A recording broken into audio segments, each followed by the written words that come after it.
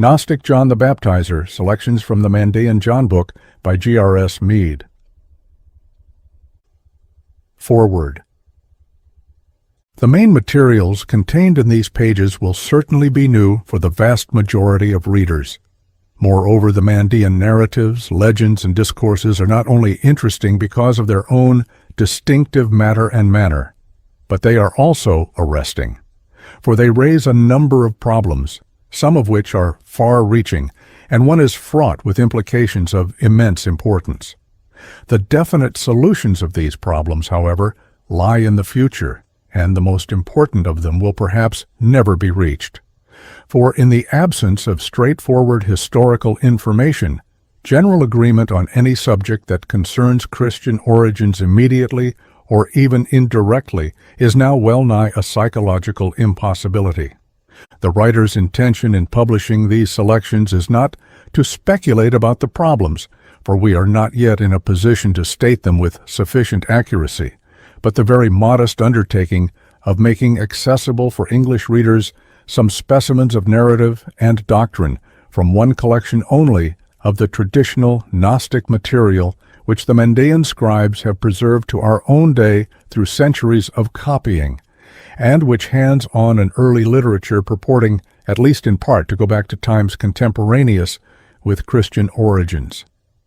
For I think it will be of service for them as a beginning to read for themselves what the Mandæans have conserved from the past of the now legendary story of their great prophet, John the Baptizer, and some of the most characteristic notions and doctrines ascribed directly to him, and that too in their full native setting, and not in the form of brief summaries or isolated sentences, which is practically all they will meet with in the very few articles on the subject which have yet appeared in English, and in articles only, for of books there are none.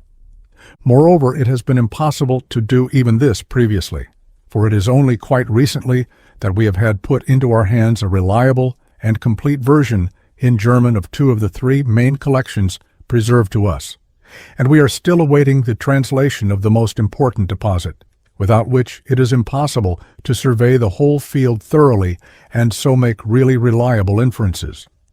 All prior attempts at partial translation have been tentative at best, and for the most part erroneous. But though we are still without a scientific version of the treasury, it is nevertheless already possible to give almost a complete setting forth of one topic. For the selections from the John book here presented include practically all the matter that refers directly to the prophet, seeing that the treasury makes only one brief reference immediately to him. In this material, a figure is depicted which in many ways differs greatly from the familiar picture sketched in the Gospels and briefly referred to in the classical Josepus. The interest of the Gnostics has never been in external history, so that for the most part we are either in complete ignorance of, or lamentably uninformed about, the persons of their great teachers and writers. Their interest was rather in inner or psychic story and the imaginative history of ideas.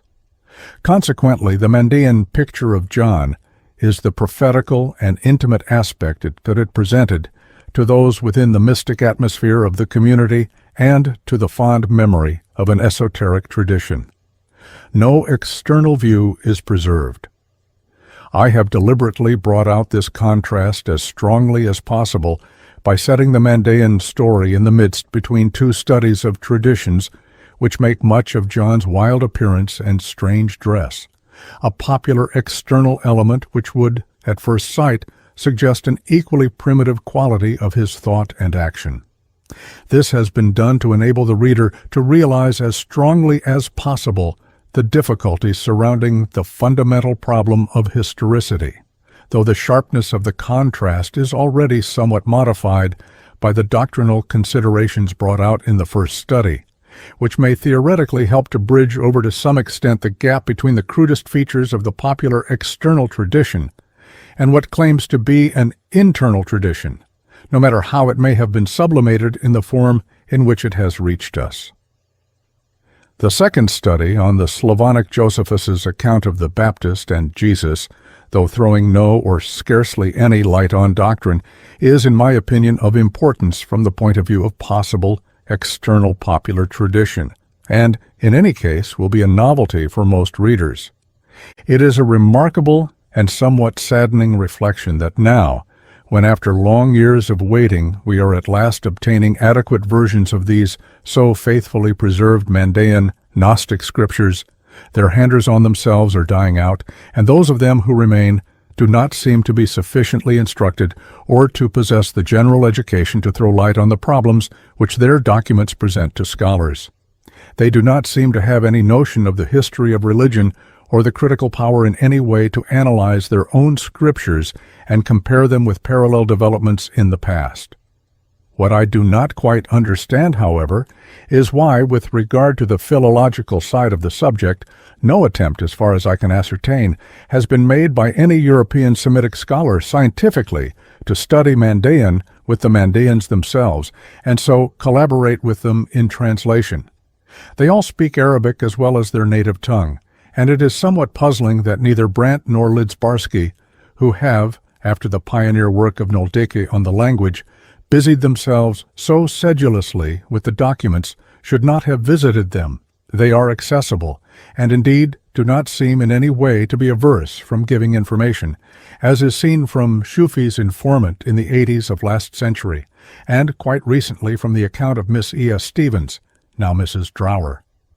The latter has made great friends with the Amara community and gives an entertaining chapter about them under the heading A Peculiar People in her brightly written travel book by Tigris and Euphrates. It is the description of an intelligent and deeply interested observer, but of one unacquainted with the literature of the subject, and therefore not in a position to press for information on points of importance, if perchance it could be obtained. The account deals with externals, but it may be of interest to our readers to reproduce what Mrs. Drower was told about the Shalmono and the Masechta ceremony, or rite of the making of a perfect in this connection.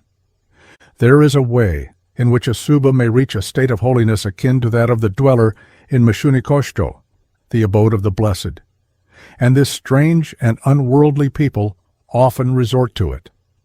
To achieve this state, a man must renounce worldly desires and the delights of the flesh.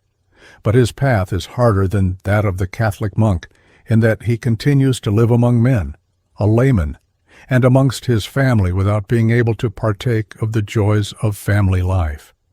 In fact, after the ceremony of renunciation has taken place, the funeral service is read over him, and he is, henceforth, no more than a living ghost. He may carry on his trade of farmer, boat builder, or silversmith as before, but his personal life is one of renunciation, deprivation, and self-mortification. He may not smoke, drink wine, coffee, tea, or any drug.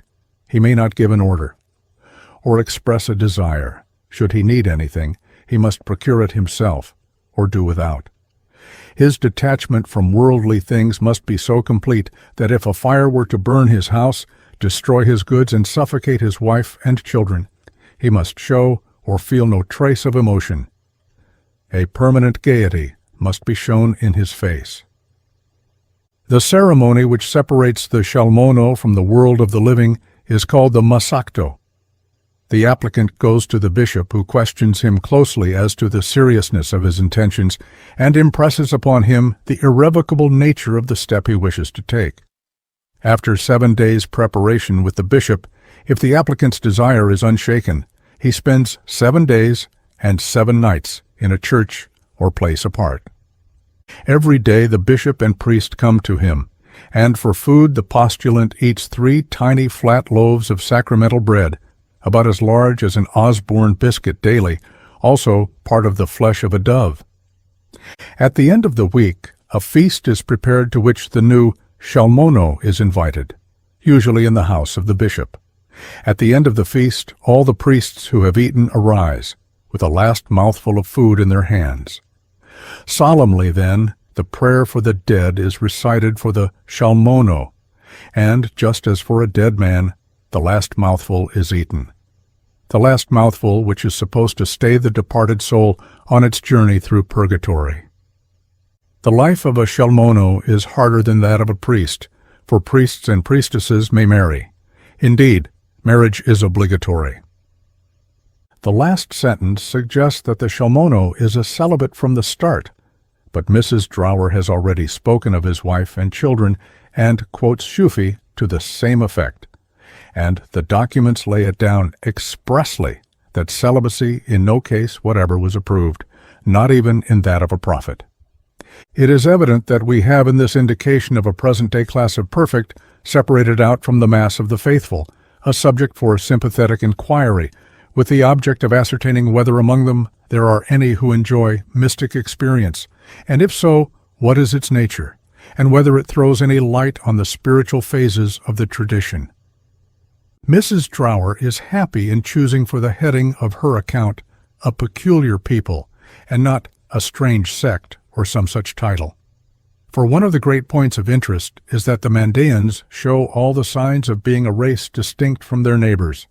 They make no converts, and seem for many centuries to have kept themselves to themselves. They are not Arabs or Jews in type, but Babylonians, Chaldeans, a problem for the ethnologist to decide. 1. John the Baptizer and Christian origins. A recent study on John's symbolism. A distinct ray of light has been cast on the obscure background of Christian origins by Dr. Robert Eisler in a series of detailed studies on the movement and doctrines of John the Baptizer. These studies, with other cognate essays, appeared originally in the pages of The Quest, and are now available in book form in an arresting volume called Orpheus, The Fisher, Comparative Studies in Orphic and Christian Cult Symbolism. By way of introduction, and as the most complete contrast to the Mandaean tradition of the Gnostic John, I will set forth in my own way the chief points of these detailed and fully documented essays in summary fashion. Eisler's main point of view is that John based his doctrines and practices largely, if not entirely, on the Hebrew Scriptures, the Law and the Prophets, of which he contends he was a profound knower. The John movement is thus regarded as a characteristic Jewish prophetical reform founded on absolute faith in the present fulfillment of prior prophecy. Hereby is brought out in the strongest possible manner the Jewish conditioning of John's preaching and teaching, and this stands in the sharpest contradiction to the Mandaean tradition, which claims that John was a Gnostic and not a Torah man, and declares that the Jews could by no means understand him, but on the contrary, rejected his revelation and drove out his community. In Eisler we have a ripe scholar, in whom the heredity of rabbinical lore is, so to say, innate. He has almost an uncanny flair for biblical texts. It is not too much to say that his knowledge of the religious literature of his people is profound. His acquaintance with Oriental sources very extensive, and his linguistic accomplishments are enviable. Few are thus better able to enter with sympathy and understanding into the idiosyncrasies and depths of the Jewish mind in the various periods of its development, and thus for the time to live in the prophetical, apocalyptic, and rabbinical thought world of the days of the Baptist, and share in its old-time beliefs and hopes and fears. Our exponent is thus an excellent advocate of the theme he sets forth. If his wide-flung net has not caught all the fish of the literary and archaeological ocean, he has fished most carefully the stream of John the Baptist tradition, apart from the Mandaean, landed a rich catch, and shown others how most fruitfully to set about bringing to the surface things about John, which have long been hidden in the depths of a buried past. The John passage in the Antiquities of Josepus. In all reason apart from Christian testimony, John the Baptizer is a historic character, witnessed to by the Jewish historian Josepus, the courtly Flavian chronicler who flourished in the last quarter of the 1st century A.D. The famous passage in his Antiquities referring to John is undoubtedly genuine, and has been assailed only by the very extreme doctrinaire non-historical school, who find it a very inconvenient thorn in their flesh. A Christian forger would have dotted the I's and crossed the T's with the pen of his tradition, or at any rate betrayed himself in some way by the prejudice of his thought. But this we do not find. The passage runs as follows, as nearly as I can render it. Some of the Jews thought that Herod's army had been destroyed, and indeed by the very just vengeance of God, in return for his putting to death of John the Baptizer. For in fact, Herod put the latter to death, though he was a good man, nay, even one who bade the Jews cultivate virtue, and by the practice of righteousness in their dealings with one another and of piety to God, gather together for baptism. For thus, in sooth, John thought, the dipping in water would seem acceptable to him, God, not if they used it as a begging off in respect to certain sins, but for purity of body, inasmuch as indeed the soul had already been purified by righteousness. Now, since the others were gathering themselves together, or becoming organized, for indeed they were delighted beyond measure at the hearing of John's sayings, logoi, Herod, fearing that his extraordinary power of persuading men might lead to a revolt, for they seemed likely in all things to act according to his advice, judged it better, before anything of a revolutionary nature should eventuate from him, to arrest him first and make away with him, rather than when the change came he should regret being faced with it. Accordingly, on Herod's suspicion, he was sent in bonds to Macrus, the above-mentioned fortress, and put to death there. The Jews, however, believed that destruction befell the army to avenge him, God willing to afflict Herod. This statement of Flavius Josephus is sufficiently categorical. It states clearly that John the Baptizer was a very remarkable prophetical reformer of the day, and that his following was very considerable. John's sayings, Josephus tells us, had an astonishingly persuasive power over the Jewish populace. Herod fears John's influence and is convinced that he could do anything he pleases with the people. But what interests us most in this unfortunately too short statement is the reference to the nature of John's practice and teaching. His proclamation to the Jews, like that of all the prophets before him, was a strenuous call to righteousness. They were to practice righteous dealings with one another, love of neighbor, and piety to God, love of God. There was also an external rite of baptism, but it had to be preceded by a cleansing of the soul through the fulfilling of this duty to neighbor and to God.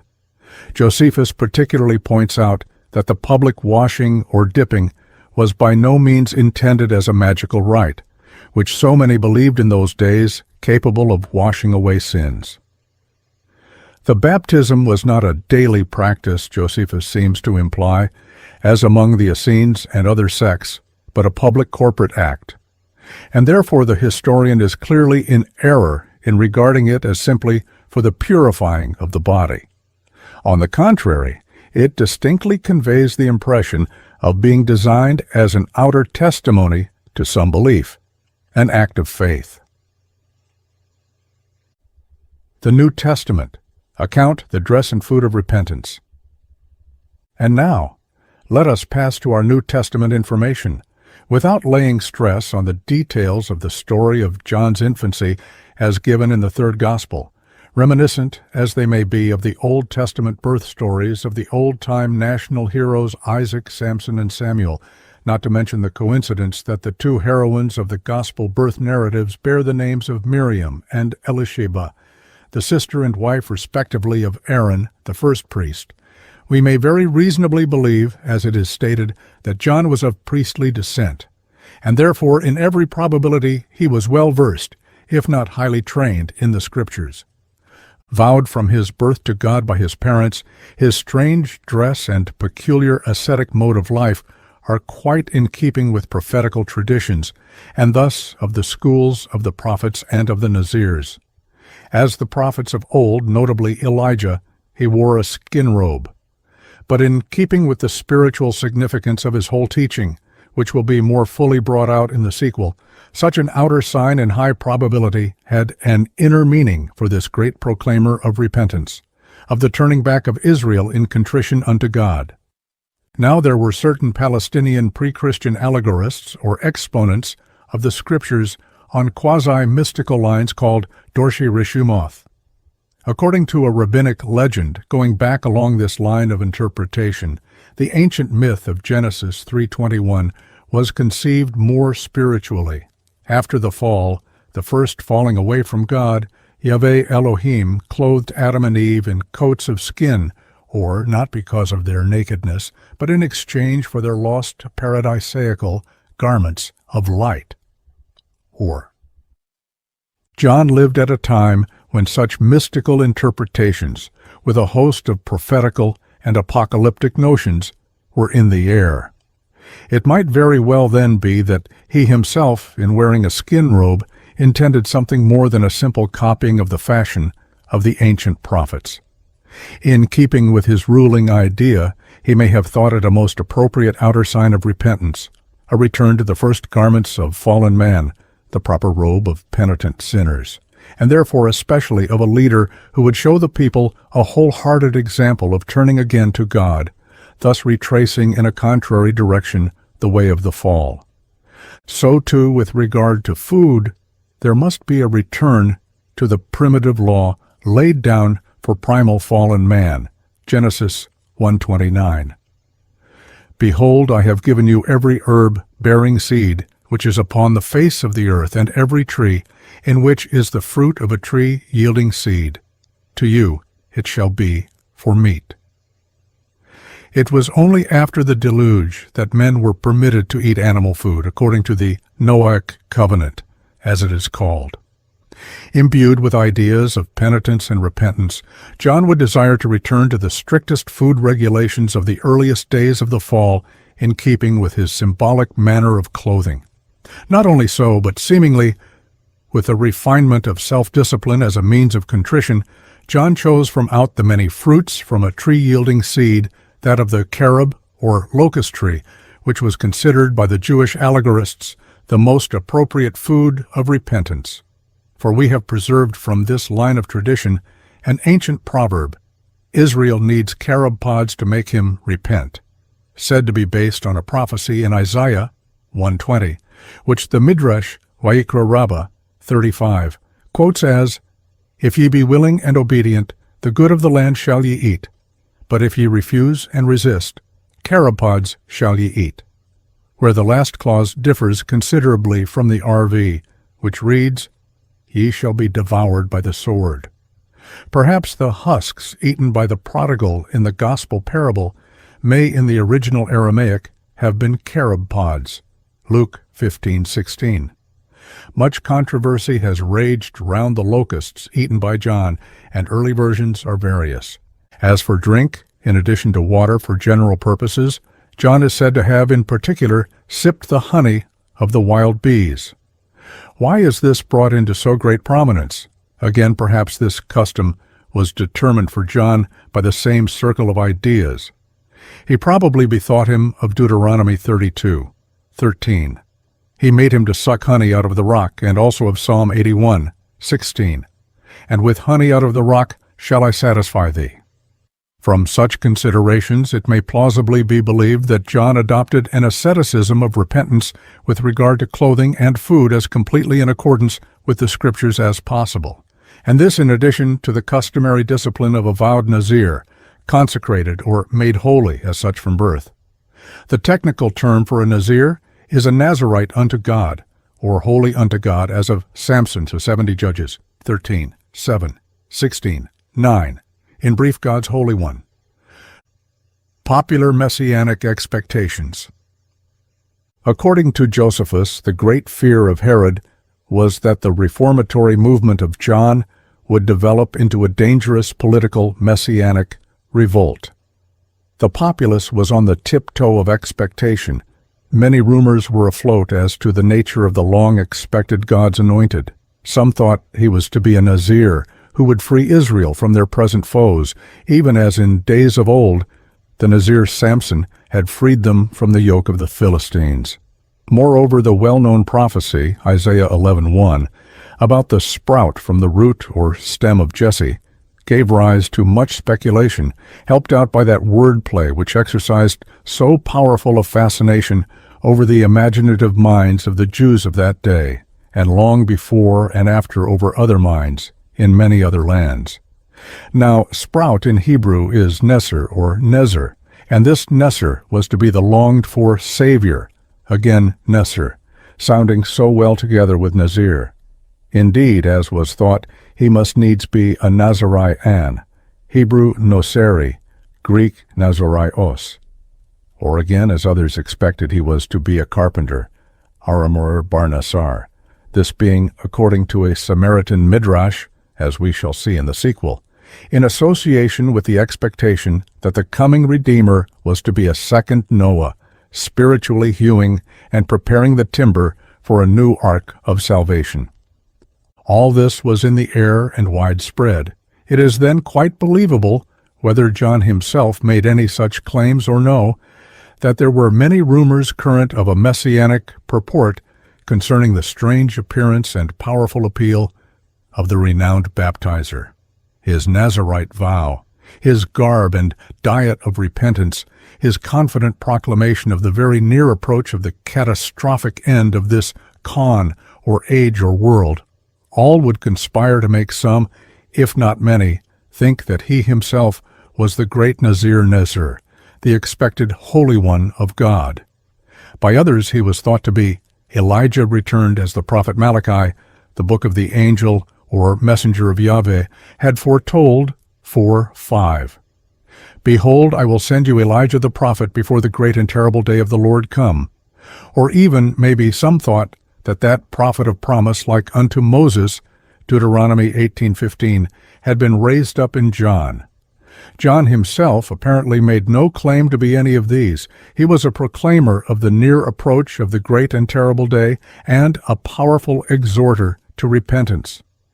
It is doubtful even whether he gave himself out to be simply the voice of one crying in the wilderness, Mark 1:3. For such a knower of the Scriptures would have been aware that the original of Isaiah 40. 3 read, the voice of one crying, in the wilderness, etc. But apparently John was not only an inspired prophet, he was also a wonder worker, if certain echoes concerning him in the synoptics ring true. For there we read that, because of his healing wonders, Jesus was thought by some to be John returned from the dead, and that the same accusation in this connection of being possessed by a demon brought against Jesus had also been brought against John. The sanctification of the Jordan water. However all this may be, John was utterly convinced not only that the time of the end was close at hand, but also that the prophecies were beginning to be fulfilled. But what of his characteristic baptizing in the Jordan of all places? This is taken as a simple historic fact which requires no explanation by the vast majority, but it presents a serious problem for those who are aware that in those days the brackish waters of the sluggish Jordan were deemed by theologians and ritualists as unfit for purificatory purposes. What then could have induced John to reject this priestly and a purist taboo? The only feasible motive is to be found in supposing that John was convinced that a remarkable prophetical vision of Ezekiel, 47:1-8, where the prophet is addressed as Son of Man, was being fulfilled. In the longed-for time of the messianic deliverance, a mighty stream of holy water from the temple hill of Zion was to flow down and heal the waters of the unclean Jordan land, the Arabah, or desert. Eisler has acutely conjectured that this idea of a fount of living and healing water for Israel goes back ultimately to Isaiah 28:16, not, however, as it stands at present in the RV wording, but in its extended form, which was well known up to the 3rd century A.D. This reads as follows, according to his rendering. Behold, I lay down in Zion a living stone, a stone of probation, a precious threshold stone for a foundation. Out of its hollow shall flow forth rivers of living water. He that believeth on me shall not suffer from drought. This was naturally taken by the allegorists of the time in a spiritual sense, even as they explained the water miraculously supplied to the Israelites in the desert as a figure for the Torah or law. The living water signified the word of Yahweh, the outpouring of the Spirit of God. Thus, the messianic spring of living water could well be believed to typify an intensification or consummation of the divine law, heralding the manifestation of the sovereignty of God in the last days. But spiritual reality and material happenings were never widely divorced in the mind of a pious Jew, and thus there was a literal meaning as well to be given to prophecy. The probable symbolic significance of John's baptism. If all this is well conceived, it is not difficult to understand what Josepus tells us of John's method, though the proper sense of John's motive seems to have escaped the historian. Deeply stirred by the strenuous exhortations of the teacher and the extraordinary power of a proclaimer so utterly convinced of the near coming of the terrible day, little wonder that the people, just as in evangelical revivals of our own day, were filled with an agony of penitence which would find relief only in a public confession of their sins. Thereafter, they were plunged in the Jordan, signifying no external washing, but a very drowning, as it were, of the old body of sin in that now sacred stream to which faith ascribed life-redeeming properties, a regeneration wrought by the saving spring of God's outpouring flowing down from the sanctuary into the desert. If they repented, if they once unfeignedly turned again to God, then would the prophetical promise in Micah 7:19 be fulfilled. He will turn again, he will have compassion upon us, he will subdue our iniquities. Yea, thou wilt wash away all our sins into the depths of the sea. The baptism of the proselytes. But in practicing this baptismal rite, John was running counter to far more than the priestly purist taboo which regarded the Jordan water as unfit for purification. He was baptizing Israelites, and in so doing, putting the chosen ones on a level with those Gentiles who had to submit to a bath of purification before they could be admitted to the privileges of the sons of Abraham. A proselyte, or a newcomer, advina, who would join the church or ecclesia of Israel, had to submit to a baptismal rite, the pre-Christian origin of which is no longer disputed. It was a bath not only of purification, but also of regeneration in the presence of legal witnesses. The candidate stood in the water and listened to a short discourse consisting of commandments from the law. Thereon, the Gentile convert dipped completely under the water, signifying the drowning of his previous impious and idolatrous self. Thereafter he arose reborn a true Israelite, and this new birth was taken in a very literal sense, for after the rite the neophyte, or newborn babe, could no longer inherit from his former Gentile relatives. Not only so, but according to rabbinic casuistry, he could not even commit incest with one of them. This regenerative Gentile baptism, tebula gerim, was made by the theologians to depend from the promise in Ezekiel 36:25-26. I will sprinkle clean water upon you, and ye shall be clean. From all your filthiness and from all your idols will I cleanse you. A new heart I will give you, and a new spirit will I put within you. But this prophecy clearly applied to Israel only. It could never have been intended as the sanction of a customary rite for converted Gentiles. It is thus very credible that a fervent eschatologist, filled with messianic expectations such as John, would conceive the promise as foreshadowing a unique, miraculous event of the last days. Moreover, John's insistence on baptism for the Jews at a time when their religious leaders thought it necessary to impose baptism on Gentile converts as a purificatory regenerative rite, making them fit to be associated religiously with the naturally born sons of Abraham, seems clearly to have been dictated by the deeper spiritual conviction that it was Israel itself who required regeneration. For John, from the standpoint of spiritual values, the Jews were no more a privileged people. They had forfeited their birthright. Israel itself was now no better than the heathen. Physical kinship with Abraham could no longer be considered a guarantee against the wrath to come. To escape the trials and terrors of that day, the only way for them was to repent, and so become members of the new spiritual Israel by submitting to a rite similar to that which they arrogantly imposed on the Gentiles. What greater humiliation than this could there be to the racial pride of the Jew?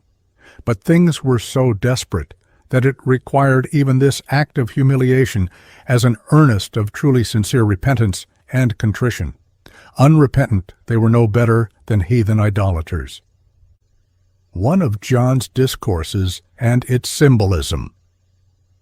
Let us now turn to the first part of the short but powerful address of the Baptizer, handed on by Matthew 3:7-10 and Luke 3:7-9.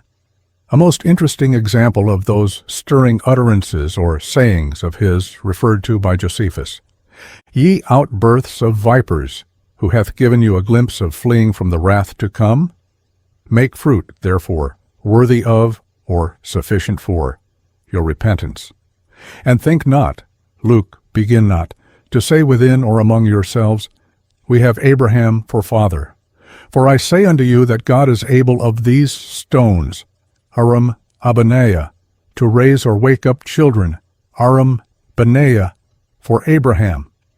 But even now the axe is laid unto the root of the trees. Every tree, therefore, which beareth not good fruit, is hewn down and cast into the fire. This graphic discourse, contained in Q, begins with the same terrible phrase, generation or outbursts of vipers, which Jesus also uses on several occasions. It may possibly go back to Micah 7:17, where we read, referring to the heathen, They shall lick the dust like serpents, like those creeping on the earth. And if licking the dust can be taken in the sense of the allegorists of the time, who interpret it as eating excrement, a fate allotted to the serpent-shaped souls of the damned in Sheol, it becomes all the more strikingly graphic. In vain do they think they will escape because they are of kinship with Abraham, or that God cannot repeat the wonder he once wrought of raising up children out of the barren rock of their forefather. God is able to make a new Israel out of the very stones, just as he had of old hewn, like stones, Hebrew Abanim, a line of sons, Hebrew Banim, from the once barren rock of Abraham, as Isaiah says, 51:1-2. Look unto the rock whence ye were hewn. Look unto Abraham your father. This for the stones, but what of the trees? There are other passages in the Old Testament. Psalm 1:1, Jeremiah 17:5-8, which liken the man who delights in the law and has faith in Yahweh to fruit-bearing trees. But the most arresting verse in this connection is to be found in the continuation of the same vision in Ezekiel 47:1-8, which so graphically depicted the messianic source. This reads, By the river upon the banks thereof, on this side and on that side, shall grow all trees for meat, whose leaf shall not fade. They shall bring forth new fruit month after month, because their waters issue from the sanctuary. And the fruit thereof shall be for meat, and the leaf thereof for medicine. The mystical application of this prophetical utterance to the righteous of Israel as the fruit-bearing trees of the longed-for days of the Messiah would surely strike the imagination of so intuitive a mind as John's. It is indeed all of a piece with his general conception and expectation, and fits in most deftly. The fish and fisher's symbolism. But this does not exhaust the imagery of Ezekiel's striking vision of the outpouring of God's Spirit in the days of the end, which made so deep an impression upon John. The prophet uses another graphic figure, which also greatly influenced early Christianity, and was made much of later on in the symbolic interpretations of some of the Church Fathers. If only we had the mystical exegesis of this figure as conceived in the mind of the pre-Christian Palestinian Dorsey Rashumuth, who anticipated in some ways the Alexandrian Jewish allegorists of Philo's day, we should probably find that they had already given spiritual significance to the following arresting verses, 9 and 10 of the vision. These read in Eisler's rendering, Wheresoever the river shall come, everything that moveth shall live, and there shall be a very great multitude of fish, because the waters shall come thither. And it shall come to pass that the fishers stand by it from En-gedi unto En-eglaim. They shall be a place to spread forth nets for all fish, according to their kinds. En-gedi and En-eglaim were two oases with fresh water springs, the Gedi, or Kid Spring, and the Eglaim, or Calf Spring, on the shores of the Dead Sea or Salt Lake. The former was the chief center of the Essenes. With such a striking figure before him, it would be easy for John, the proclaimer of repentance, awed the turning again to God of a righteous remnant, to believe that in the days of the end there were to be prophets who should be fishers of men. Now, it is remarkable that we have a number of references to this fishing of souls, bound up with echoes of legends of John the Baptizer, which blend into a rich stream of Gnostic traditions which still exists today and goes back eventually to very early times.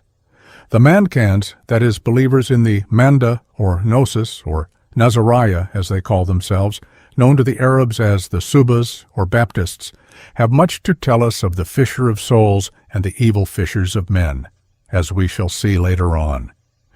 Their saga of the fisher of souls is a beautiful conception within the setting of eschatological and soteriological notions, and seems to be an integral element of the syncretic stream of the Manda, which goes back far towards Gnostic beginnings.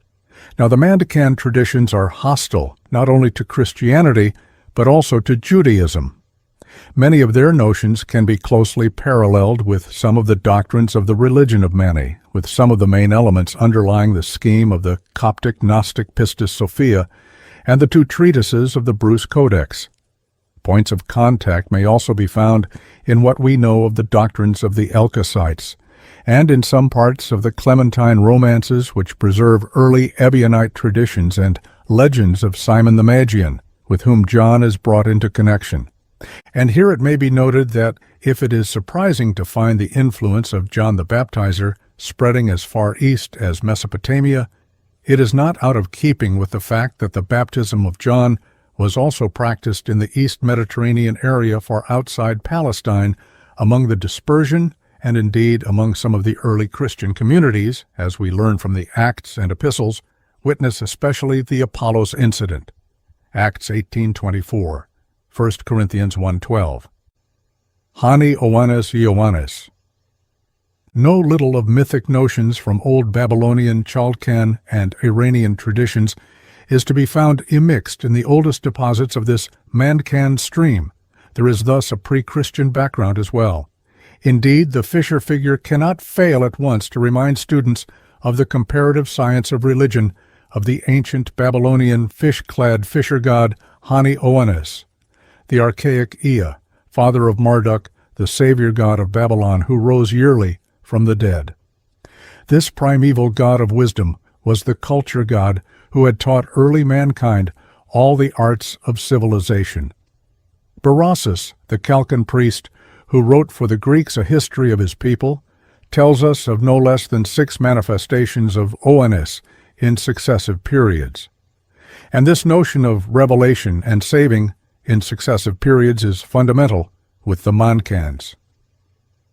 Oannes rose from the sea, the waters presumably of the Persian Gulf, in the old story, but Marduk, his son, descended from heaven. It is by no means improbable that the picturing of appropriate ancient myths, which floated freely in the thought atmosphere of Babylonia, may have determined some of the imagery of Ezekiel's visions by the river of Babylon, and indeed may otherwise have psychically influenced indirectly no little of Jewish apocalyptic literature, as for instance when the Ezra Apocalypse at the end of the 1st century A.D. tells us that the Redeemer of the world, the celestial man, is expected to rise from the heart of the ocean.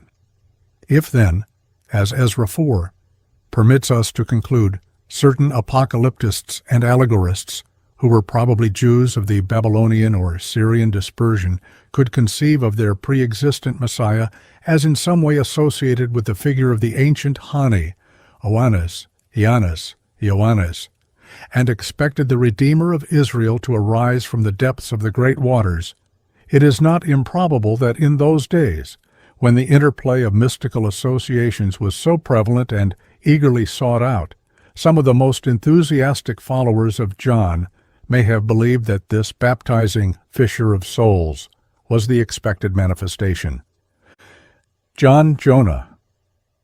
Similarity in the sound of names fascinated men's minds, and Hani Owenus John is not the only nameplay we meet with in the Baptist story. Attempts have been made by scholars to show that the sign of the prophet Jonah, Q, Matthew 12:19 equals to Luke 11:29, was perhaps originally connected with John, and that a testimony of Jesus to John has been converted already in Q, the early non-Markan source of matter common to Matthew and Luke, into a testimony of Jesus concerning himself. It is further of interest to note that Jonah in Hebrew means dove, and that among the Mandaeans there was a class of the perfect called doves. Compare also the Greek physiologus, 41. The dove, which is John the Baptist. The names Jonah and John could easily be brought into close connection, and indeed, Jonah is sometimes found as a shortened form of Johanan. The Jonah legend provided a very suitable setting wherein to depict the life of a prophet who caused his hearers to repent, and it may be that Jesus referred to John as a greater Jonah. Matthew 12:41. The most striking image in the mythic story is the great fish. Now the belly of the great fish for the Jewish allegorists, and indeed it is plainly stated in the legend itself, was Sheol, the underworld, the pit. But another mythic great fish, or perhaps the same in another aspect, was the cosmic monster Leviathan, and symbolists, allegorists, and mystics got busy with this mythic figure.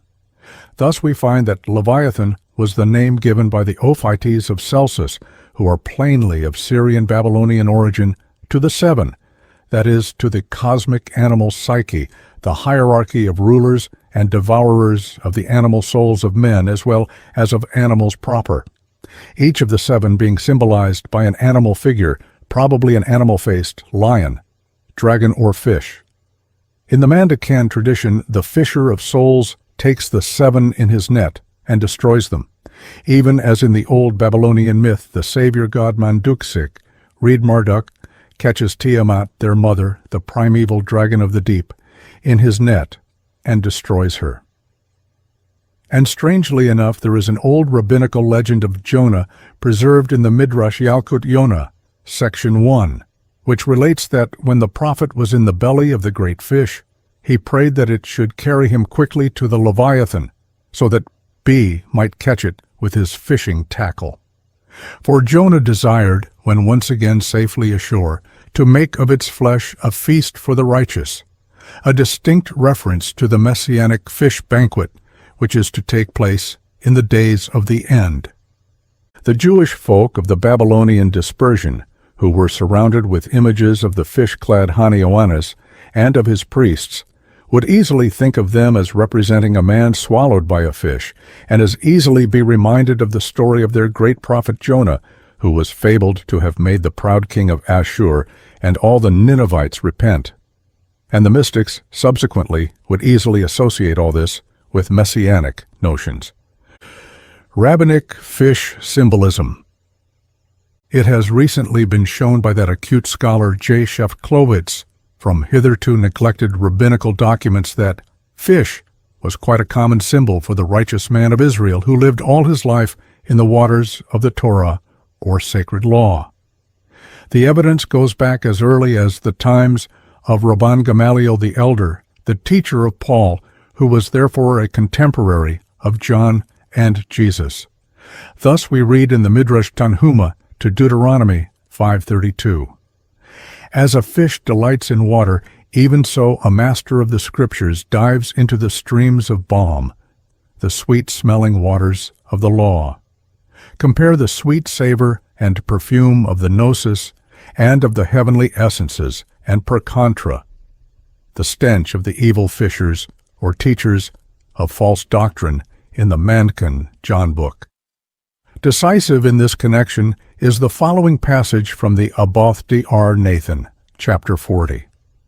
The pupils of Rabbi Gamaliel the elder were divided into 4 kinds of fish, into clean and unclean brackish water, fish from the Jordan, and fish from the ocean, according to their high and low descent, and to the degree of their learning and quickness of their understanding.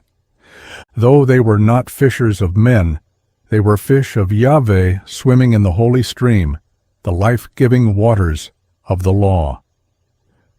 It was thus very natural for John, remembering the striking passage in Ezekiel 47:12 about the fish who repented, to contrast with them the unrepentant as a generation of vipers, the fish-scorpion contrast in Matthew 7:10. Nor could John have been ignorant of the prophecy in Jeremiah 16:16 concerning the gathering together of dispersed Israel. Behold, I will send for many fishers, saith the Lord, and they shall fish them, and have given it a spiritual significance. But of an even more arresting nature is the following, from Bereshith Rabbah, chapter 97. As the Israelites are innumerable, even so are the fishes. As the Israelites will never die out on the earth, the fishes will never die out in their element. Only the Son of Man named Fish could lead Israel into the land of promise, namely, Joshua ben Nun is equal to fish. The Greek transliteration of Joshua in the 70 version is invariably Jesus. The Samaritan Ta'eb, a reborn Joshua or Noah. Now in Samaritan tradition, and it will be remembered that the Samaritans rejected all the Jewish scriptures save the 5/5 of the law, their future Redeemer was to be called Joshua. This deliverer they called the Ta'eb, the returner, and they believed he would be a reborn or returned Joshua. The Ta'eb is the Samaritan Messiah. In this connection, a recently translated Samaritan Midrash is especially instructive. It understands the title Ta'eb as signifying he who repents, or even he who makes to repent, not so much the returner as the turner back of others. It is brought into close connection also with Noah, meaning repenting, and is thus by wordplay associated with Noah. Our Samaritan Midrash accordingly brings Noah onto the scene of expected redemption, and becomes a spiritualized version of the deluge story, abounding in mystical word plays. 1 or 2 specimens of them may now be given, as the ideas behind them are reminiscent of the John circle of ideas. Whereas in the old story, Yahweh orders Noah, "Make thee an ark, Teba." The Midrash makes God say unto the Ta'eb, "Make thee a conversion," or repentance, Aram Shuba Tuba. And so it continues in many details, glossing the original parts of the ark by means of wordplay, introducing notions of propitiation, expiation, and atonement. A single passage from the original will make this clear, and in reading it we should remember that Samaria was a hotbed of mystic and Gnostic movements of all sorts. Behold, I bring a flood of conversion and of divine favor upon the earth, to save Israel, and gather it from everywhere under the sky. I shall perform my covenant, which I have set up with Abraham, Israel, and Jacob. And thou shalt enter into the conversion, thou and thy house, and the whole house of Israel with thee, and take with thee all kind of praying and fasting and purification, which thou performest, and take all unto thee, and it shall be for conversion, for thee and for them. And the Ta'eb did everything as God had commanded him. The ark, Tebah, saved Noah from the flood of perdition, and the conversion, Shuba Tuba, will save the penitent one, Ta'eb, and all the sons of Israel from the flood of perversion. The flood of perversion is that of the cursed Khan. Among the many messianic expectations of those days, therefore, was the belief that in the last days it would again be as in the times of Noah, as indeed we are expressly informed by Q. Matthew 24:37 is equal to Luke 17:26. John's eschatological symbolism. There are other points of interest in the fragmentary sayings of John and other references preserved in the synoptic accounts, but of these we shall select only one as being of special interest. John's expectation of the nature of the catastrophe of the times of the end was somewhat complex. 3 phases of elemental destruction haunted his imagination. Similar disasters had already happened in the past at the culmination of certain successive critical periods in the history of mankind. There had been a destruction by water, another by a mighty wind and tempest which overwhelmed the great tower, to which many a rabbinic legend testifies, and a destruction by fire in the days of Lot. John's baptism or water purification may well have been intended as an outer sign of the inner attempt to avert from the righteous the dire results of the great forthcoming world trial by the water of God's wrath that would overwhelm the wicked. But there were 2 other baptisms or purifications which he expected a greater than himself to effect in similar fashion and for a similar purpose. There was to be a purification or baptism by fire, and in Christian interpretation, the third and last and greatest was to be effected by means of the Holy Spirit. This would not be out of keeping with the belief of John, for it was ever the Spirit of God as water, fire, or wind that would purify and save the righteous. But the graphic figure of the winnowing fan in John's declaration shows clearly that the notion was connected in his mind with the necessary wind, without which winnowing was impossible, the mighty wind, or Spirit of God. For the good this would result in a blessed harvesting, but for the evil it would be a scattering as of chaff. Though all these notions may well have come to John within the ambit of the Jewish scriptures, many prophetical pronouncements in which graphically depict all these forms of divine visitation, it is nevertheless not without significance that the rites of purification by water, fire, and wind, ventilation, were an integral element of some of the Hellenistic mystery institutions, and that the periodic catastrophic scheme is clearly to be paralleled in the later Babylonian astral religion, and especially in its blending with Iranian conceptions which center round the Khan cult, Zurvanism, and all those notions of the great year and world periods, which later Stoicism took over and made familiar to imperial times. This great year had 3 seasons, summer, winter, spring, each of which was assigned to one of the 3 most ancient elements, fire, water, and wind. As the great year turned on itself, the constellations returned at the end of the revolution to the same positions they had occupied in a former great year. There were thus critical moments in the conic movement, and at these cosmic catastrophes occurred.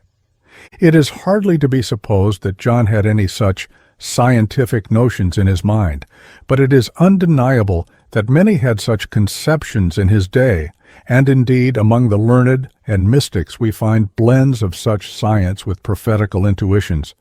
But for the Jewish eschatologist, it was a once-for-all event he expected, whereas for such men as the Stoic thinkers, it was a perpetual recurrence. John and Jesus generally. And what is the outcome of this inquiry? It seems to me that a very important background of Christian origins is here indicated. It points to a widespread Jewish eschatological and therefore necessarily messianic movement prior to Christianity, of which earliest Christianity was at first a culmination.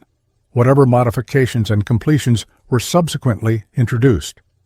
It is therefore to be regretted that our information concerning John the Baptizer and his doctrines is so meager. It is quite natural that some of John's adherents should have attached themselves to Jesus on his public appearance as a proclaimer before the martyrdom of their own imprisoned prophet. The suddenness with which Mark, our earliest narrative, introduces Jesus calling the first 4 of his disciples and their instant leaving all and following him to become fishers of men is inexplicable, without there having been some prior knowledge of the way on the part of Simon and Andrew, James and John. They may well have already been familiar with John's teaching. Indeed, the writer of the 4th Gospel tells us categorically, John 1:40, that Andrew, the brother of Simon Peter Cephas, had been a disciple of the Baptizer. But if some of John's actual disciples followed Jesus before any question of messiahship arose, it is probable that far more of his lay adherents also did so. Indeed, the earliest history of the expansion of Christianity, that is, of the Jesus Messianic movement, preserves traces that in some places there was a considerable Johannine influence, notably the continued use of John's baptism. On the contrary, most of John's disciples, to all seeming, refused to recognize the Jesus Messianic claims, and the echoes of history preserved in the Mandaean traditions declare that they most emphatically rejected them. In any case, it may well be that some of the great figures, types, and symbols used by Jesus in his exhortations and teaching were not original to him, but that he shared them together with other mystic, apocalyptic, and prophetical notions with circles that had been instructed by John.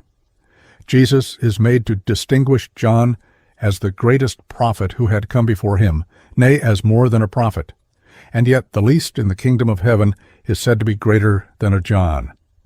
This can only mean in the kingdom in its fullness, for surely most of the Christians fell far short of the high virtue of the Baptist.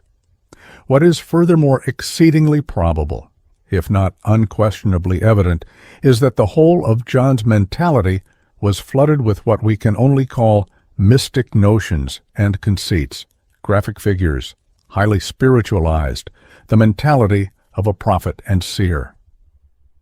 If John is the forerunner of Jesus, many of the Baptizer's eschatological and associated beliefs are probably the forerunners of earliest Christian general doctrine. And with all this in mind, it is difficult not to believe that Jesus not only knew more of John personally and what lay at the back of him, but used more of his ideas and symbolisms than the Gospels would lead us to suppose. The Mandaean tradition deserves most careful analysis from this point of view. But before presenting it, we may add a few words on the estrangement of the John and Jesus movements. John and the Messiahship of Jesus. Though the synoptics in some passages are at pains to let it appear as if John recognized the Messiahship of Jesus, and the later and correcting fourth gospel emphatically affirms that he did so from the baptism onwards, there was evidently very considerable doubt on the question in the earliest tradition.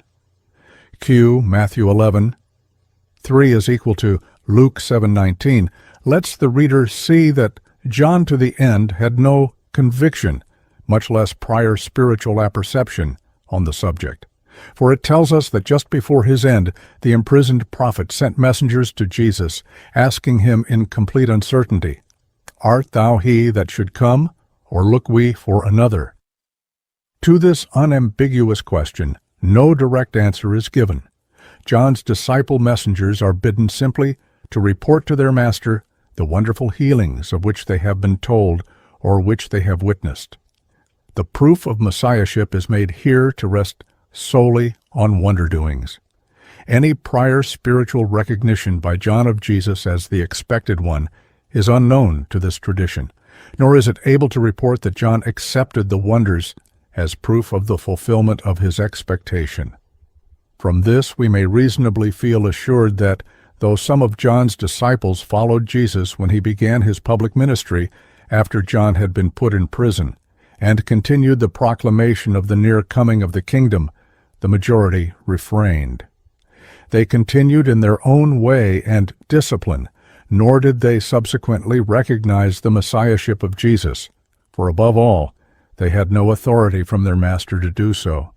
This is a negative inference, but the positive rejection of the Christian messianic claim is brought out with sharp polemical emphasis in the Mandaean tradition, which claims to derive from John and regards Jesus as the deceiver Messiah.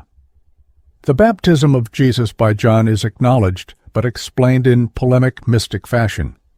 There are, however, signs that, apart from the subsequent bitterness of outer theological controversy, there was originally an inner, deeper Gnostic ground of division, for Jesus is not represented as unknowing, but on the contrary, is made to answer certain test questions of John with profound moral insight.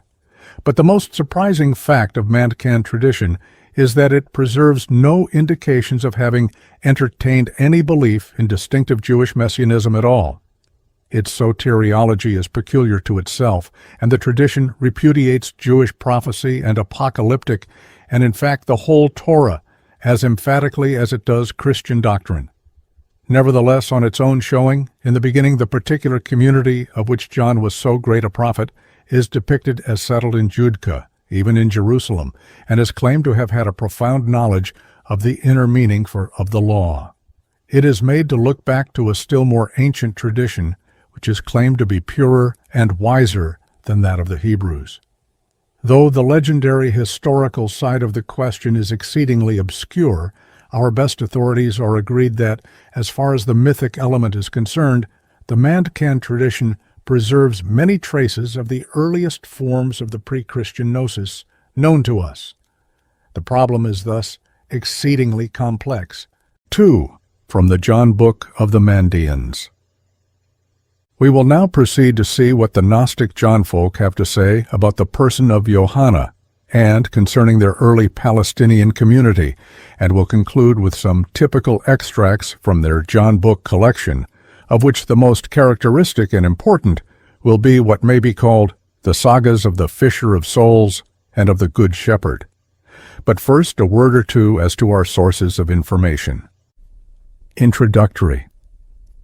The Mandæans, Gnostics, Manda is equal to Gnosis, of the lower Euphrates are the only known surviving community of the ancient Gnosis.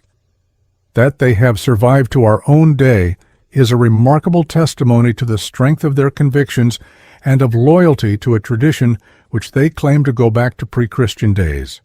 The documents call them Nazareans.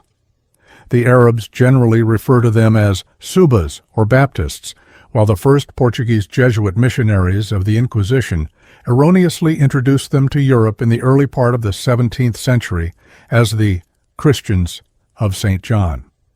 But Christians they certainly are not. On the contrary, they have ever been strenuously opposed to Christianity, though they may have sometimes so camouflaged themselves to avoid Moslem persecution in the first place and the inquisitional methods of the missionaries in the second.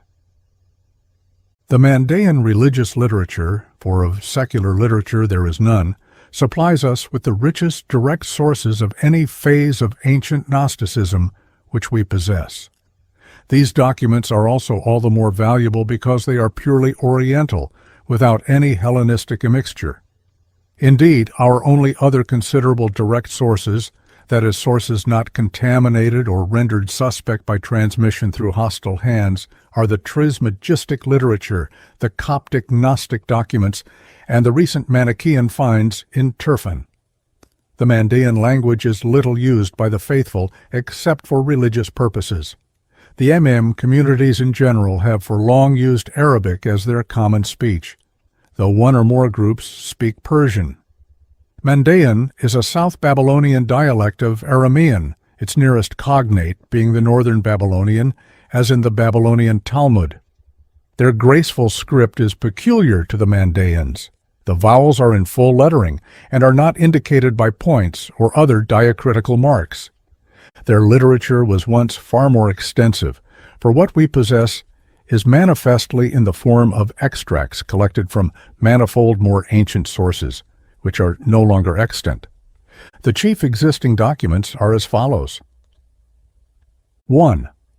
The Sidra Rabbah, Great Book, or Genza, Treasury, which is divided into right and left pages for the living and the deceased, respectively, it is said. But I am told that in some copies the alternate pages are reversed and in some ceremonies read simultaneously by two readers facing each other. It consists of 64 pieces or tractates, theological, cosmological, mythological, ethical, and historical. This collection is indubitably prior to the Mohammedan conquest, circa 651 AD, and its sources are, of course, far more ancient. 2. The Sidra Diahya, Book of John, also called Drasha de Malka, Discourses of the Celestial Kings. A considerable number of its pieces, which can be listed under 37 headings, deal with the life and teachings of John the Baptizer. Yahya is the Arabic form of John, the Mandaean Yohanna, Hebrew Yohanan. The two forms, Arabic and Mandaean, alternate and show that the collection was made, or more probably redacted, after the Muslim conquest. 3. The Kolasta, quintessence, or selections called also the Book of Souls, liturgies for the baptismal ceremony, the service for the departed called the Ascent, Masecta, and for the marriage ritual.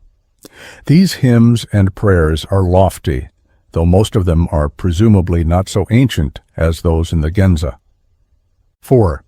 The Divan, containing the procedure for the expiation of certain ceremonial offenses and sketches of the regions through which the soul must pass in its ascent. 5. The Asfar Malwashi, Book of the Zodiacal Constellations. 6. Certain inscriptions on earthen cups and also pre-Mohammedan lead tablets. It would not be difficult to prepare an annotated bibliography, as we have done elsewhere for the Coptic Gnostic Pistis Sophia document, tracing the history of the development of Mandaean study in the West from the 17th century onwards. But this is a sketch, not a treatise. It is sufficient to say that, owing to the difficulty of the language, no one did any work of permanent value on the texts till the Dutch scholar A.J.H. Wilhelm Brandt published his arresting studies, Die Mandaeische Religion and Mandaeische Schriften, the latter containing a version of selected pieces from the Genza. Brandt was the real pioneer translator. His predecessors were either entirely ignorant of the language or indulged mainly in guesswork. Brandt's art. Mandæans in Hastings' Encyclopedia of Religion and Ethics is a valuable summary of his most matured views, and to it I would refer my readers as the best general introduction available. Brandt's philological equipment in so difficult and rare a dialect as Mandaean, however, was not sufficient for the work of full translation. Moreover, he does not seem to me to have sufficiently realized the great importance of the subject for the general history of pre-Christian and early Christian Gnosticism.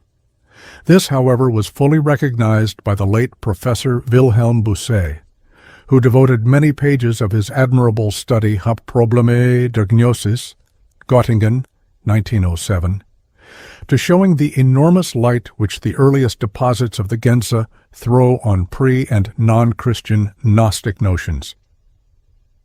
Indeed, in this work, Bucer gave a quite new historical perspective to Gnostic studies, and showed the great importance of the Mandaean, Coptic, Gnostic, and Manichaean documents when critically treated for tracing the genesis and development of the widespread gnosis of antiquity, which had its proximate origin in the influence of Persian ideas on Babylonian religious traditions from the time of the great kings, 6th century B.C., onwards, with further Hellenistic immixture and modifications after the conquest of Alexander the Great, last third of 4th century B.C.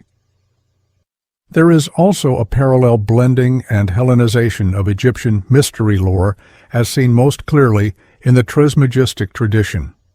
More recently, Professor R. Reitzenstein, who has done such excellent work on the Trismegistic Gnosis and on the Hellenistic mystery religions, has published a valuable contribution to research in his Das Mandaeische Buch des Hirn der Gross.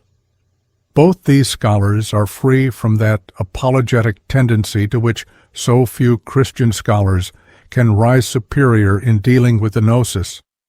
But the savant to whom we owe most is Professor Mark Lidzbarski, whose extraordinary knowledge of Aramean dialects and allied Semitic linguistics has at last placed in our hands reliable versions of two of the Emscher collections, Das Johannesbuch der Mandaeer and Mandaeische Liturgien. L. has also made a translation of the Genza, the publication of which is eagerly expected. Until this appears, it is not possible to be reasonably sure of all one's ground, and so get an all-round perspective of it. Meantime, as no really adequate translation of any pieces have so far appeared in English, I think it will be of service to give a selection of renderings from the German of Lidzbarski's John book, so that readers of these pages may become acquainted with specimens of the material, and be in a better position in some measure to appreciate for themselves its nature, quality, and importance.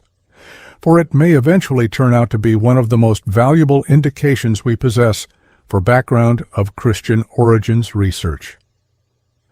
These renderings will be as close to the German as possible, so that readers may have a G.R.S. version practically before them, and the inevitable leakage of translation from translation be reduced to a minimum.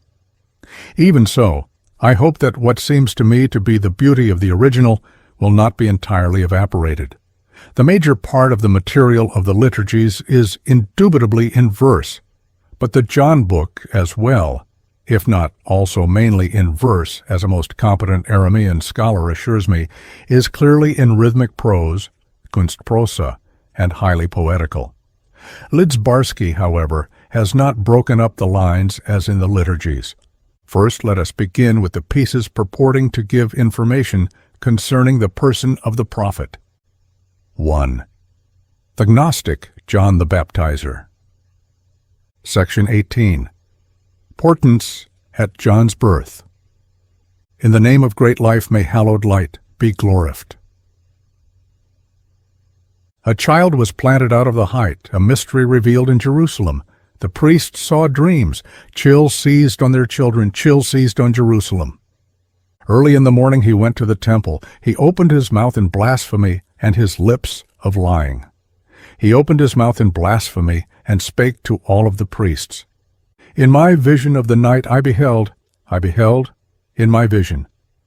When I lay there, I slept not, and rested not, and sleep came not to me by night. I slept not, and rested not. And I beheld that a star appeared, and stood over Inishbai. Fire burned in old father Abba-Saba. Zachariah, 3 heaven lights appeared. The sun sank, and the lights rose. Fire lit up the house of the people, synagogue. Smoke rose over the temple. A quaking quaked in the throne chariot, so that earth removed from her seat. A star flew down into Judea. A star flew down into Jerusalem. The sun appeared by night, and the moon rose by day. When the priests heard this, they cast dust on their head. Yakif the priest weeps, and Beni Amin's tears flow. Shilai and Shalbai cast dust on their heads. Eleazar, the chief priest, opened his mouth and spake unto all of the priests. Yakif interprets dreams, but as yet he has no understanding of these. Beni Amin interprets dreams. Is he not a man who discloses your secrets? Tabyomen gives us no revelation, though you deem he can give information on all that is and that is not. Earth groans out of season and is sent a whirl through the heaven spheres. Earth opens her mouth and speaks to Eleazar. Go to Liliuk, that he may interpret the dreams you have seen. Thereon Eleazar opened his mouth and spake unto all of the priests. Who goes to Liliuk, that he may interpret the dreams you have seen? Then wrote they a letter, and put it in the hand of Tabyomen. Tabyomen took the letter, and betook himself to Liliuk. Liliuk lay on his bed. Sleep had not yet flown from him. A quaking came into his heart, shivered his heart, and brought it down from its stay. Tabyomen drew near to Liliuk. Tabyomen stepped up to Liliuk, shook him out of his sleep, and spake to him. The priest saw dreams. The above paragraph is repeated verbally down to, and the moon rose by day. When Liliuk heard this, he cast dust on his head. Naked, Liliuk rose from his bed and fetched the dream book. He opens it and reads in it, and looks for what stands there written. He opens it and reads therein, and interprets the dreams in silence, without reading aloud. He writes them in a letter, and expounds them on a leaf. In it he says to them, Woe unto you, all of you priests, for Inishbai shall bear a child. Woe unto you, ye rabbis, for a child shall be born in Jerusalem. Woe unto you, ye teachers and pupils, for Inishbai shall bear a child. Woe unto you, Mistress Torah, the law, for Johanna shall be born in Jerusalem. Liliuk writes unto them in the letter, and says to them, The star that came and stood over Inishbai. A child will be planted out of the height from above. He comes and will be given unto Enishbai. The fire that burned in old father Zachariah, Johanna, will be born in Jerusalem. Tabyoman took the letter and in haste made off to Jerusalem. He came and found all the priests sitting in sorrow. He took the letter and laid it in the hand of Eleazar. He Enishbai opens it and reads it, and finds in it wondrous discourses. He opens it and reads it, and sees what stands therein written. He reads it in silence, and gives them no decision about it. Eleazar then took it and laid it in the hand of old father Zachariah. He, Zachariah, opens it and reads it, and sees what stands therein written. He reads it in silence, and gives no decision about it. Eleazar now opened his mouth and spake to old father Zachariah, Old father, get thee gone from Judea, lest thou stir up strife in Jerusalem. Old father then raised his right hand and smote on the head Eleazar. Eleazar, thou great house, thou head of all the priests, if thou in thy inner part knewest thy mother, thou wouldst not dare come into our synagogue. If thou in thy inner part knewest, thou wouldst not dare read the Torah. For thy mother was a wanton was she, who did not match with the house of her husband's father. As thy father had not the 100 gold staters for writing her the bill of divorcement, he abandoned her straightway, and inquired not for her. Is there a day when I come and look forth, and see not Misha bar Amra? Yea, is there a day when I come without praying in your synagogue, that you should be false and dishonest, and say a word which you have ne'er heard about me? Where is there a dead man who becomes living again, that Enishbai should bear a child? Where is there a blind man who becomes seeing? Where is there a lame man for whom his feet walk again? And where is there a mute who learns to read in a book, that Enishbai should bear a child? It is 22 years today that I have seen no wife. Nay, neither through me nor through you will Enishbai bear a child. Then all of the priests arose and said to old father Zachariah, they said in reproach, Be at rest and keep thy seat, old father, and let the calm of the good rest upon thee. Old father, if there were no dreams in Judea, then would all that Misha has said be lying. Rather shall thy word and our word be made good, and the dreams we have seen. Johanna will receive Jordan and be called prophet in Jerusalem. Thereon old father removed himself from their midst, and Eleazar followed him. Then were seen 3 lights, lamps, which companied with him Zachariah. They, the priests, ran up, caught old father by the hem of his robe, and said to him, Old father, what is it that goes before thee, and what is it that follows thee? Then answered he them, O Eleazar, thou great house, thou head of all of the priests, I know not whom the lights guard which go before me. I know not with whom the fire goes which follows me. But neither through me nor through you will Enishbai bear a child. Then all the priests rose and said to old father Zachariah, they said in reproach, Old father Zachariah, be at peace, firm and decided, for the child will be planted from out of the most high height, and be given to thee in thy old age. Johanna will be born. Johanna will receive Jordan and be called prophet in Jerusalem. We will be baptized with his baptizing, and with his pure sign will we be signed. We will take his bread and drink his drink, and with him ascend to light's region. All the priests arose and said to old father Zachariah, they said in reproach, Old father, we will enlighten thee as to thy race and thy fathers, from whom thou hast come forth. There follows a list of prophets and sages, beginning with Moses, which I omit, as it requires a lengthy commentary, for which space here does not serve, ending with, Tabyoman and the school teachers have come forth from thy race. The blessed princes who are thy forebears, old father, all of them have taken no wife and begotten no sons. Yet in their old age each of them had a son. One, they had sons, and they were prophets in Jerusalem. If now out of thee as well a prophet comes forth, thou dost then revive this race again. Yea, Johanna will be born, and will be called prophet in Jerusalem.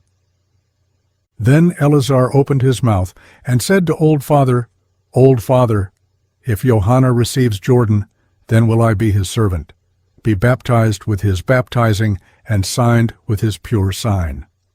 We will take his bread and drink his drink, and with him ascend to light's region. Then Old Father opened his mouth and said unto all of the priests, If the child comes out of the most high height, what then will you do in Jerusalem? They have taken the child out of the basin of Jordan and laid him in the womb of Inishbai. Life is victorious, and victorious is the man who has come hither. Section 19. John's proclamation concerning himself and his assumption of the prophet's mantle. Yahya proclaims in the nights, Johanna on the night's evenings. Yahya proclaims in the nights and says, Through my Father's discourses I give light, and through the praise of the man, my Creator, I have freed my soul from the world and from the works that are hateful and wrong. The seven put question to me, the dead who have not seen life. And they say, In whose strength dost thou stand there, and with whose praise dost thou make proclamation? Thereon I gave to them answer, I stand in the strength of my Father, and with the praise of the man, my Creator. I have built no house in Judea, have set up no throne in Jerusalem. I have not loved the wreath of the roses, not commerce with lovely women. I have not loved the defective, not loved the cup of the drunkards. I have loved no food of the body, and envy has found no place in me. I have not forgotten my night prayer, not forgotten wondrous Jordan. I have not forgotten my baptizing, not forgotten my pure sign. I have not forgotten Sunday, and the day's evening has not condemned me. I have not forgotten Shilmai and Nibdai, who dwell in the house of the mighty. They clear me and let me ascend. They know no fault, no defect is in me. When Yahya said this, life rejoiced over him greatly. The seven sent him their greeting, and the 12 made obeisance before him. They said to him, Of all these words which thou hast spoken, thou hast not said a single one falsely. Delightful and fair is thy voice, and none is an equal to thee. Fair is thy discourse in thy mouth, and precious thy speech, which has been bestowed upon thee. The vesture which first life did give unto Adam, the man, the vesture which first life did give unto Ram, the man, the vesture which first life did give unto Shirbai, the man, the vesture which first life did give unto Shumbarnu, has he given now unto thee. He hath given it thee, O Yahya, that thou mayest ascend, and with thee may those ascend. The house of defect will be left behind in the desert. Every one who shall be found sinless will ascend to thee to the light's region. He who is not found sinless will be called to account in the guardhouses. And life is victorious. Section 20. John's Lightship. Yahya proclaims in the nights, Johanna on the night's evenings. Yahya proclaims in the nights and says, In the name of him who is wondrous and all-surpassing. The sun sat in his court, Corona, and the moon sat in the dragon. The four winds of the house get them gone on their wings, and blow not. The sun opened his mouth and spake unto Yahya, Thou hast 3 headbands, and a crown which equals in worth the whole world. Thou hast a ship of Mashklil, which sails about here on the Jordan. Thou hast a great vessel which sails about here twixt the waters. If thou goest to the house of the Great One, remember us in the Great's presence. Thereon Yahya opened his mouth and spake to the sun in Jerusalem. Thou inquirest about the head bands.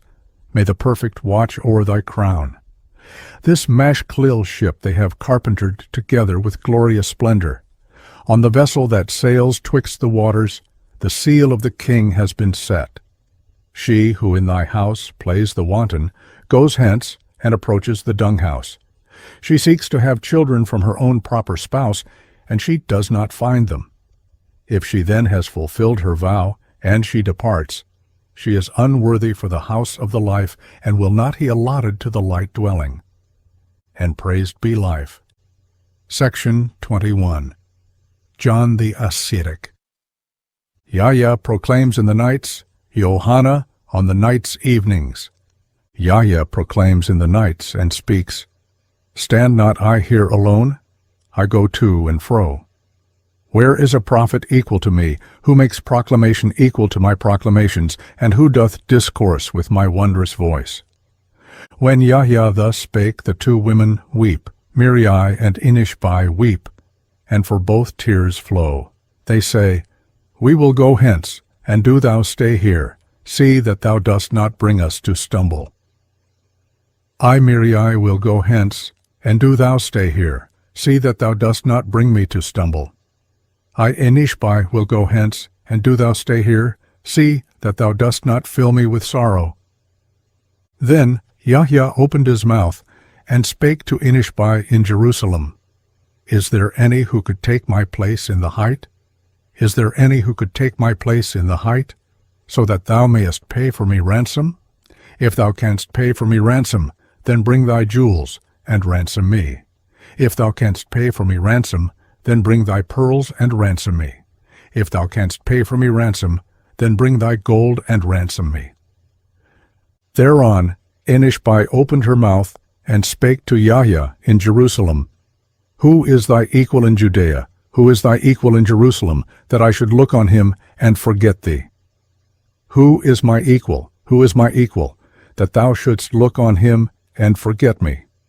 Before my voice and the voice of my proclamations, the Torah disappeared in Jerusalem. Before the voice of my discourse, the readers read no more in Jerusalem. The wantons cease from their lewdness, and the women go not forth to the... Hither to me come the brides in their wreaths, and their tears flow down to the earth. The child in the womb of his mother heard my voice, and did weep. The merchants trade not in Judea, and the fishers fish not in Jerusalem. The women of Israel dress not in dresses of color, the brides wear no gold, and the ladies no jewels. Women and men look no more at their face in a mirror. Before my voice and the voice of my proclamations, the water rose up to the pillars. Because of my voice and the voice of my proclamations, the fish brought to me their greetings. Before my voice and the voice of my proclamations, the birds made obeisance, and said, Well for thee, and again well for thee, Yahya, and well for the man whom thou dost worship. Thou hast set thyself free and won thy release, O Yahya, and left the world empty. The women have not led thee away with their lewdness, and their words have not made thee distracted. Through sweet savors and scents thou hast not forgotten thy Lord from thy mind. Thou hast not made thyself drunken with wine, and hast done no deeds of impiety. No backsliding has seized on thee in Jerusalem.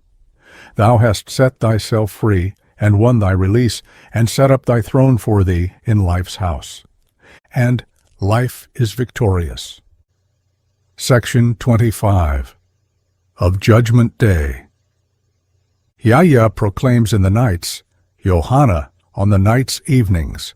Yahya proclaims and speaks, Ye nobles who lie there, ye ladies, who will not awaken, ye who lie there, what will you do on the day of the judgment? When the soul strips off the body on Judgment Day, what will you do?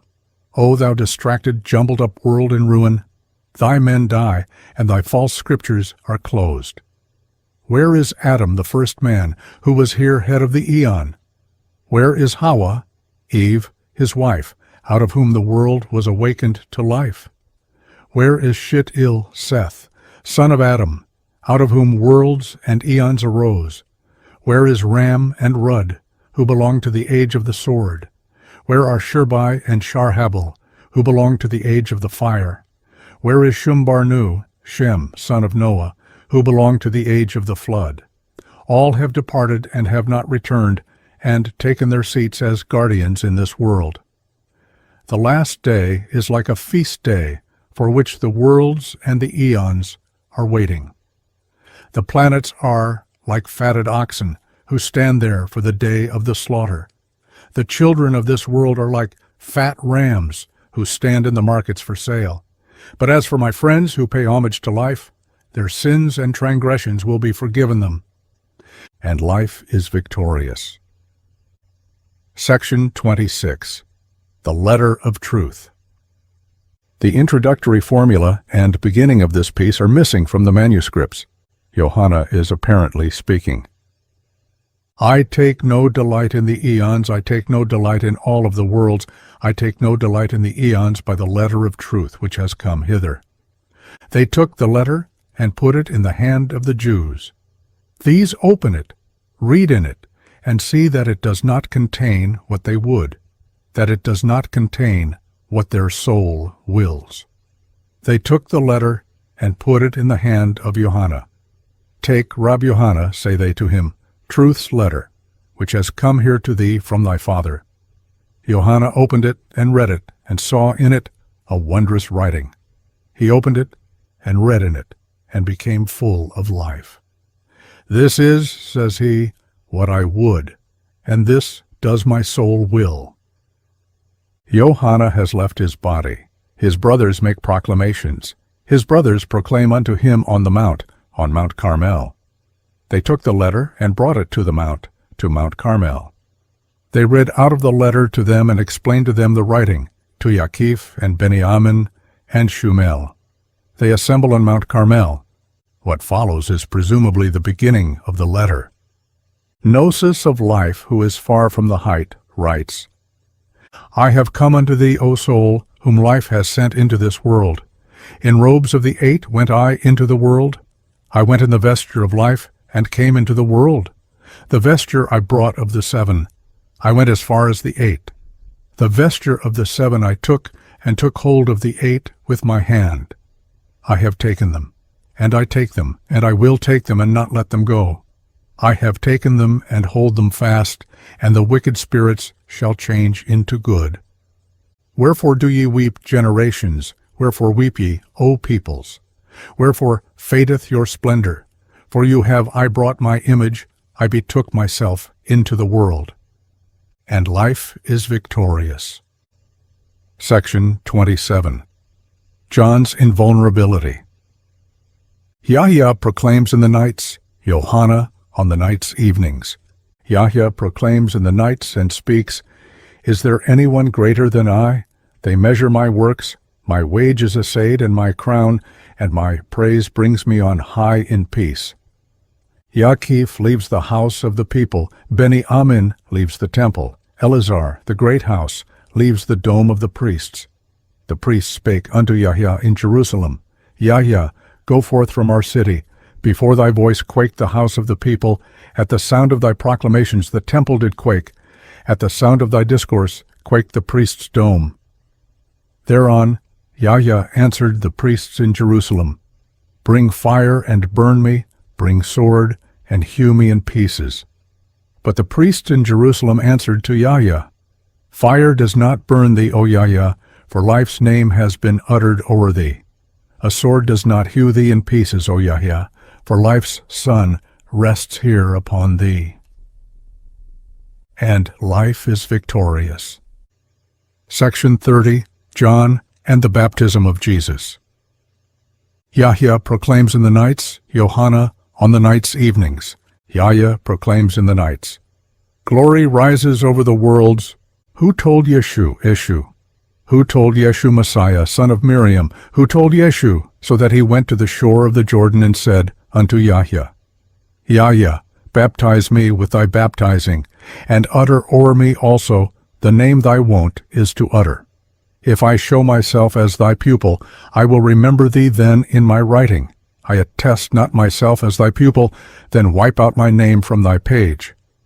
Thereon Yahya answered Yeshu Messiah in Jerusalem, Thou hast lied to the Jews and deceived the priests. Thou hast cut off their seed from the men and from the women bearing and being pregnant. The Sabbath, which Moses made binding, hast thou relaxed in Jerusalem. Thou hast lied unto them with horns and spread abroad disgrace with the shofar. Thereon Yeshu Messiah answered Yahya in Jerusalem, If I have lied to the Jews, may the blazing fire consume me. If I have deceived the priests, a double death will I die. If I have cut off their seed from the men, may I not cross o'er the end sea.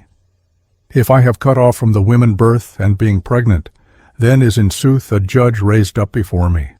If I have relaxed the Sabbath, may the blazing fire consume me. If I have lied to the Jews, I will tread on thorns and thistles. If I have spread disgrace abroad with horn blowing, may my eyes then not light on Abiathar. So baptize me then with thy baptizing, and utter o'er me the name thy wont is to utter.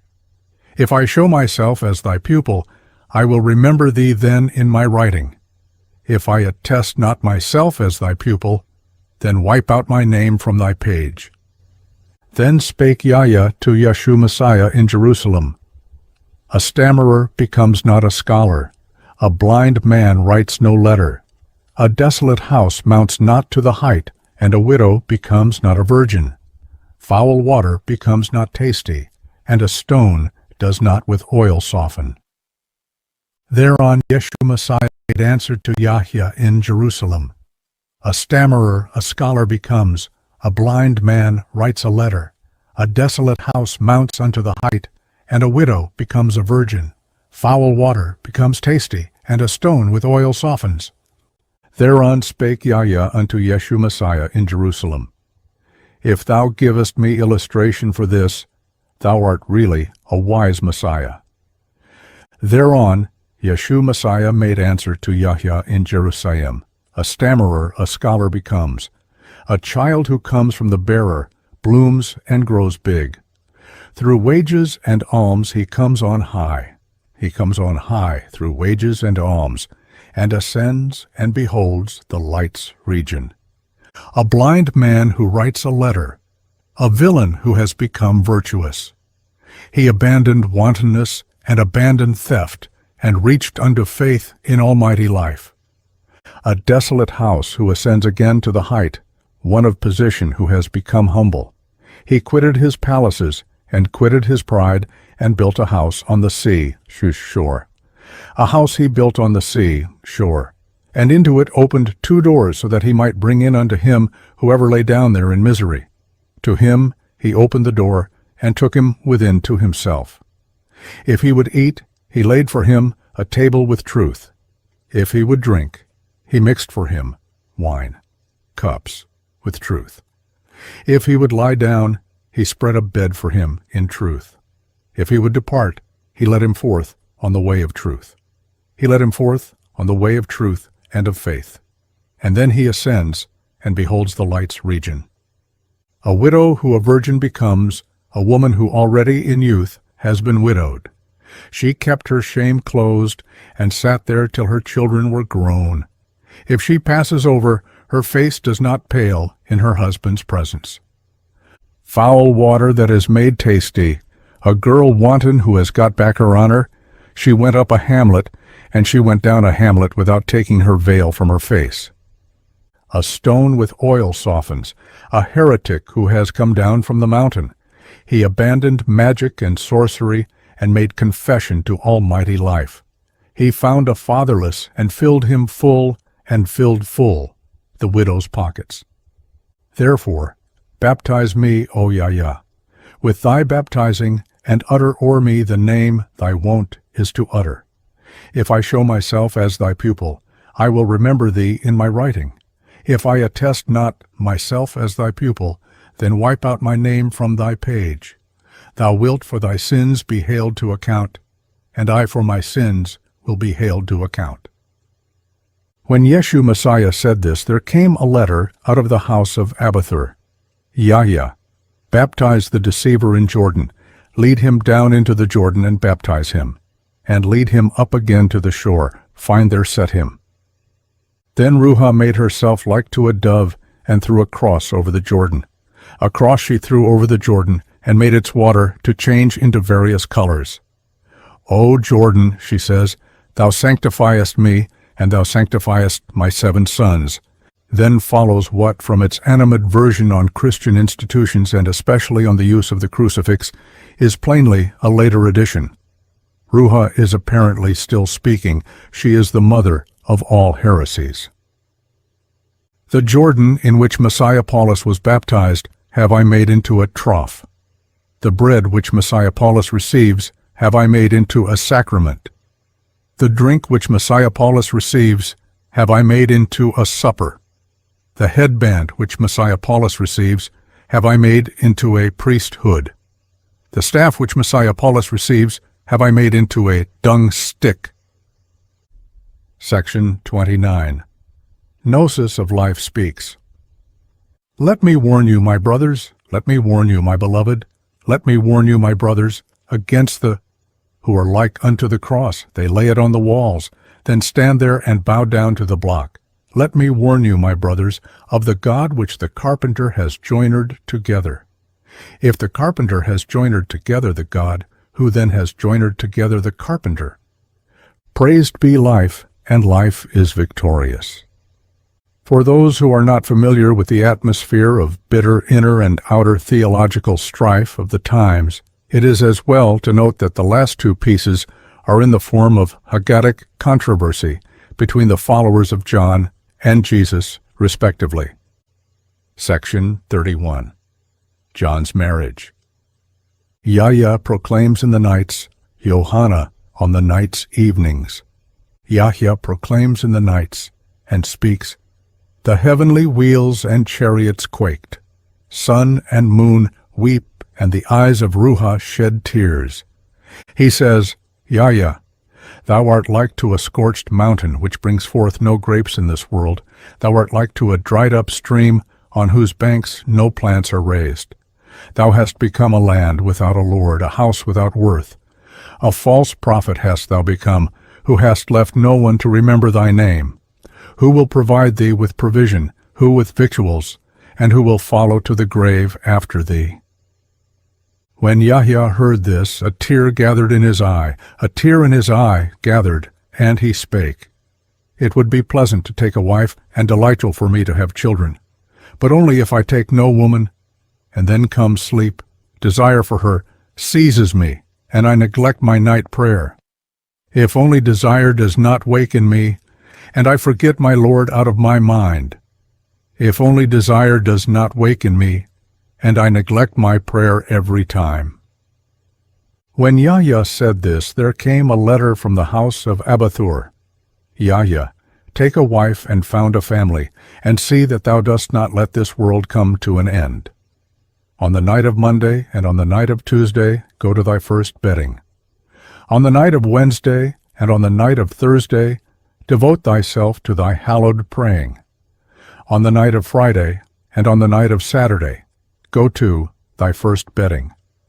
On the night of Sunday, and yea, on the night of the day, devote thyself to thy hallowed praying. On Sunday, take 3 and leave 3, take 3 and leave 3. See that thou dost not let the world come to an end. Thereon they fashioned for Yahya a wife out of thee, thou region of the faithful. From the first conception were Handan and Shereth born. From the middle conception were Biram and Rehimath Hayeh born. From the last conception were Insab, Sam, Anhar, Ziwa born. These 3 conceptions took place in thee, thou ruins, Jerusalem. Yahya opened his mouth and spake to Anhar in Jerusalem. Instruct thy daughter that she may not perish, and I will enlighten my sons and teach them, that they may not be hindered. Thereon Anhar opened her mouth and spoke to Yahya in Jerusalem. I have borne sons in this world, said she to him, yet have I not given birth to their heart in the world. If they let themselves be instructed, then will they ascend to light's region. If they let not themselves be instructed, then will the blazing fire consume them. Section 31 continued. John on his own passing. Yahya opened his mouth and spake to Anhar in Jerusalem. If I leave the world, tell me, what wilt thou do after me? I will not eat and will not drink, she answered him, until I see thee again.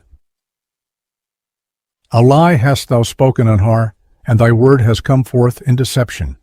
If a day comes and goes, thou eatest and drinkest and forgettest me out of thy mind. I asked thee rather by great life and by the eve of the day whose name is dear. If I leave the world, tell me, what wilt thou do after me? I will not wash, and I will not comb me, says she to him, until I see thee again. Again hast thou spoken a lie, and thy word has come forth in deception. If a month comes, and a month goes, thou washest, and combest thee, and forgettest me out of thy mind. Again did I ask thee, Anhar, by the first bed in which we both lie, if I leave my body, tell me, what wilt thou do after me? I will put on no new garments, she answers him, until I see thee again. Again hast thou spoken a lie, Anhar, and thy word has come forth in deception. If a year comes, and a year goes, thou puttest new garments on thee, and forgettest me out of thy mind. Why dost thou not tell me all, Yahya, says she to him, and how sorely thou bruisest the whole of my body, if thou dost depart? When wilt thou return, that my eyes may fall upon thine? If a woman in labor descends into Sheol, and a bell is hung up for her in the graveyard, if they paint a picture in Sheol, and she then goes forth, and they give a feast in the graveyard, if a bride parades round in Sheol, and they celebrate marriage in the graveyard, if the wedding companions borrow in Sheol, and the paying back takes place in the graveyard.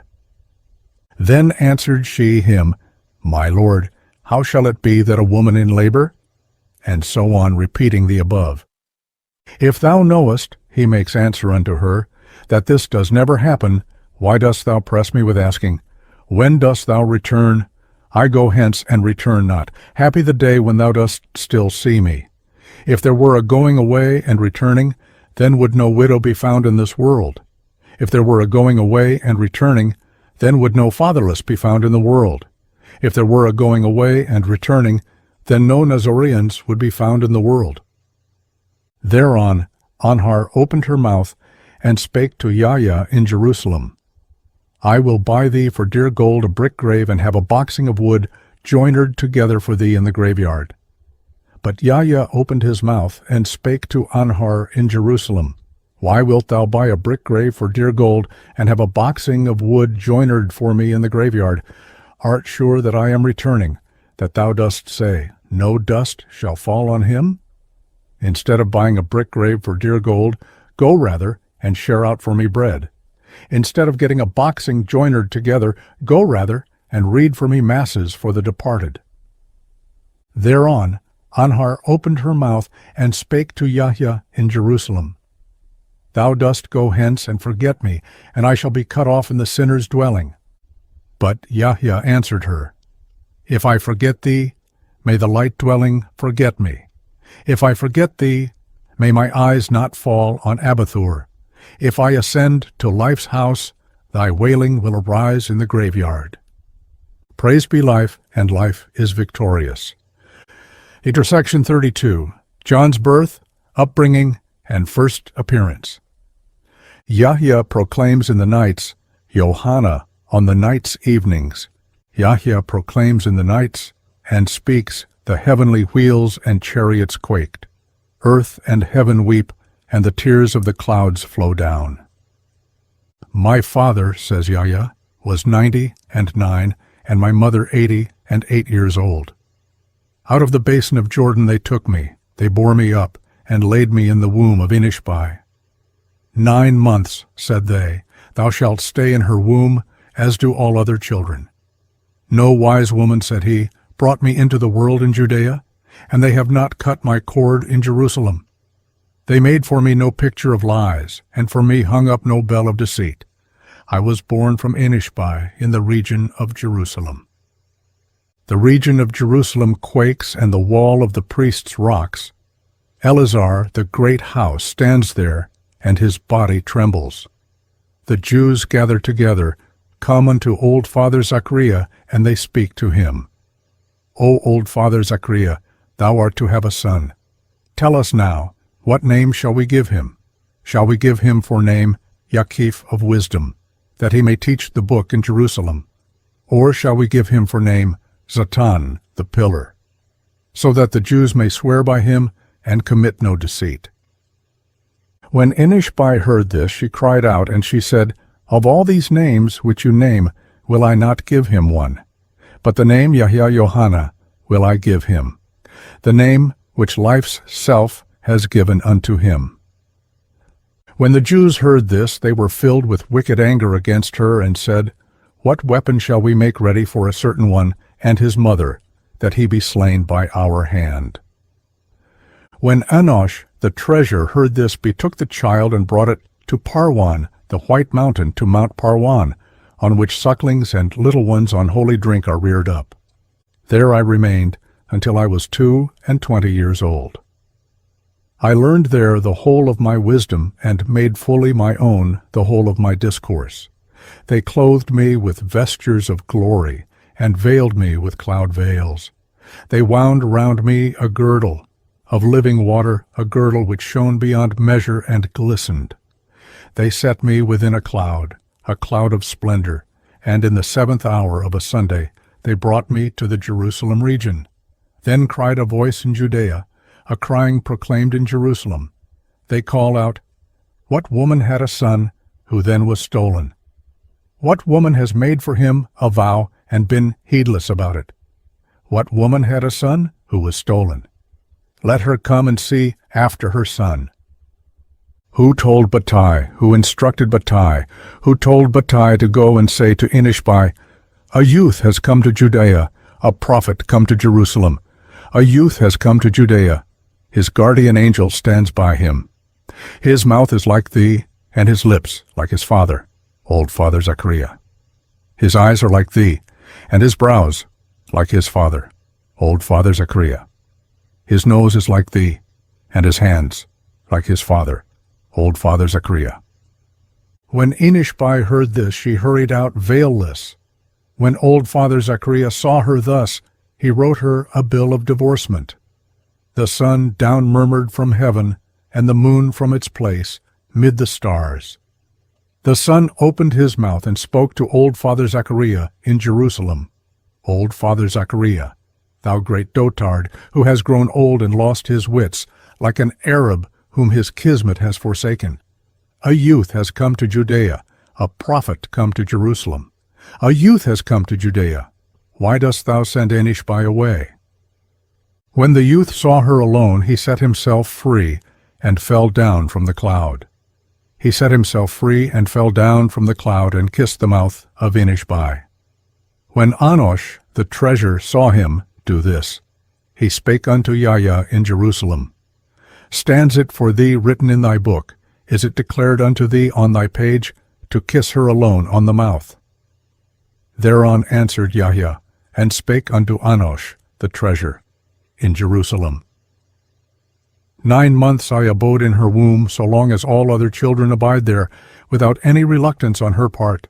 Therefore is it no charge against me now to kiss her alone on the mouth.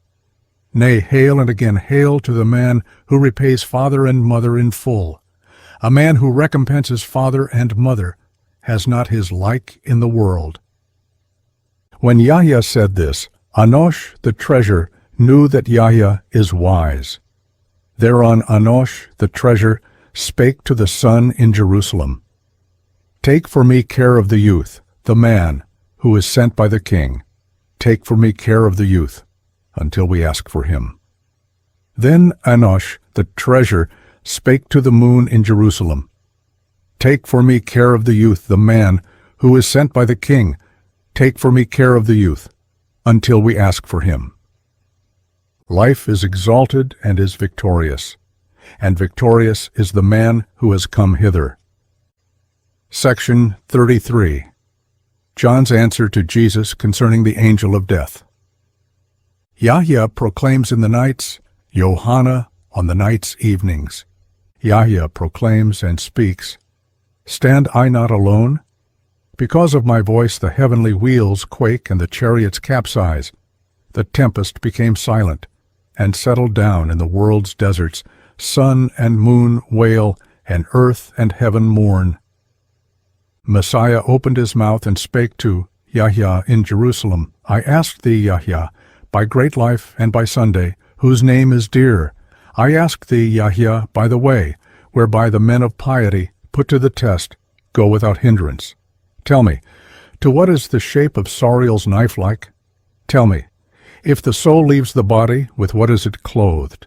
And to what is it like in the vain body? Surely the soul is not possibly like the blood, that it should become heated in the body and come to a stop in it? Surely the soul is not possibly like the wind, that it should fare to the mountains, be lost there, and come to a stop. Surely the soul is not possibly like the dew, that it should fall on the fruit and be lost.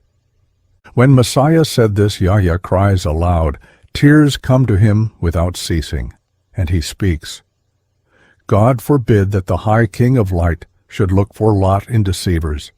The soul is not like the blood, that it should become heated in the body and come to a stop. The soul is not like the dew, that it should fall on the fruit and be lost. The soul is not like the wind, that it should fare to the mountains and come to a stop. Firmly developed has the soul been brought into the vain body. If the soul has kept herself perfect, she ascends in a garment of glory. Sariel's knife consists of 3 flames. When he, S, drives her, the soul, to hasten so as to bear her away, he lets loose the 3 flames against her. One he lets loose against her in the evening, the other at cockcrow. The third lets he loose against her at the coming forth of the rays. If the fire begins to be fierce, the soul slips out of the feet and the knees. Out of the feet and the knees slips she, and draws nigh to the hips. Thereon leaves she the hips, reaches the heart, and seeks to keep there her ground. Then falls she into the breast, and it squeezes. The eyes, the face, and the lips of the man twitch, and the tongue twists hither and thither. Then Sariel sits on the eyebrows. He sits and speaks to her. Go hence, O soul, why dost thou still watch over the body? Then says she to him, Thou wilt hale me, Sariel, out of the body. First show me my vesture, and clothe me therewith. Then hale me out, and hence bring me. First bring me thy works and thy wage, makes he answer to her. Then will I show thee thy vesture, and clothe thee. I knew not, O Sariel, says she to him, that my time is come, and they then send quickly for me for doing good works, so that thou mayest bring me my vesture, and clothe me therewith. Natheless he made answer unto her, Has no one yet died before thee, and have they not yet carried forth anyone to the graveyard? Thereon she says to him, Through the power of him who has died before me, and through the power of him whom they have carried forth to the graveyard. The women who wept ran hither and thither, and the men who wailed ran hither and thither, as long as the body lay there before them. When the soul leaves the body, 4 go forth to the graveyard. The women who wept ran hither and thither, the men who wailed ran hither and thither, and they ran hither and thither crying, until they lowered it into the pit. When they had lowered the vain body and covered it over with earth, then the women ceased from their death wail. They filled up the pit, and the men went away. In haste left they the body and grave, and went away. They took hold of cup, and ate bread, and forgot the vain body. Now, an thou wilt, Sariel, let me stay here still 2 days. Then will I sell the whole of my goods, and share out among my sons, and will take my vesture with me, the robe that ascends to light's region. Natheless Sariel returned answer unto her, Is there a child that has left the womb of its mother, and that they shall have brought back again into its mother, that I should leave thee in the wicked one's dwelling, so that thou mayest see after a sharing among thy sons?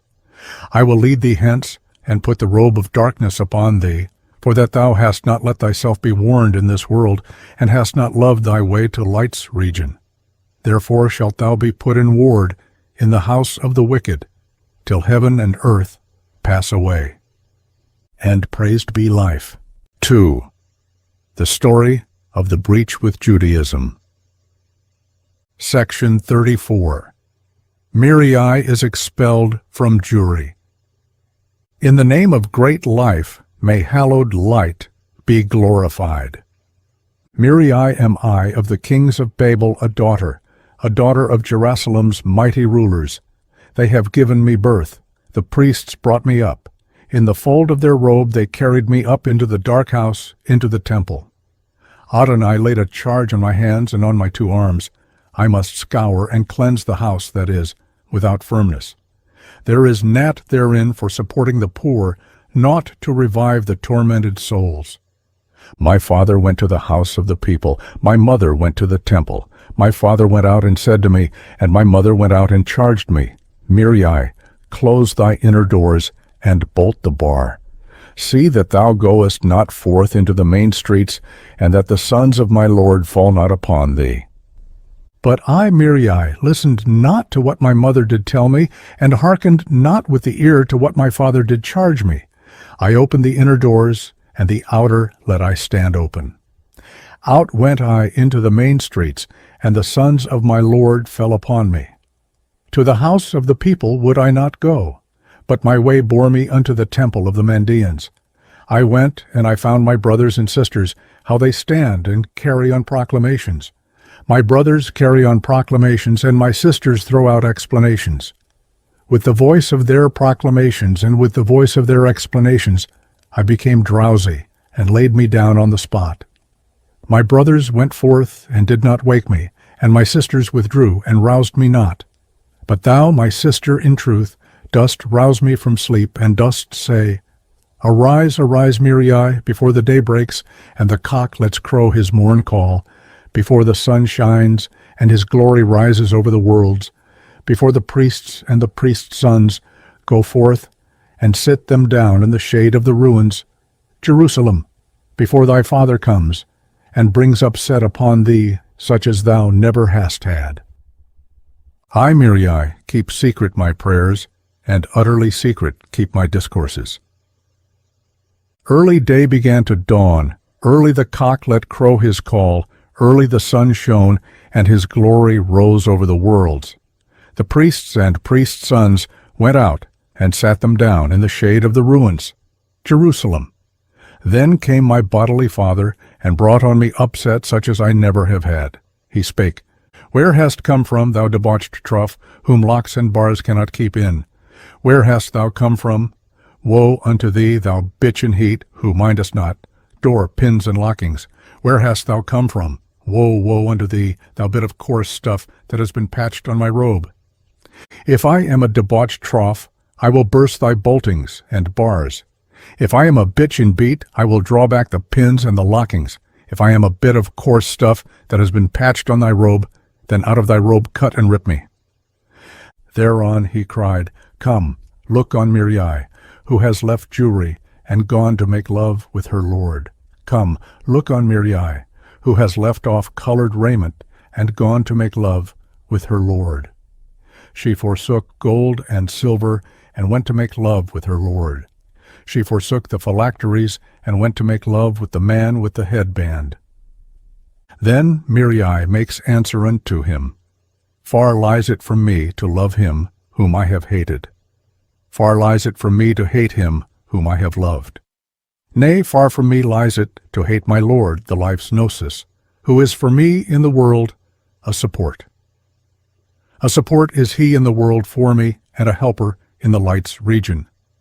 Dust in the mouth of the Jews, ashes in the mouth of all of the priests. May the dung that is under the feet of the horses come on the high ones and Jerusalem's mighty rulers. Life is exalted and is victorious, and victorious is the man who has come hither. A variant of the above from the Oxford manuscript, LSJB, pages 123, 125. In the name of great life, may hallowed light be glorified. At the door of the house of the people her mother came upon Mirai. Her mother came upon Mirai and put question to her, Whence comest thou, my daughter Mirai, whose face gathers roses? Roses gathers thy face, and of sleep are thy eyes full. Full of sleep are thy eyes, and upon thy forehead lies slumber. Thereon she made answer, It is 3 days today that my brothers sat down in the house of my father. In my father's house sat down my brothers, and let wonderful proclamations be heard. Because of the voice and the ringing of the proclamation of the treasures, my brothers, there comes no sleep over my eyes. Sleep comes not over my eyes, nor slumber upon my forehead. Hast thou not heard, Mirai, my daughter, what the Jews are saying about thee?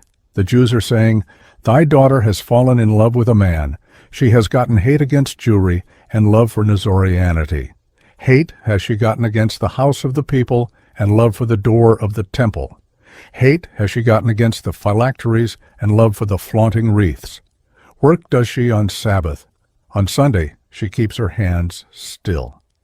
Mirai has cast aside straightway the law that the seven have laid upon us. As Mirai stands there, she puts dust on her feet and speaks. Dust in the mouth of the Jews, and ashes in the mouth of all of the priests. May the dung that lies under the horses come on the elders who are in Jerusalem. I cannot hate him whose love I have won, nor love him against whom I have gotten hate. Yea, I have won the love of my Lord the life's gnosis, and hope that in him a helper will for me arise, a helper and a support from the region of darkness unto light's region. Thou hast won the victory, gnosis of life, and helped all thy friends to victory, and life is victorious. Section 35. The exiled community settle on the Euphrates.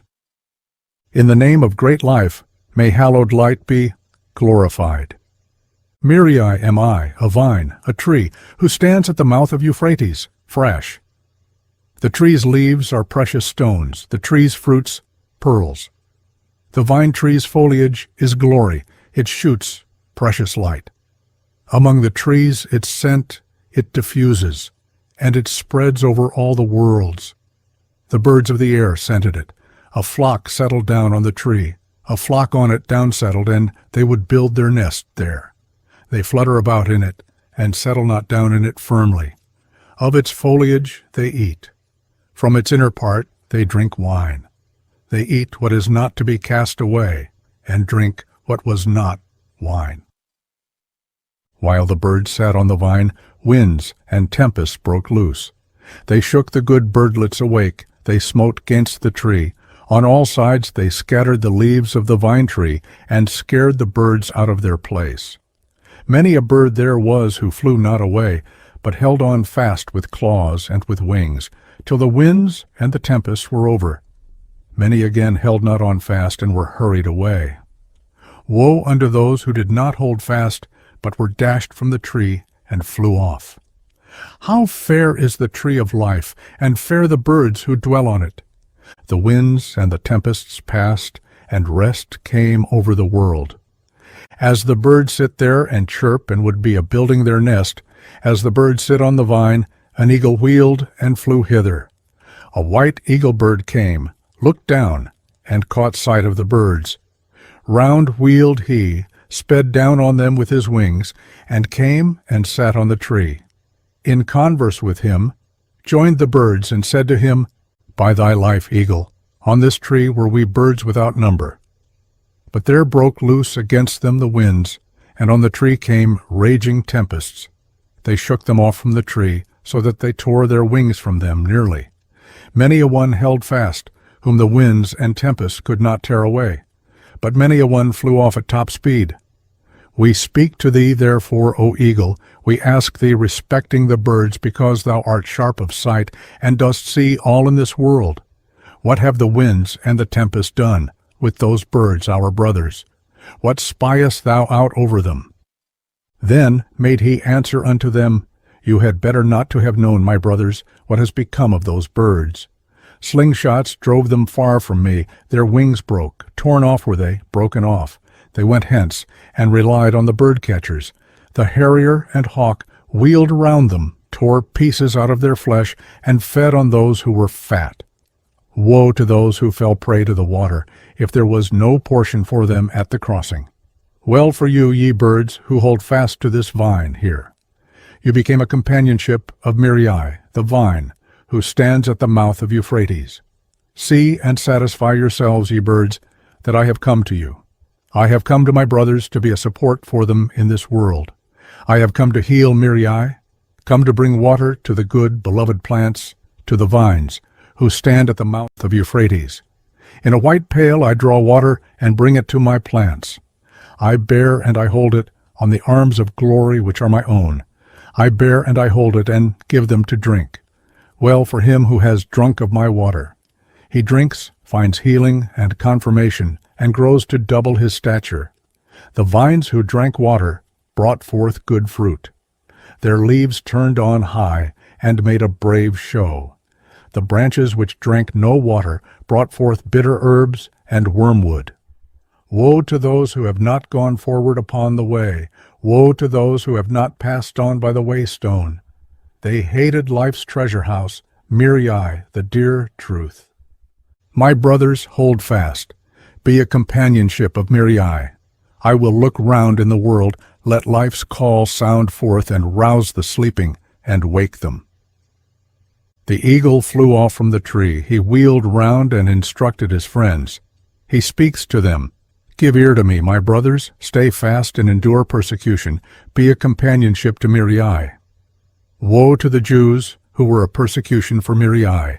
Woe to Eleazar, the great house, the pillar that props the temple. Woe to Zatan, the pillar, who has witnessed lies against Mirai. Section 35 continued. The Jews persecute the Mandaeans. All the Jews gathered together, the teachers, the great and the little. They came together and spake of Mirai. She ran away from the priests, fell in love with a man, and they took hold of each other's hands. Hold of each other's hands they took, went forth, and settled at the mouth of Euphrates. We will slay them, and make Mirai scorned in Jerusalem. A stake will we set up for the man who has ruined Mirai and led her away. There shall be no day in the world when a stranger enters Jerusalem. They split open their fellings and catch the doves in Jerusalem. Section 35 continued. They beg them to return. All the Jews gathered together and followed after Mirai. They went and found that a throne was set up for Mirai on the bank of Euphrates. A white standard was for her unfurled, and a book stood upright on her lap. She reads in the books of truth and rouses all worlds from their sleep. She holds in her hand the staff of life's water. The girdle is bound round her loins. Mirai in humbleness prays and proclaims with wondrous voice. The fishes gather out of the sea, the birds from the mouth of Euphrates. They come to hear Mirai's voice, and no more long to lie down to sleep. They breathe in the sweet scent around her, and forget the world. When the Jews saw this, they stood up before her. They felt shamed, doubled their fists, smote on the forecourt of their breast, and lamented. The mother of Mirai spoke, and tears streamed into her bosom. Look on me, Mirai, my daughter, says she unto her. Look on me, who am thy mother. My daughter art thou, and the daughter of all of the priests. Thy head is the great chief of the temple. Rememberest thou not, Mirai, that the Torah lay on thy lap? Thou didst open it, read therein, and knewest what stands in it. The outer keys lay in thy hands, and the inner thou didst put in chains. All the priests and priests' sons came and kissed thy hand. For whom thou wouldst, thou didst open the door. Whom thou wouldst not must turn and go back to his seat. 1,000 stand there, and 2,000 sit there. They submit themselves to thee as a eunuch made slave, and they give ear to thy word in Jerusalem. Why didst thou forget thy brothers, and thy heart abandon the priests? Lo, the brides weep in Judea, the women and men in Jerusalem. Their beloved gold have they cast from them, and they give themselves up to wailing and mourning for thee. They say, We will make away with our goods until Mirai returns. Gold forge we no longer, and cast away fair raiments of silk and bracelets. They stand on the roofs and look out, that they may see thee again in Jerusalem. For thee they make vows, if thou comest to me, and we go hence. My daughter, arise, come back to thy dwelling place, the city Jerusalem. Come, light up thy lamps, which have been put out from the day when thou withdrewest thyself. Have no longing after this man, who has prisoned thee and taken thee off. Leave the man who is not of thy dwelling place alone by himself in the world. Let him not say, I have gone and carried off Mirai from her place. Come, teach the children so that they may learn. Lay the Torah in thy lap, and let us hear thy voice as it used to be, from the moment and the day when thou didst detach. The dough has it been covered up. When Mirai heard this from her mother, she laughed and rejoiced in her mind. It surely could not be the Jews, says she unto her, the infamous, worthless priests. It surely would not be the Jews who stand there and bow down to a brick grave. They shall be buried in the darkness. Go, go, says she unto them, ye fools, ye abortions, ye who are not of the world. I am no woman who is stripped for wantoning. And it is not that I have fallen in love with a man. Stripped am I not for returning to you, and for again seeing you, doming of blasphemy. Go, go hence from me, ye who have witnessed falsehood and lying against me. Against me ye witnessed wantonness and thieving, and held me up as ye are yourselves. Blessed be the man who freed me from my fetters and planted my feet here. No wantonness have I committed with him, and attempted no theft in the world. Instead of the witness ye have witnessed against me, there come to me prayer and praise-giving. As the priests stand there and speak with Mirai at the mouth of Euphrates, there came a pure eagle bird, whose wings are the fullness of worlds. He flew down on the Jews, dashed at them with his wings, bound them, and sank them down unto the water's bottom, deeper down than the foul-smelling mud. He sank them deeper down than the blazing water that is inside the dark water. He sank their ships down to the blazing water's bottom. He destroyed the temple and laid fire to Jerusalem. He brought down all upon them, and in Jerusalem slew the disciples. He descended unto her, Mirai, folded before her his wings, settled down by her, narrated and proclaimed to her, and they held out the loved hand of truth to each other. He embraced her in potent embracing, forced her down, and set her on the throne. Mirai, he speaks to her, with favor look upon me, remember me in the life's presence. I am thy good messenger, the man, who gives ear to thy discourse. I beseech thee for the high truth, the truth which the Jordans have chosen. O good treasure, she makes answer unto him, treasure whom life has sent. Thy glory and thy light has risen upon us, and thy honor is approved in light's region. Every one who gives ear to thy voice will be in the pure region included.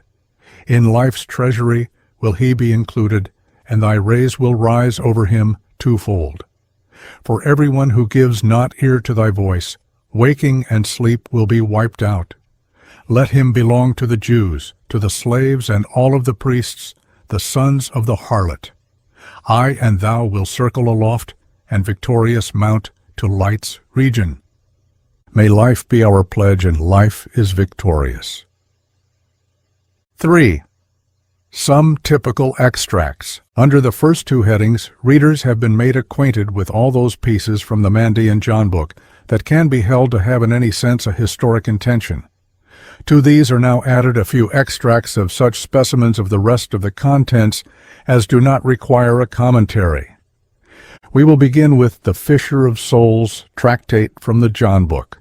It seems to me to throw great light on the symbolic phrase of the Gospels, indeed, to give it a background and not to be explained in reverse order as the Mandaean expansion of an isolated Christian expression.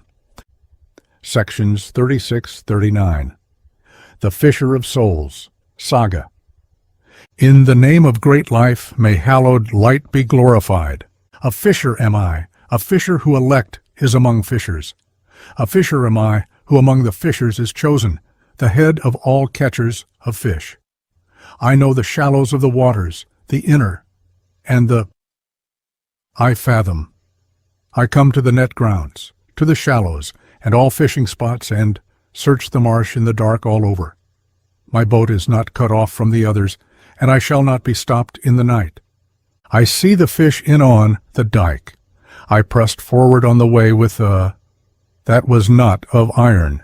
I covered which was for us an obstruction. Aside did I push the swimmers who hinder life's way. On my head I set up, in whose shadow the fish sit. The fisher trident which I have in my hand is instead a marina select, a staff of pure water, at whose sight tremble the fishers. I sit in a boat of glory, and come into this world, Tibble, of the fleeting. I come to the water's surface, thither to the surface of the water I drew, and I drew to the crossing's surface. I come in slow, steady course, The water by my boat is not ruffled, and no sound of my boat is heard. Before me stands Hebil, Abel. At my side, Shetil, Seth. Of sweet name is to be seen, close by me, close in front of me, Anosh, Enoch, sits and proclaims. They say, O Father, good fisher, hello, O fisher of lovable name. Close by me, close near my boat, I hear the uproar of the fishers who eat fish, and their stench rushes on me. The uproar of the fishers, and the uproar of their mongers, who revile and curse one another. Every one accuses the other. The buyer says to the fisher, Take back thy fish. They are stinking already, and no one wants to buy them off of me. Thou makest the catch far out at sea, so that loss falls on the buyer. Thereon speaks the fisher, and makes the man his customer hear. A curse on thee, a curse on thy buyers, a curse on thy bell, a curse on thy boat for not filling up.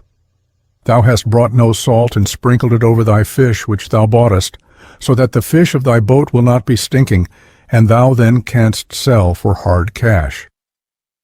Next hast thou no meal, and no dates brought, no salt hast thou brought. If then thou comest with empty hands, one who is of fair favor has no dealing with thee. Go, thou godless fellow, buy not from us to do business with thy fraudulent scales. Thou holdest them down to buy at false weight, then in selling keepest them up with thy elbow, and gettest 10 for 5. Now does thy buying flee away, and thy buyer, and is as though it never had been. Thou dost complain of men, and dost cherish no noble thought. When the chief fisher, the head of the race of the living, the highest of all catchers of fish, heard this, he said to him, Anosh, hand me the scubra, that I may make a call sound forth into the marsh, that I may warn the fish of the depths, and scare away the foul-smelling birds that pursue after my fish. I will catch the great Sidma, and tear off his wings on the spot. I will take from him, and will blow into my scubra. A true scubra is it, so that the water may not mix with pitch. When the fishers heard the call, their heart fell down from its stay. One calls to the other and speaks to him, Go into thy inner ground, for there is the call of the fisher who eats no fish. His voice is not like that of a fisher, his scubra not like our scubra. His voice is not like our voice, his discourse not like to this world. But the fishers stand there, they seek not shelter in their inner ground. As the fishers stand there and are thinking it over, the fisher came swiftly upon them. He opened the cast net, divided. He cast them bound he tied them up with knots. They speak to him. Free us from our bonds, so that thy fish may not leap up to our boat. We catch not those who name thy name. When the fishers thus spake to me, I smote them with a club made of iron. I bound their traders on the shore which lends not. I roped them with ropes of bast, and broke up their ships. I burnt up the whole of their netting and which holds the nets together. I threw chains round them, and hung them up aft on my ship's stern. I made them take an oath, took from them their mystery, in order that they may not catch the good fish, that they may not steal them from me, stick them on a cane, hang them up. I cut them in pieces, and throw them into baskets with laurel and aloe. They, the fishers, are laid low, and cannot rise up. The nets, and they no longer stab the fisher trident into the Jordan. They do not cut off, and stand not in the riverlands, and make not their catch in the shallows. They cast not the cast net therein, and take not. And aloe. I spake to those who eat of the fish whose name is eel. They eat the eel, and which stands upright on its forefeet. They eat I bound them in the marshes of deception, and they were caught, and were tied up. Water from the Ulai they drink not, and know not the way to the Kshash river. I bound them fast in their ships, and threw out my ropes to the good ones. To them I speak, Draw your boat up here, so that it runs not into the dike. As the chief of the fish catchers thus spake, the fishers made answer unto him, and said, Blessed be thou, a fisher, and blessed be thy boat and thy bark. How fair is thy cast net, how fair the yarn that is in it. Fair is thy cord and thy lacing, thou who art not like the fishers of this world. On thy meshes are no shellfish, and thy trident catches no fish. Whence art thou come hither? Tell us. We will be thy hired servants. We will bake and stir about broth, and bring it before thee. Eat, and the crumbs which fall from thy hand, these will we eat, and therewith be filled. But I made answer unto them, O ye fishers who lap up your filth, no fisher am I who fishes for fish, and I was not formed for an eater of filth. A fisher am I of souls who bear witness to life. A poor fisher am I who calls to the souls, collects them together, and gives them instruction. He calls to them, and bids them come and gather together unto him. He says unto them, If ye come, ye shall be saved from the foul-smelling birds. I will save my friends. Bring them on high, and in my ship make them stand upright. I will clothe them with vestures of glory, and with precious light will enwrap them. I will put a crown of ether upon them, and what else for them? The greatness erects on their head. Then sit they on thrones, and in precious light do they glisten. I bear them thither, and raise them aloft. But ye seven shall stay here behind. The portion of filth and of filthy doings shall be your portion. On the day when the light ascends, the darkness will return to its region. I and my disciples will ascend, and behold the light's region. Life is exalted and is victorious, and victorious is the man who has come hither. Section 37. The Lightship of the Fisher. In the name of great life may hallowed light be glorified. A fisher am I of great life, a fisher am I of the mighty, a fisher am I of great life, an envoy whom life has sent. It, life, spake unto me, Go, catch fish who do not eat filth, fish who do not eat water fennel, and reek not of foul-smelling fennel. They do not come nigh to devour bad dates, and get caught in the nets of the marsh.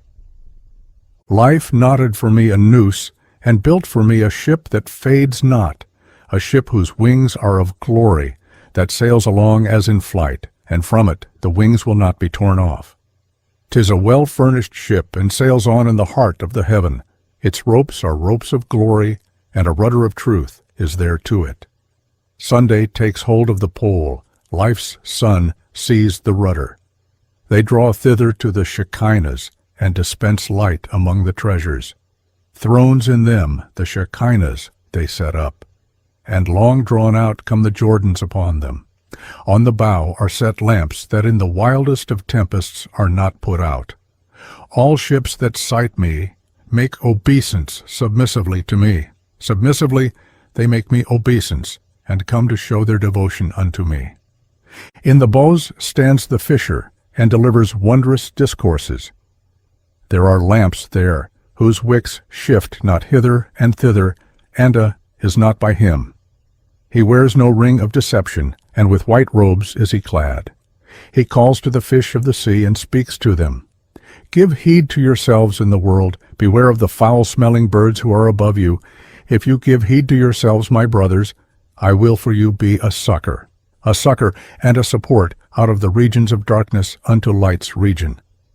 Life is exalted and is victorious, and victorious is the man who has come hither. Section 38. The good fisher rejects the overtures of the evil ones and overwhelms them. In the name of great life may hallowed light be glorified. The fisher clad him with vestures of glory, and an axe hung from his shoulder, and commotion of mischief, and a bell is not on the handle. When the fishers caught sight of the fisher, they came and gathered around him. Thou art, say they unto him, a fisher, thou who hast caught no fish of the marsh. Thou hast not seen the in which the fish gather, and we will make thee familiar with the fishers. Be our great partner, and take a share as we do. Grant us a share in thy ship, and take thou a share in our ship. A bargain. Take from us as partner, and grant us a share in thy ship. Grant us a share, and we will give thee a share in what we possess. Join thy ship with ours, and clothe thee in black, as we do, so that, if thou holdest thy lantern on high, thou mayest find something, that the fish may not see thy glory, and thy ship may take in fish. If thou dost give ear to us, thou shalt catch fish, throw them into thy ship, and do business.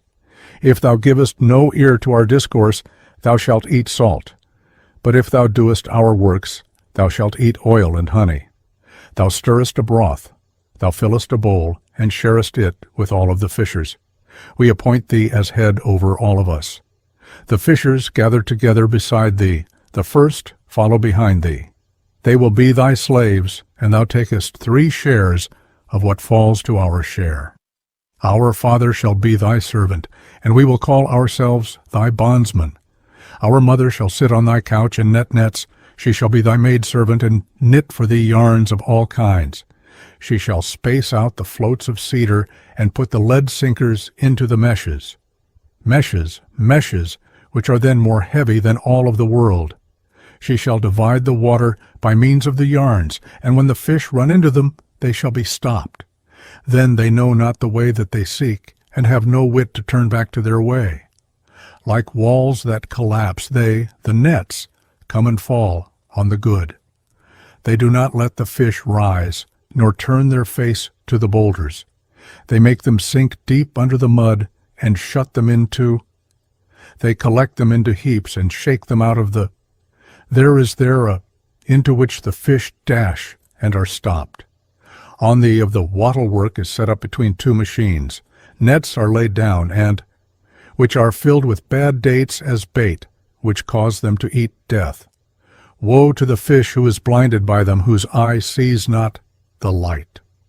Wise are the fish who know them. They pass by all of the baits. The others repair thither, and the nets will be for them there a lodging. 1 of 1,000 sees it, and of 2,002 see it. Its is closed, and a bell is hung on its side door, a bell that is forged in mischief, and catches the whole of the world. There is the water mingled with fennel, the pegs of death. Woe to the fish who fall into them. When the fisher heard this, he stamped on the bows of the ship. The fishers stamped on the ships of the fishers.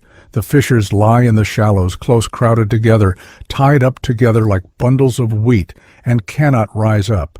The reeds swish, and the fish of the sea lie over the fishers. They snarl in the marsh, and the water rings them round in its circle. Then shrilling, he spake with his voice. He discoursed with his voice sublime, and spake to the catchers of fish. Off from me, ye foul-smelling fishers, ye fishers who mix poison. Begone, catch fish who eat your own filth. Down with you to your, and go to the end of the crossing. I am no fisher who catches fish, and my fish are tested. They are not caught by the hook with bad dates, a mess which my fish do not eat. They fall not into the nets that are colored, and turn not to the lamps of the lie. They sink not down through the mud of the water, and go not after the of deception. They, the nets, divide not the water, that shall fall on the good. If the fishers cast o'er them the cast net, they tear asunder the net, and set themselves free. There will be no day in this world on which the fishers catch my fish. There will be no day in this world on which the dove loves the ravens. Accursed be ye foul-smelling birds, and accursed your nest, so that it may not be filled. Woe to your father Surma, whose bed is in the reeds. Woe to thee, hungry Saphna, whose wings do not dry in this world. Woe to thee, foul-smelling Sagia, thou who seest the fish and sighest for them. He shrieks and cries bitterly when he strikes for the fish and misses them. Woe to thee, Arbana, thou who haulest the fish out of the deeps. Well for him who frees himself from the talons of those who catch fish. Well for him who frees himself from the men who are watchers of this world. Begone with you, ye planets, be of your own houses a portion. Water does not mix with pitch, and the light is not reckoned as darkness. The perfect one's partner cannot be called your partner. The good cannot belong to the wicked, nor the bad to the good. Your ship cannot be tied up with mine, nor your ring be laid on my ring. There is the head of all of you. Count yourselves unto his realm. This your crass father stays stuck in the black water. Your mother, who nets nets and heavy double machines, have I beaten with the staff of living water, and smashed a hole in her head. I lead on my friends, raise them on high in my ship, and guide them past all the tax-gatherers. I guide them through the passage of outrage, the region where the fishes are taken. I make them escape the filth-eaters. But ye will come to an end in your dwellings. I and my friends of the truth will find a place in life's Shekinah. Into the height will I bear them on thrones surrounded with standards of glory. The seven are vanquished, and the stranger man stays victorious. The man of piety put to the test was victorious, and helped the whole of his race unto victory. Life is exalted and is victorious, and victorious is the man who has come hither. Section 39. The final submission of the evil fishers. In the name of great life may hallowed light be glorified. 'Tis the voice of the pure fisher who calls and instructs the fish of the sea in the shallows. He speaks to them. Raise your up on the surface of the water, stand upright. Then will your force be double as great. Guard yourselves from the fishers who catch the fish and beat on the Jordan. Shilmai and Nidbai curse them, and they depart and settle themselves down behind me a mile off. The fish curse their casting net in their place. When the fisher thus spake, warning all of the fish, when the fishers his voice heard, they came up and gathered around him. They put themselves forward to ask of him questions, and knew not whence he came. Where wast thou, fisher, they asked him, that we heard not thy voice in the marsh? Thy ship is not like our ship, and thy is not. Thy ship is not tarred over with pitch, and thou art not like the fishers of this world. The fishers see him, become scarlet for shame, and remain standing in their places. They say to him, Whence comes it that thou dost fish without finding? Thy ship is not like our ship. It shines by night like the sun. Thy ship is perfected in ether, and wondrous standards are unfurled above it. Our ship sails along in the water, but thy ship between the waters. Our reeds, rods, grumble at one another and break into pieces. Among them is the fish trident of wrath, on which and are not. Thy, O fisher, is such that when the fish see it, they take themselves off. We have not yet seen any fishers which are like unto thee. The wind wafts thy ship on, the mast. For the fisher and a rudder that gleams in the water shallows. On thy cast net is no cord, and they have not laid round it. There are no in it, which are a cunning device against the fish of the. Thou keepest thy yarn, and hast no clapper and no hatchet. Thy yarn is equal to net, fishes not in the water, and is not colored for catching fish. When the fishers thus spake, the fisher made answer unto them, Have done, ye fishers and fishers' sons, off, get you gone from me. Off, go up to your village, the ruins Jerusalem. Ask about me of your father, who knows me. Ask of your mother, who is my maidservant. Say to him, There is a fisher in the boat, in which are four. There is a rudder, and it stands there, and a mast. And redemptions. They lay waste the land of Jerusalem. When they heard this from the fisher who has come hither, and understood, they spake to him, Have compassion, forbearance, and mercy on us, and forgive us our sins and our transgressions. We are thy slaves. Show thyself indulgent towards us. We will look after thy fish, that none of them fails. We will be the servants of thy disciples, who name thy name in truth. We will continue to look after all who name thy name.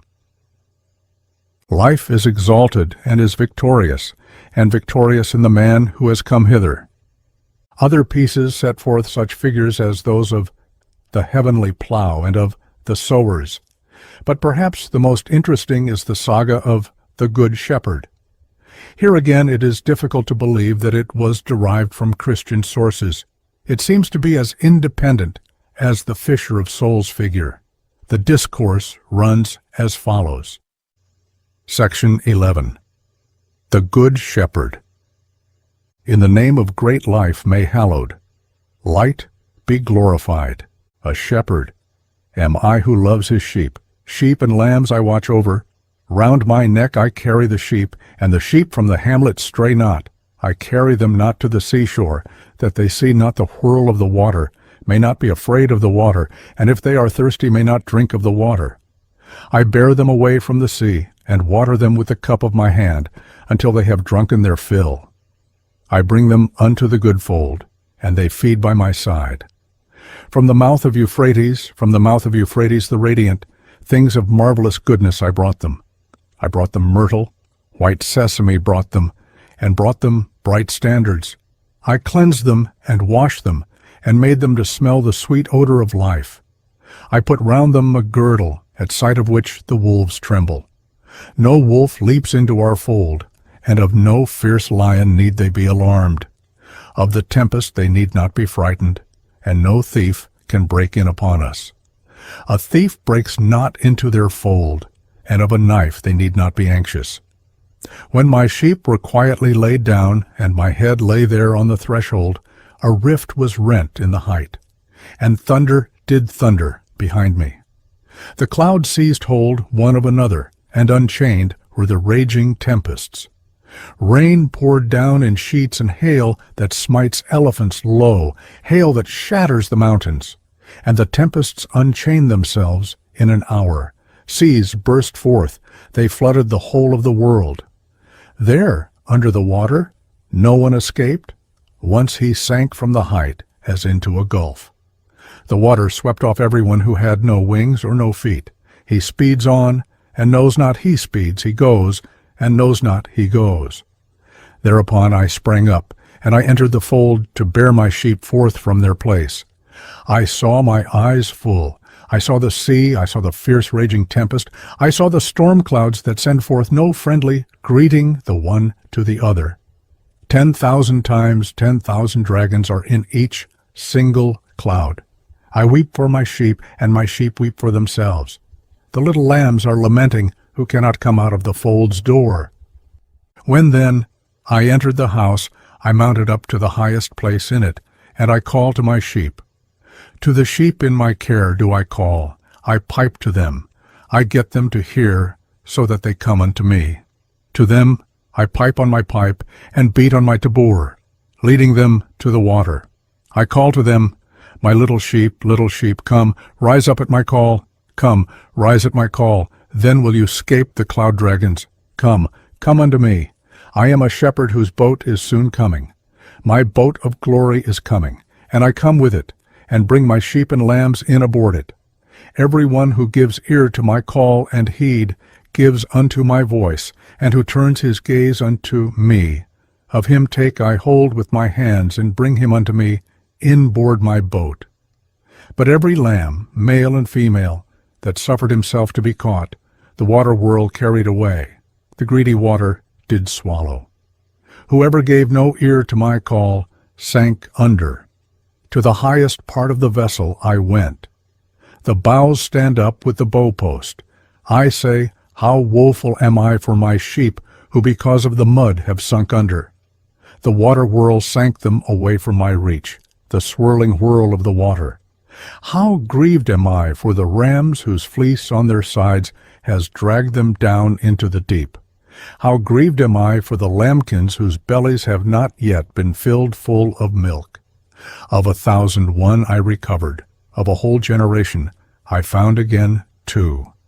Happy is he who stood up in the water, and in whose ears no water has entered. Happy the great rams who have stamped with their feet.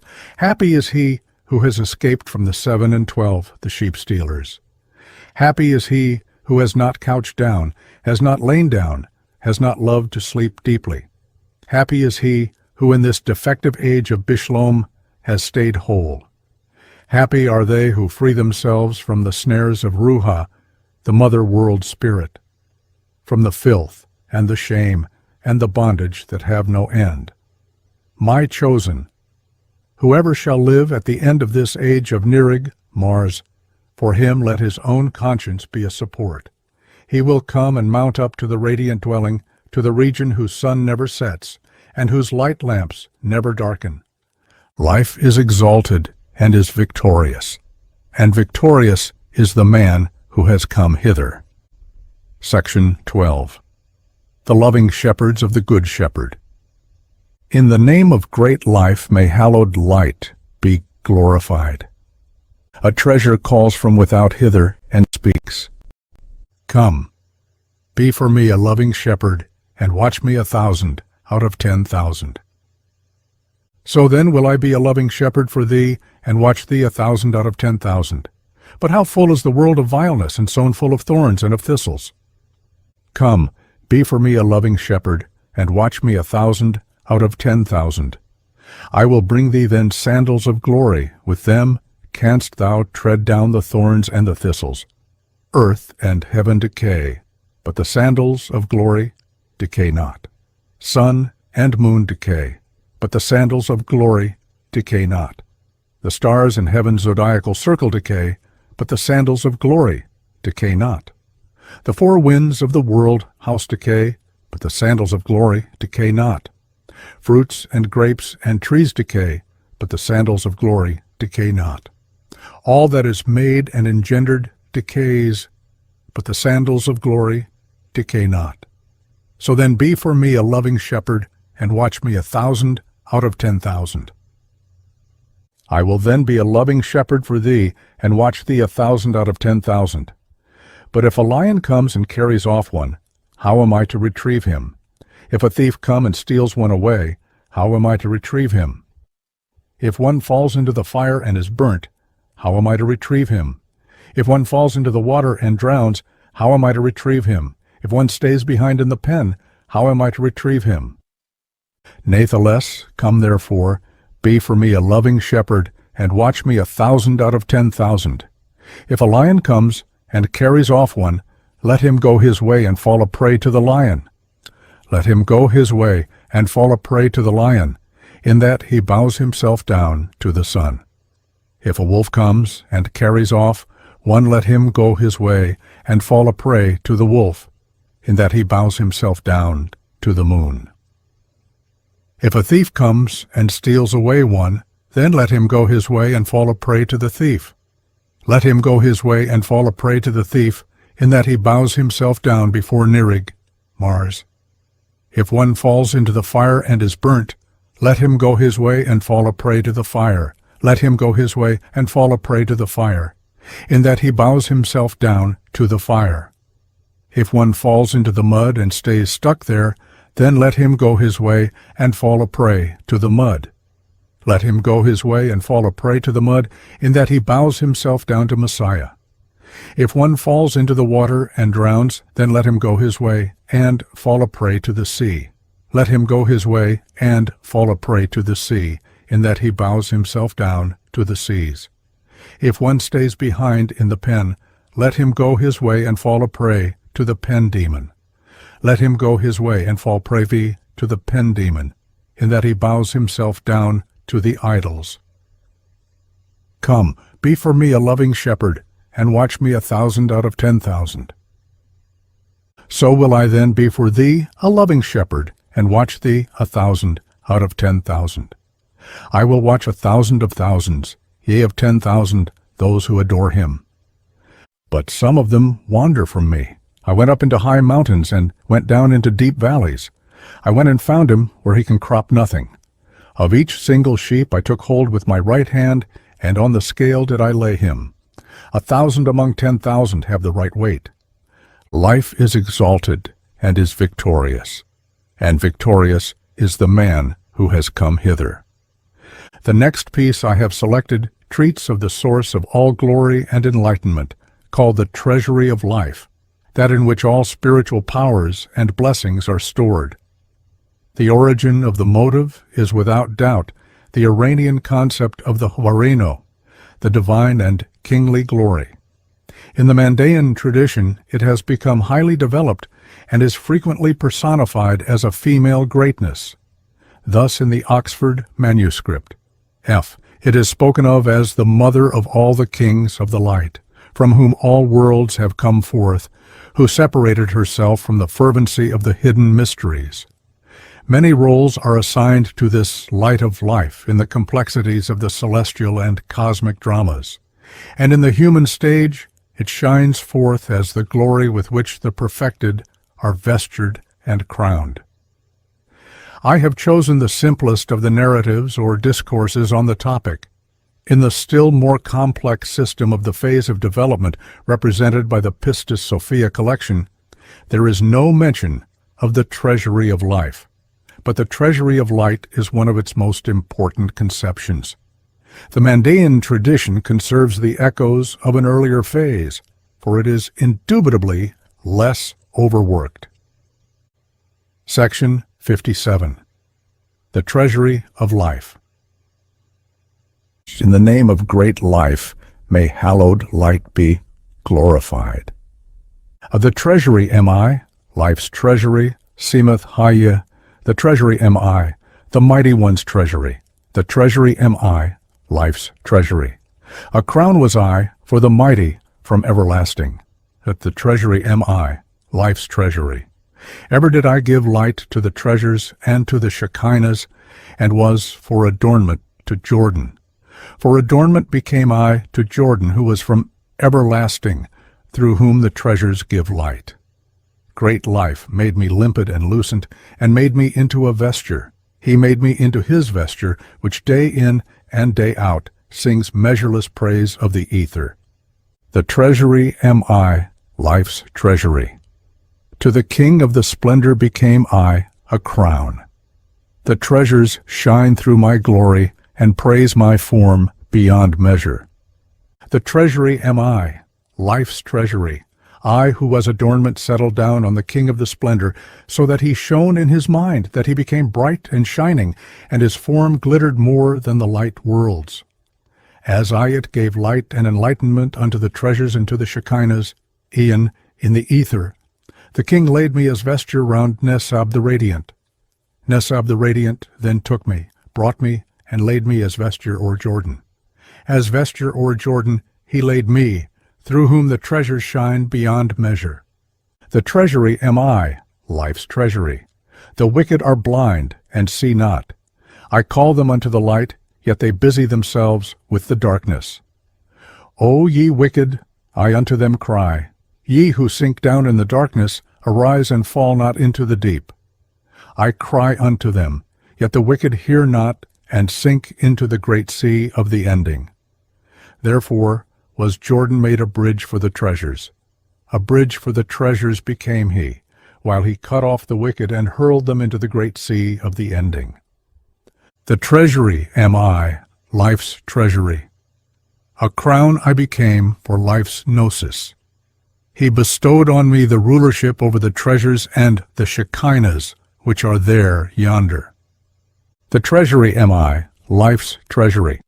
Of the light worlds was I the enlightener.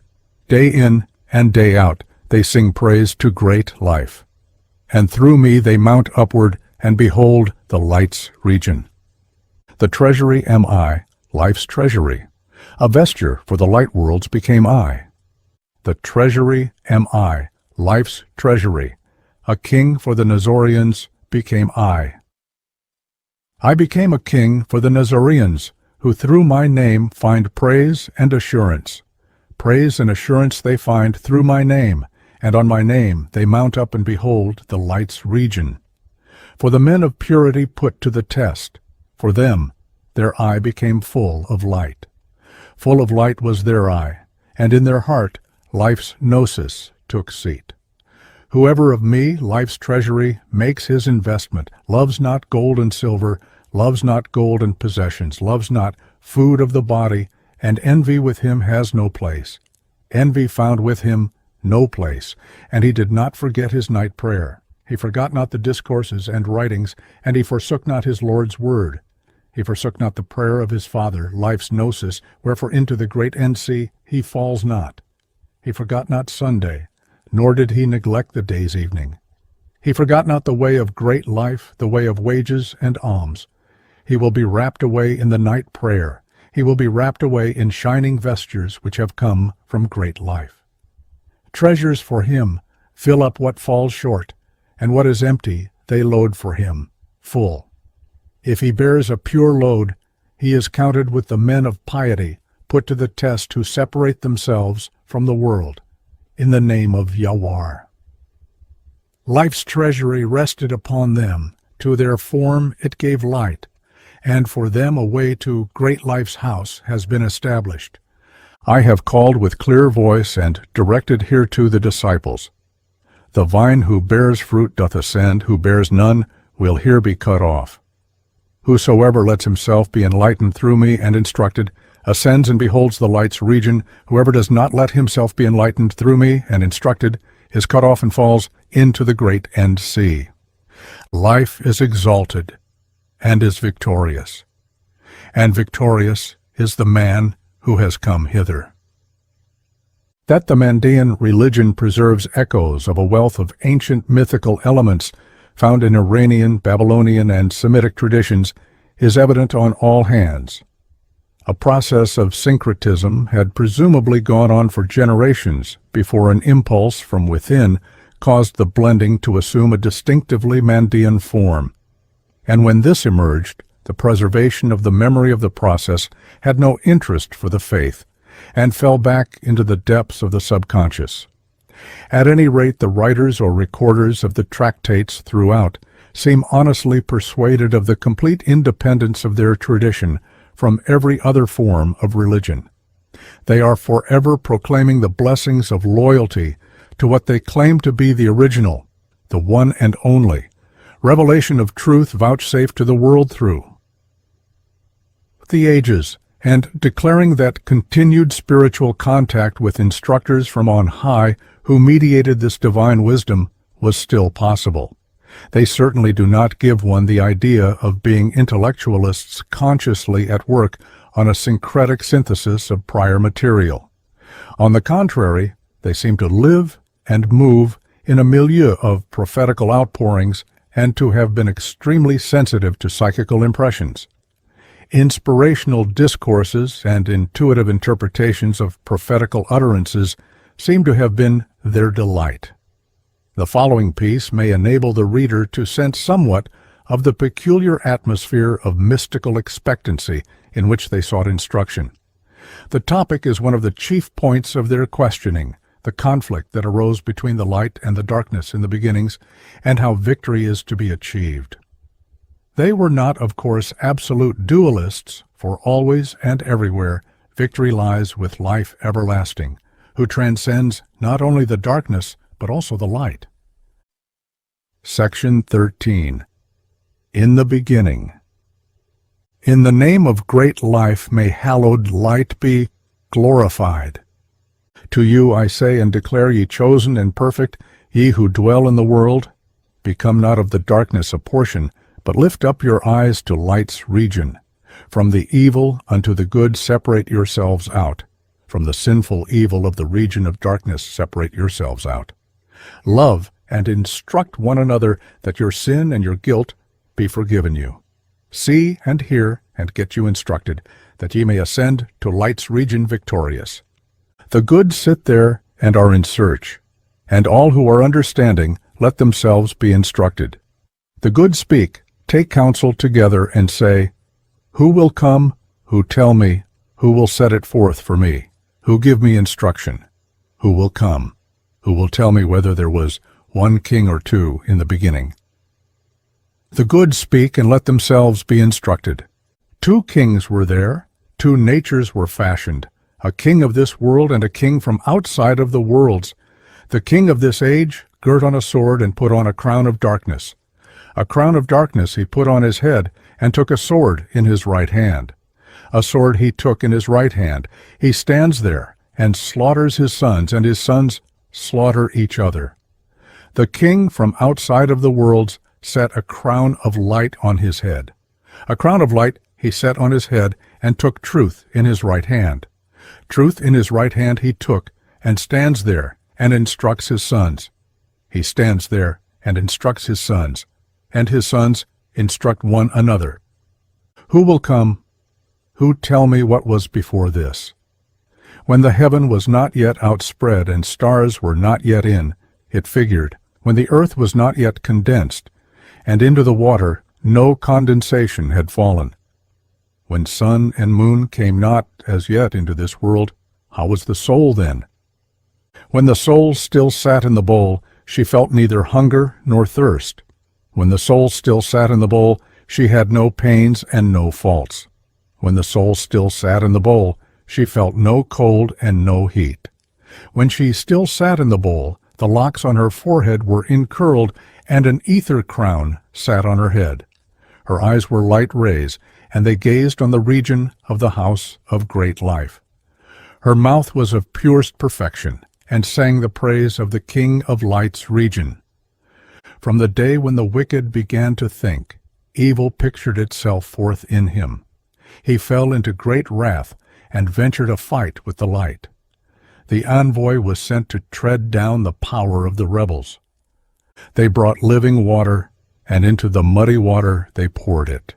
They brought light-giving light, and into the gloomful darkness they cast it. They brought the delightsome wind, and into the frantic wind cast it.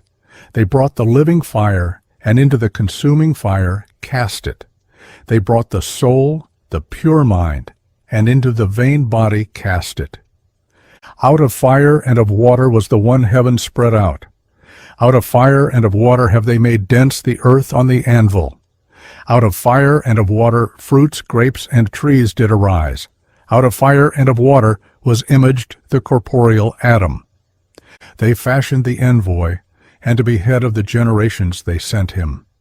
With heavenly voice he called hence into the world's disquiet. At the call of the envoy, Adam who lay there awoke. Adam who lay there awoke and went forth to meet the envoy. Come in peace, O envoy, life's messenger, who hast come from the house of my Father. How firmly is planted with all dear, beautiful life in his region. But how meanly for me has a stool been set up, and my dark form sits on it, lamenting. Thereon the envoy made answer and spake to the corporeal Adam, Thy throne has been set up in beauty, O Adam, and 'tis thy form sits here lamenting. All were mindful of thee for thy good and fashioned, and sent me to thee. I am come and will give thee instruction, O Adam, and free thee from this world. Give ear and hearken, and get thee instructed, and mount to light's region victorious. Adam gave ear and had faith. Hail to him who gives ear after thee and has faith. Adam received the truth. Hail to him who receives the truth after thee. Adam looked up full of hope and ascended. Hail to him who ascends after thee. Give ear and hearken, and let yourselves be instructed, ye perfect, and ascend to light's region victorious. And praised be life. That the moral instruction given to the Mandaeans is excellent may be seen in almost any piece, but there are distinctive collections of ethical exhortation, of which the following is an example. Section 47. Exhortations. From the light region have I, life's gnosis, come forth, from thee, thou glorious dwelling. With vestures of glory have I been clad, and a crown of victory on my head has been set. I came and found the Nazorians, how they stand on the shore of the Jordan. I set up my throne and sat down, as a father who sits midst his sons. The good sits there and teaches his sons all truth, in which is no error. My sons, see that you commit no adultery, see that you no theft commit. They who commit adultery and who steal mount not up to life's house. They mount not up to life's house, and do not behold light's region. My sons, see that you practice no magic, and afflict not the soul in the body. The magicians and falsificators are hurled into seething pots, and fire is their judge. My sons, see that ye remove not the boundaries, that the boundary stone you displace not. The eye of those who remove boundaries looks not on the light, my sons. See that you do not abandon the slave to the hands of his master, and the slave girl to the hands of her mistress. Abandon not the weak to the strong. He who acts otherwise will be fettered in a distant region, in the tax-gatherer's house.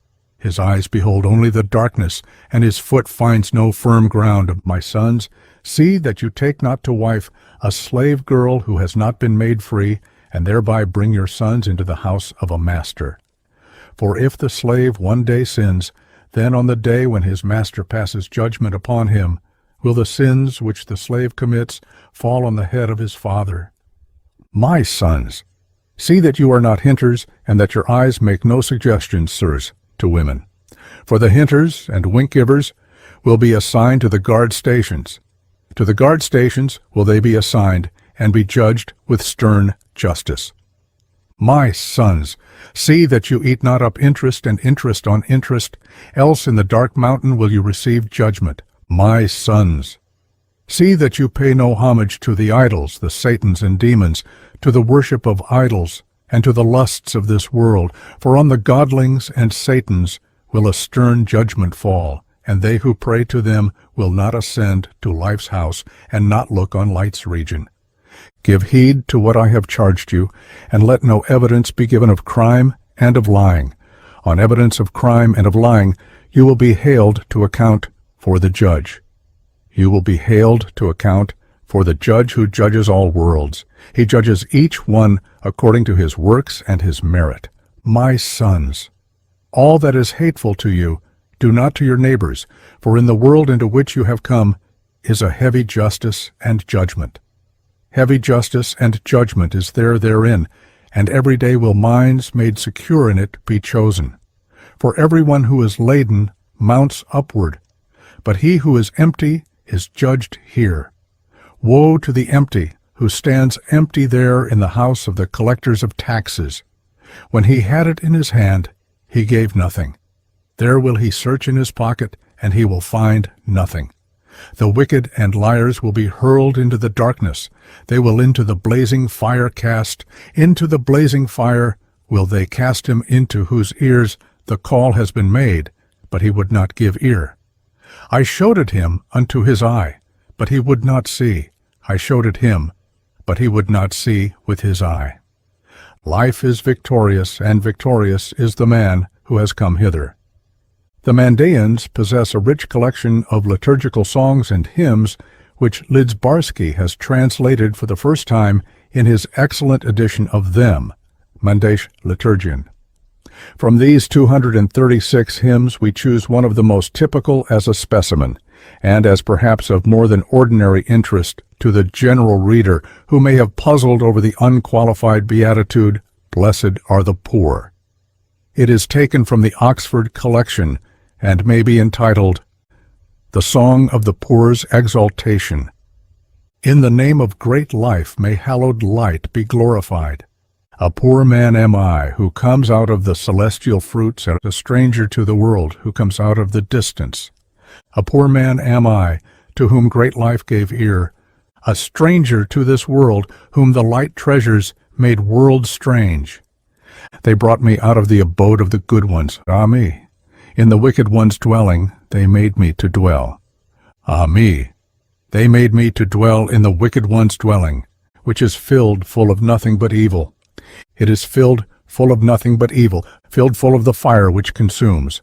I would not and will not dwell in the dwelling of naughtness. With my power and with my enlightening, I dwelt in the dwelling of naughtness. With my enlightening and my praise-giving, I kept myself stranger to this world. I stood among them. As a child who has not a father, as a child who has not a father, as a fruit who has not a tender, I hear the voice of the seven who whisper in secret and say, "Whence is this stranger man whose discourse is not like to our discourse?" I listened not to their discourse, then were they full of wicked anger against me.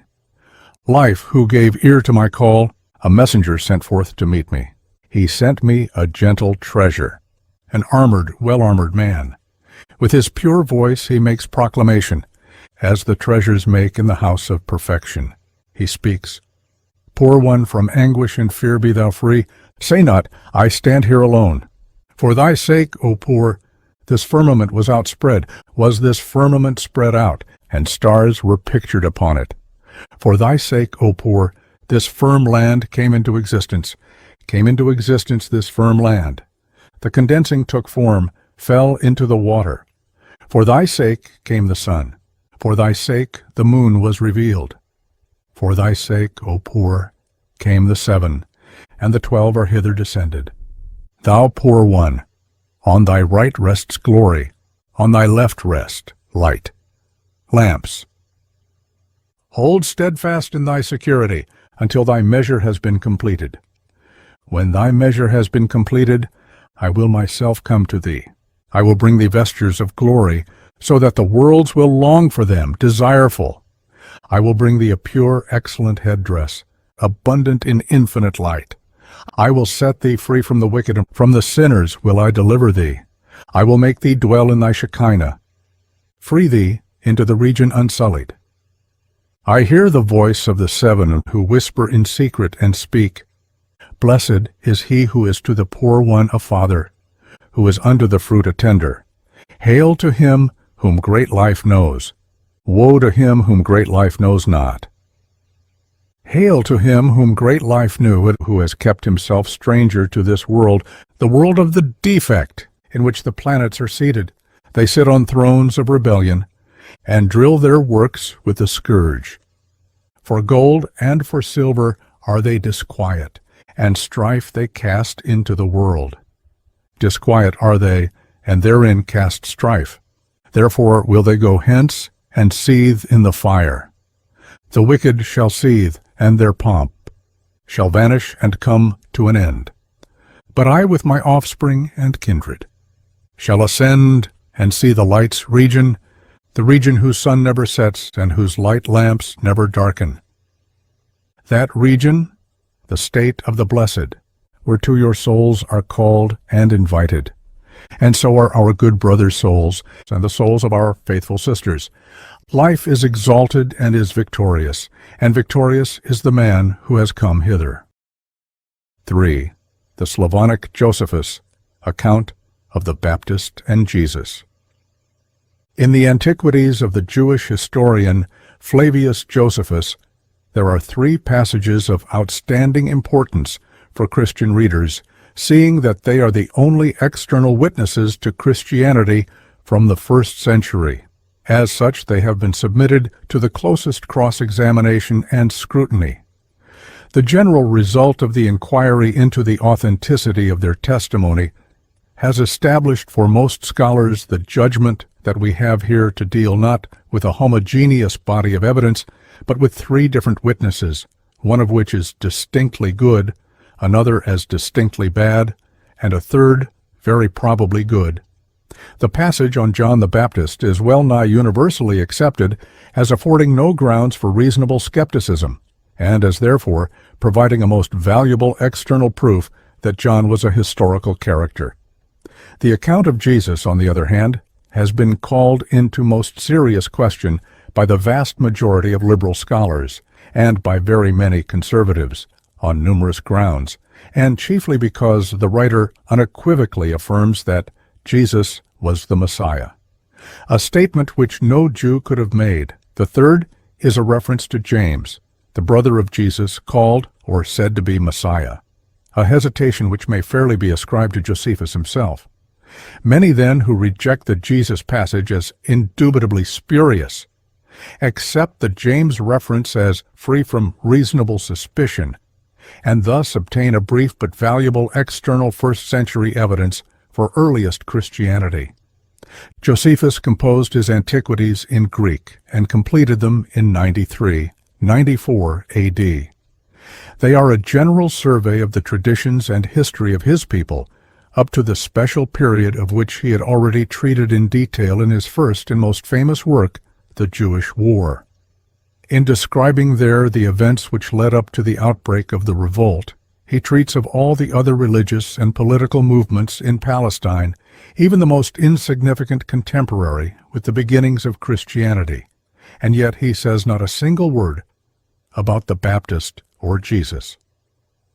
This is a very striking and puzzling omission, where precisely we should expect to find such mention, and where far greater opportunities occur for bringing it in than in the Antiquities.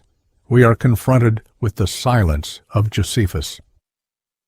The war was first of all composed in Aramaic and circulated among the Jews of Palestine and Babylonia, doubtless to convince them of the futility of resisting the might of the Roman arms. Of this original edition, however, no trace has so far been discovered. The work known to us is in Greek. It is not a translation so much as a recomposition, very carefully prepared on the models of Greek history, and in this Josepus sought the help of Greek stylists. It reads indeed like an original composition.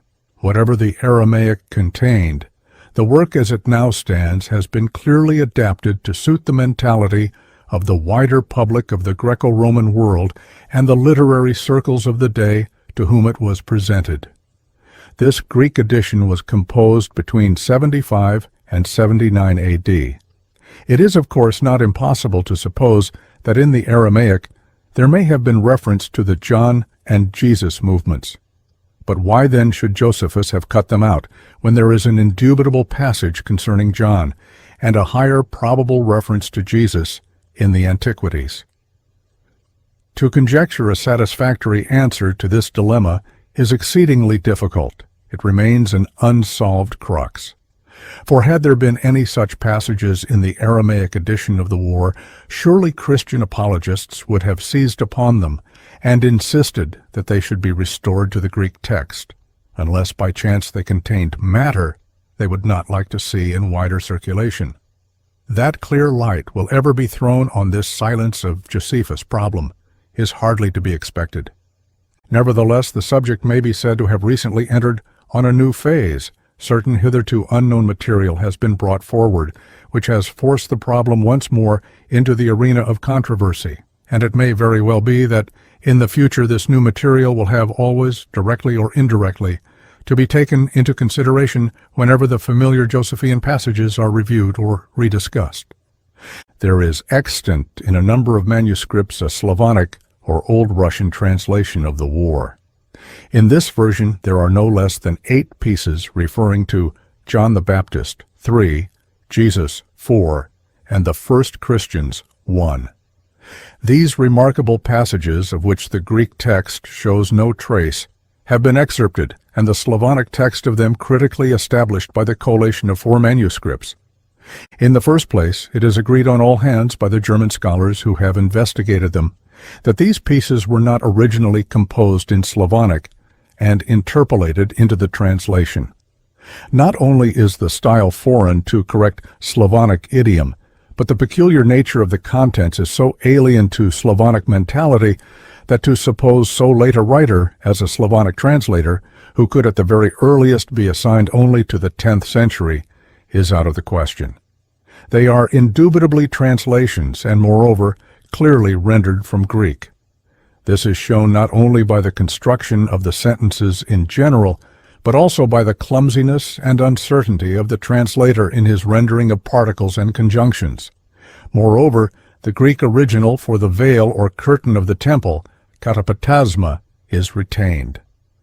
These 8 pieces were excerpted from the rest of the text and first made accessible for the general world of scholarship, in German translation by A. Behrens. The consensus of learned opinion in Germany and elsewhere, apparently no notice whatever has been taken of the find from the start, has been entirely unfavorable to their authenticity. That is to say, no one has so far ventured to claim them for Josephus himself. They were immediately and almost unanimously dismissed as transparent Christian forgeries, and that too of a late date and of no sort of historic value of any kind. Here and there, however, were signs of some hesitation in endorsing so wholesale and precise a verdict. For a few, the matter seemed not so simple as it appeared at first sight. The first caveat was entered, and the subject brought into a new perspective by R. Seeberg in a somewhat popular but highly suggestive treatment, which he boldly entitled A New Source for the Earliest History of Christianity. Though Seeberg's reputation as a specialist on questions of origins forbade the rejection of his view as that of an irresponsible eccentric, no attention was paid to it, perhaps because he had not attempted to work out his theory in detail. This task, however, was speedily undertaken by Johannes Frey of the University of Dorpat, who had just published a very valuable and thoroughgoing study of the history of the Passion. In 1908, Frey produced a substantial volume in which he treated the material to an acute analysis and with minute elaboration, and in other respects showed a remarkable grasp of all the puzzling complexities of a whole series of problems which an intensive scrutiny of the passages brought out. In the first place, Frey called attention to the fact that the general characteristics of these pieces were very different from those of all other ancient Christian forgeries known to us. His main contention throughout this very thorough inquiry is that the author, whoever he may have been precisely, must be held in general to be a Jew and not a Christian. There is no evidence of direct dependence on early canonical Christian literature, no sign that he had any acquaintance with the precision of written tradition. Insofar as there is agreement with the Gospels or Acts, it is only in respect to the barest generalities. There is nothing even to show acquaintance with the precise inner oral traditions of the Christians themselves. It is all set forth from an external standpoint. Nevertheless, the writer is not simply fabricating freely out of his imagination. He has traditional material of some sort to go on. He is trying to set forth what he has heard and gathered, and what at times puzzles him considerably. He reports opinion, what people say, some this, others that. He would also play the part of the impartial historian, considering probabilities and even possibilities. He is not a hostile critic by any means. On the contrary, he is in general sympathetic. Indeed, he regards both John and Jesus as outstanding personalities, even astonishingly so, and his sympathies are enlisted for them because he thinks they have both been most unjustly done to death. His attitude is thus in general that of a friendly Jewish outsider, a very difficult part for a convinced Christian to play without betraying himself in some fashion as a believer in the full Christian claims. He, however, nowhere asserts that Jesus was the Messiah. Frey's main contention then, following Seeberg, is that the writer worked on Jewish general popular oral sources. In other words, he had at his disposal traditions proximate to the occurrences, and therefore worthy of attention, as giving a picture of an early outside view of nascent Christianity. Seeberg thinks that Christian manipulation must be admitted in 3 or 4 places, but Frey tries to show that he is here mistaken. Frey is perhaps not sufficiently cautious in thus leaving no loophole. But even with this qualification, if the main contention of both scholars can stand, the possibility of our being faced with early external traditions of some kind is a matter of quite extraordinary interest, and deserves the careful attention of all students of Christian beginnings. As practically nothing is known of these passages by English readers, it may be of service to present those few of them who see this study with a translation of the German version of these 8 extracts. They may then judge for themselves how the contents strike them. But whatever may be their opinion as to their value or worthlessness, it cannot be denied that every scrap of material, however intractable, that can be held by any trained mind to contain the possibility of having even the remotest bearing on the surroundings of earliest Christianity, possesses a unique interest and fascination of its own. For the first century is otherwise practically silent outside the New Testament documents. The version that follows is made from the German translation given in Frey's volume. I have, however, added the subtitles. It is literal and clumsy like the German, which faithfully follows the Slavonic. The variant readings in the manuscripts are slight, and I have not noted them in detail. For the present paper is intended for the general reader solely, and not for the specialist, who must deal at first hand with Frey's technical exposition, which, as far as I am aware, has not yet been disposed of, or indeed in any way answered. 1. John's proclamation and his rebuke of the authorities. Now at that time a man went about among the Jews in strange garments, for he had put pelts on his body everywhere where it was not covered with his own hair. Now at that time a man went about among the Jews in strange garments, for he had put pelts on his body everywhere where it was not covered with his own hair. Indeed, to look at he was like a wild man.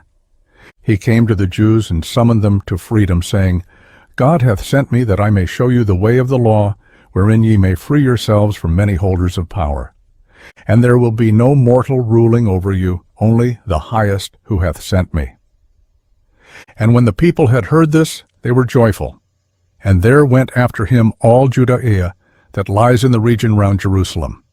And he did nothing else to them, save that he plunged them into the stream of the Jordan, and dismissed them, instructing them that they should cease from evil works, and promising that there would then be given them a ruler who would set them free, and subject to them all that is not in submission. But no one of whom we speak would himself be subjected. Some reviled, but others got faith. And when he had been brought to Archelaus, and the doctors of the law had assembled, they asked him who he is, and where he has been until then. And to this he made answer, and spake, I am pure, for the Spirit of God hath led me on, and I live on, cane and roots and tree food. But when they threatened to put him to torture if he would not cease from those words and deeds, he nevertheless said, It is meet for you rather to cease from your heinous works, and cleave unto the Lord your God.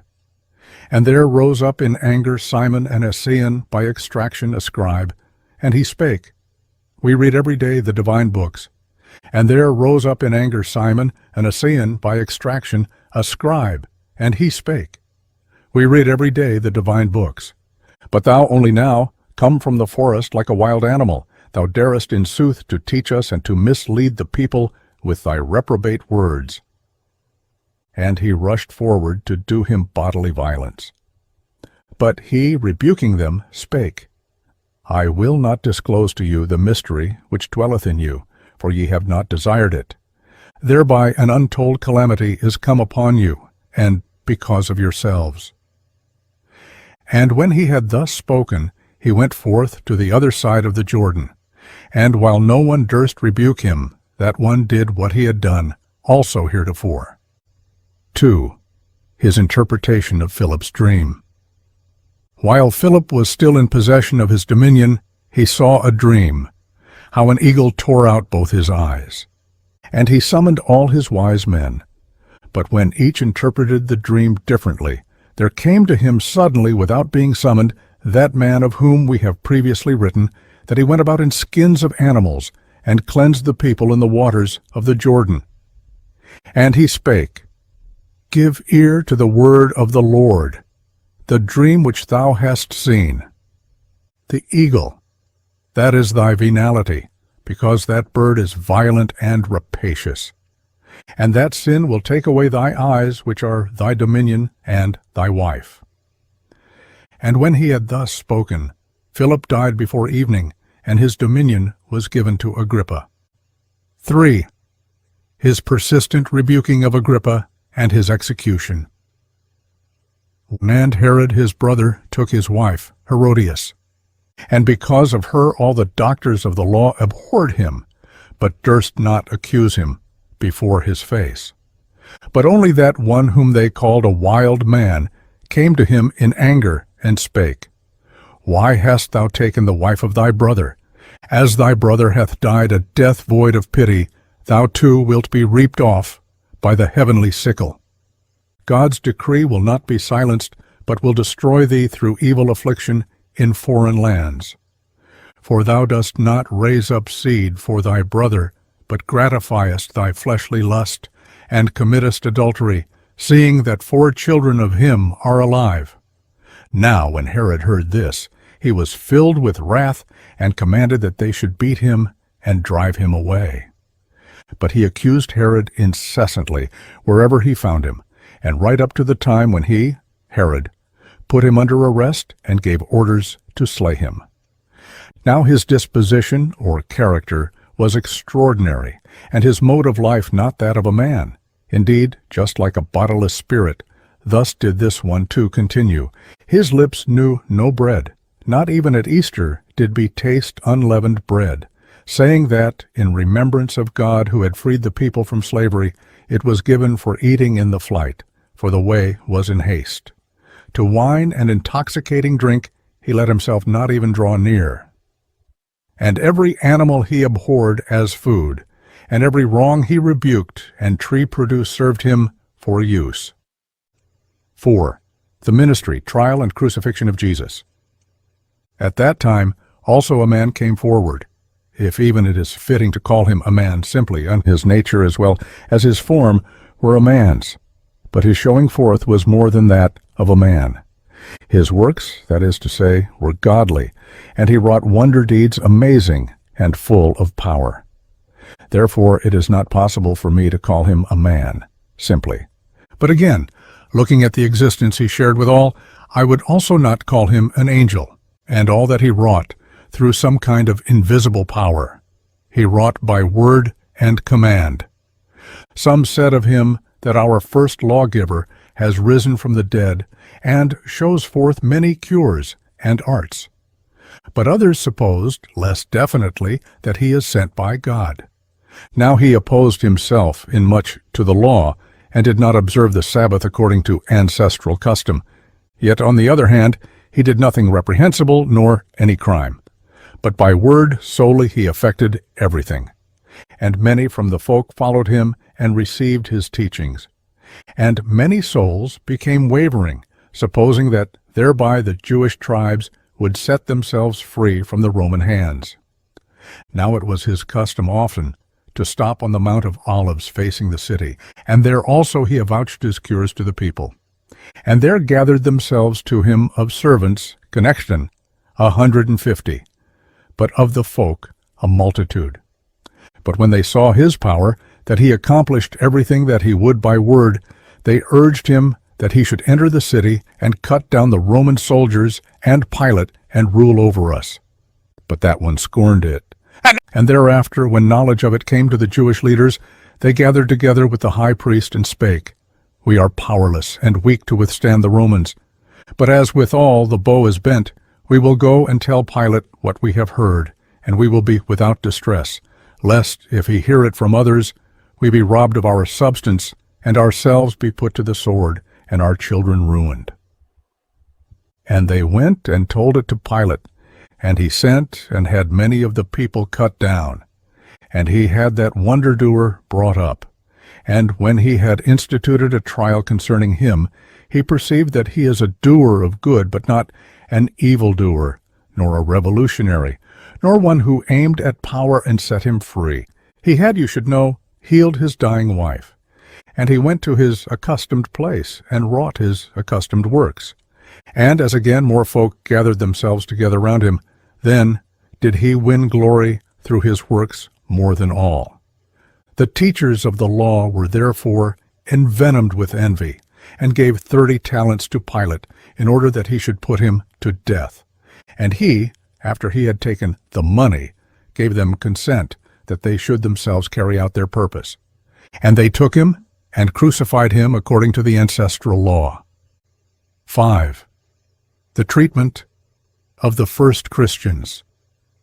Again Claudius sent his authorities to those states, Cuspius Fadus and Tiberius Alexander, both of whom kept the people in peace, not allowing them to depart in anything from the pure laws.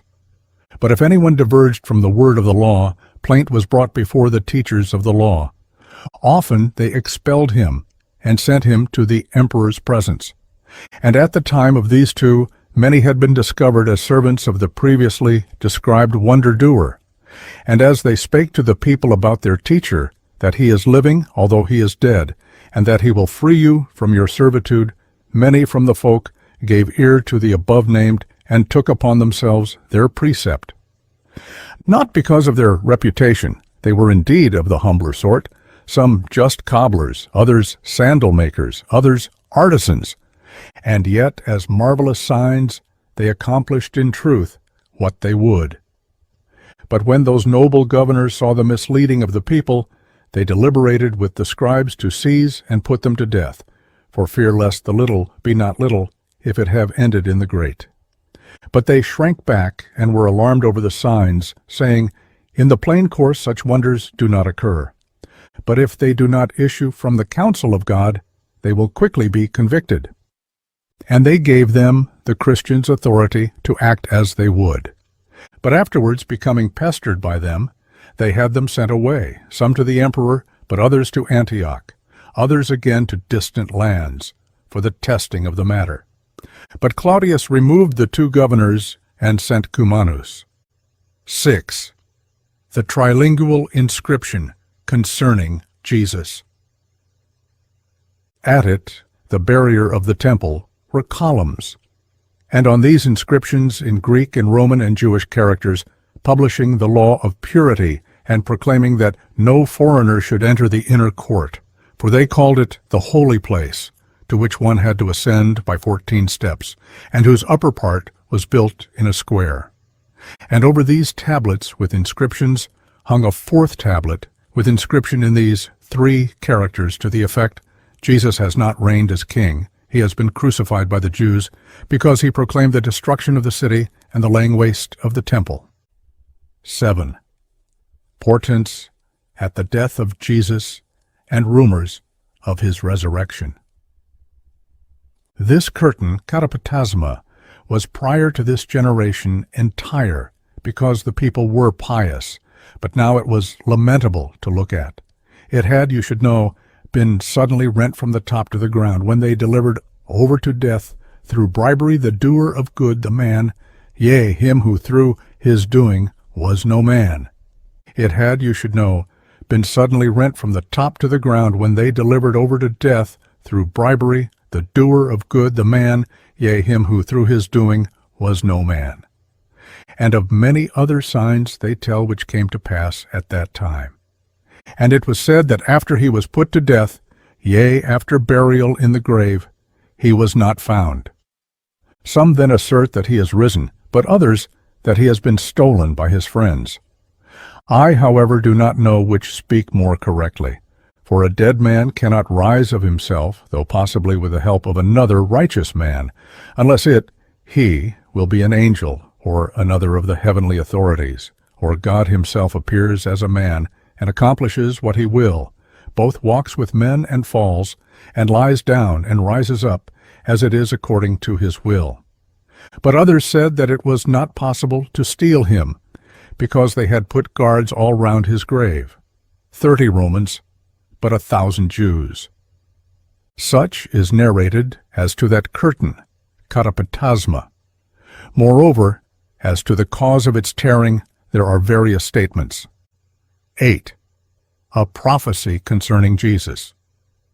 Some indeed by this understood Herod, but others the crucified wonder-doer Jesus, others, again, Vespasian. In conclusion, a few very general remarks may be added, calling attention to the most salient points. In the John pieces, 1-3, there is nothing sufficiently distinctive to show any literary dependence on the New Testament accounts. On the contrary, there are entire novelties and wide divergences. In the first place, the strong political coloring given by the writer to the proclamation of the prophet is quite out of keeping with anything to be found in the Christian presentation. But the most striking difference is the protracted period assigned to John's activity. At that time means during the ethnarchy of Archelaus. Now Herod the Great died in 4 BC, and Archelaus, who succeeded him, was deposed in 6 AD. It is quite inconceivable that any Christian writer who had the gospel story before him could have made what would be so astounding a statement to Christian ears, one that would at once appear to the most moderately instructed as an egregious blunder. Surely the last thing an intelligent forger would desire to do would be to give occasion to his readers to call the canonical narrative into question concerning so prominent a feature as John's almost equal age with Jesus, and so practically invite them to dismiss all the graphic details of the birth stories as fictitious, unless it be that he wrote before these stories were in circulation. No one short of a lunatic would concoct evidence against his own side.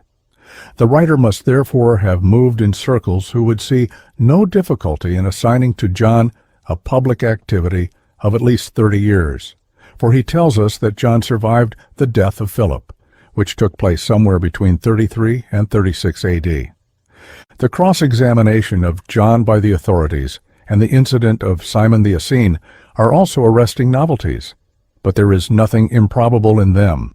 The introduction of the name Essene does not in any way depend on Christian tradition, for the surprising fact is that though there are close parallels between some of the doctrines of the Essenes and gospel ethics, and between some of their practices and the regulations, for instance, laid down for the mission of the apostles and the communal observances of the earliest Christian communities, the New Testament writers never mention the name. The wording of the refusal of John at the end of his rebuke to disclose a certain mystery to his official opponents has led some to the supposition that this is a cryptic reference to Jesus, meaning the mystery dwelling among you. That, of course, would be impossible at so early a date as prior to AD 6. But surely, quite apart from this, a Christian apologist would have been at pains to bring out clearly so essential a feature as John's acknowledgement of the messiahship of Jesus, and not go out of his way to disguise it? It is a curious and thought-provoking phrase.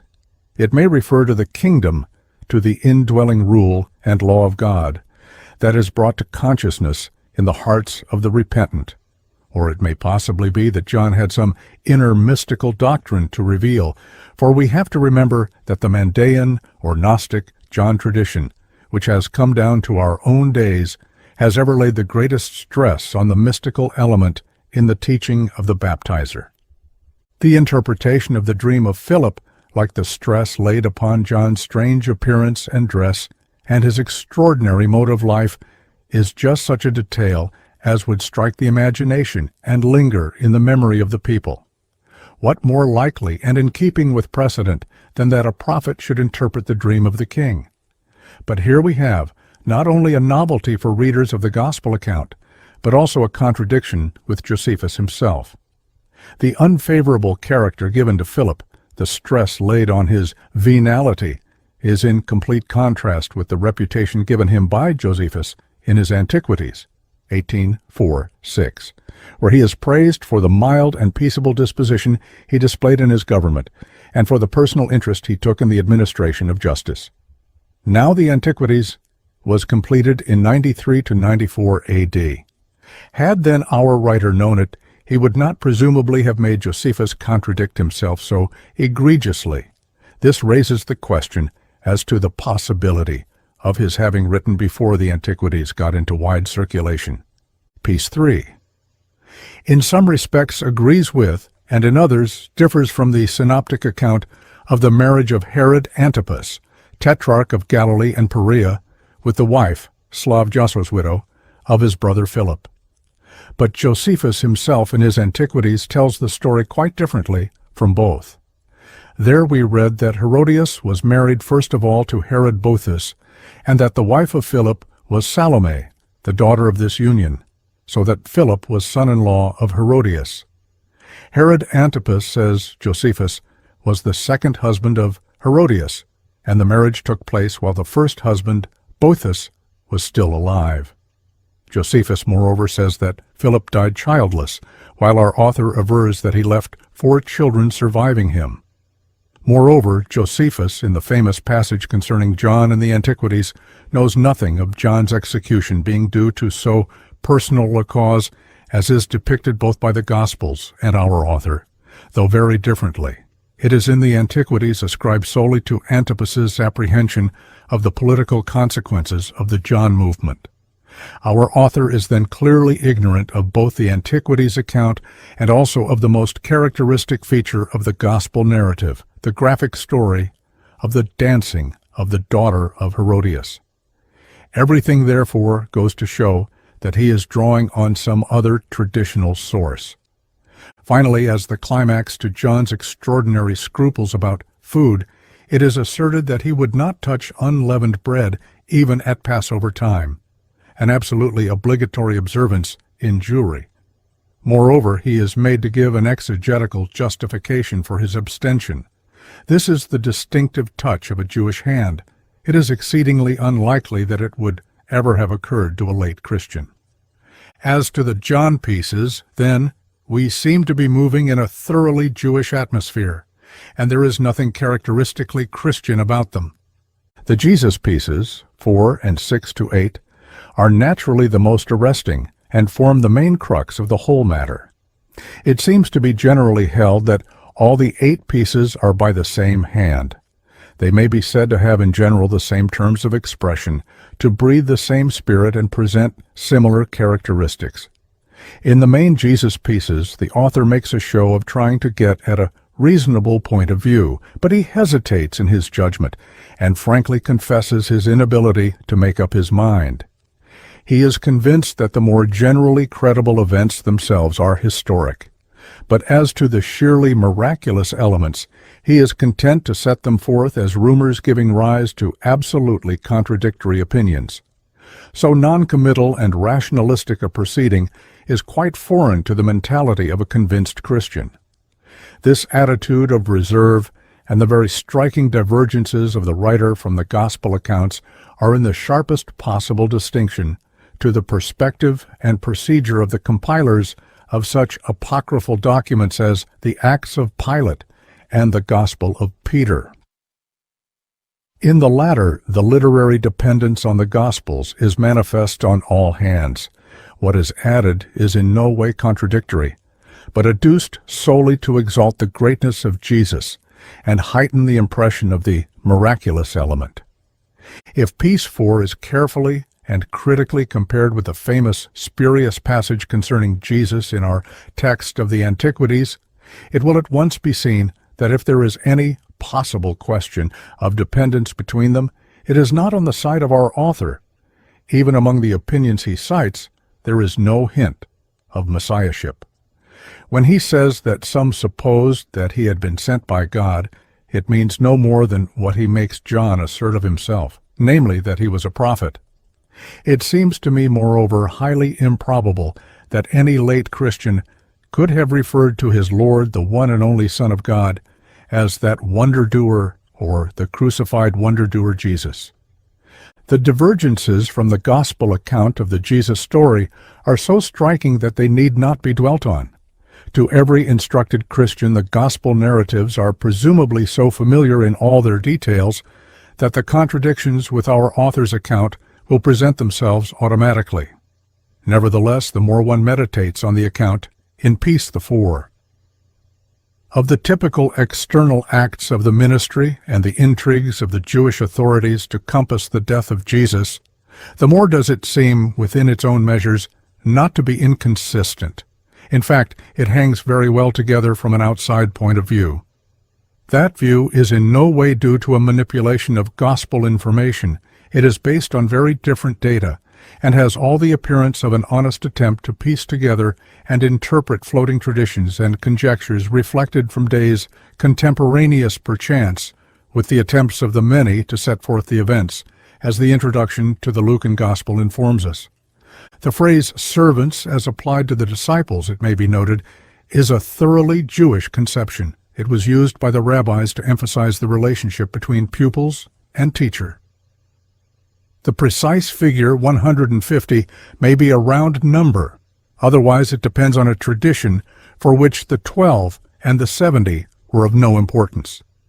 The final sentence, which avers not only that the Jewish authorities themselves crucified Jesus, but that this was in accordance with the law, is so astonishing in the latter respect that it has been set down to a gross blunder of the Slavonic translator from the Greek original, which may have read contrary to the law, koutou with the genitive and not the accusative.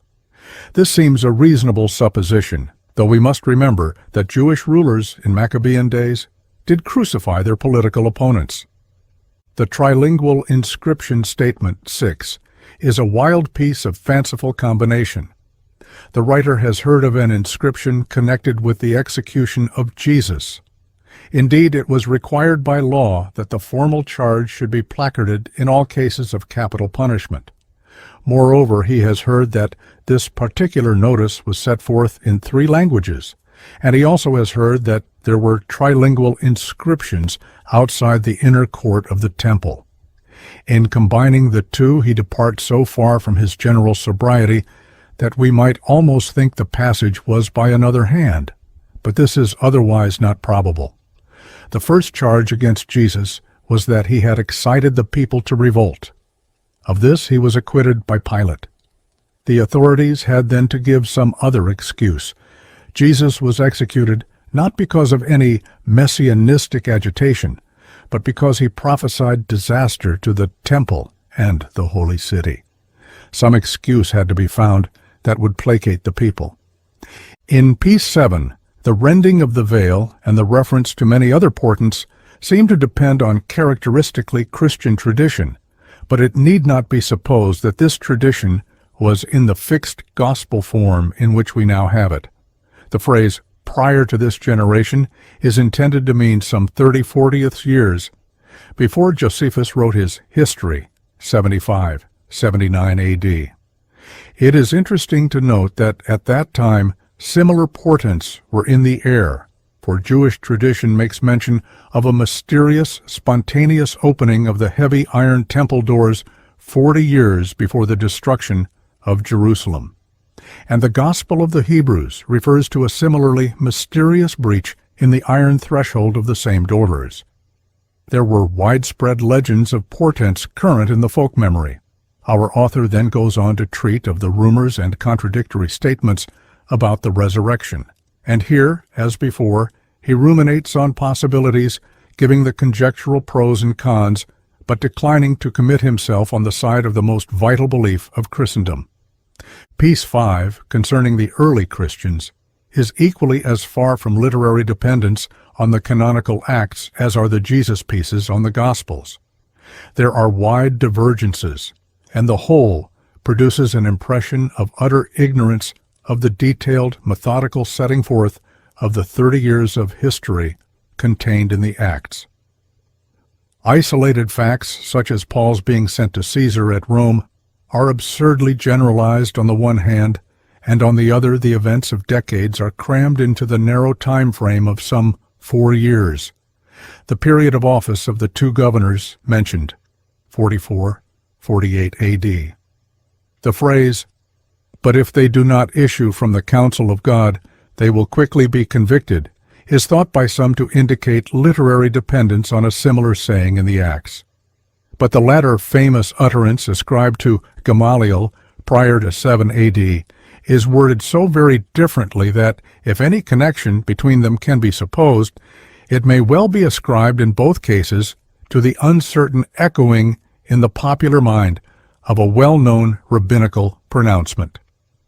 In conclusion, then, it may be said that the hope of extracting anything of value out of these astonishing and puzzling interpolations depends on establishing the reasonableness of the hypothesis that they are based on echoes of popular traditions still floating about in the Jewish environment of Christianity in, say, the last third of the 1st century. There is, I think, much that goes to show the likelihood of this supposal, or at least to deter us from summarily dismissing it.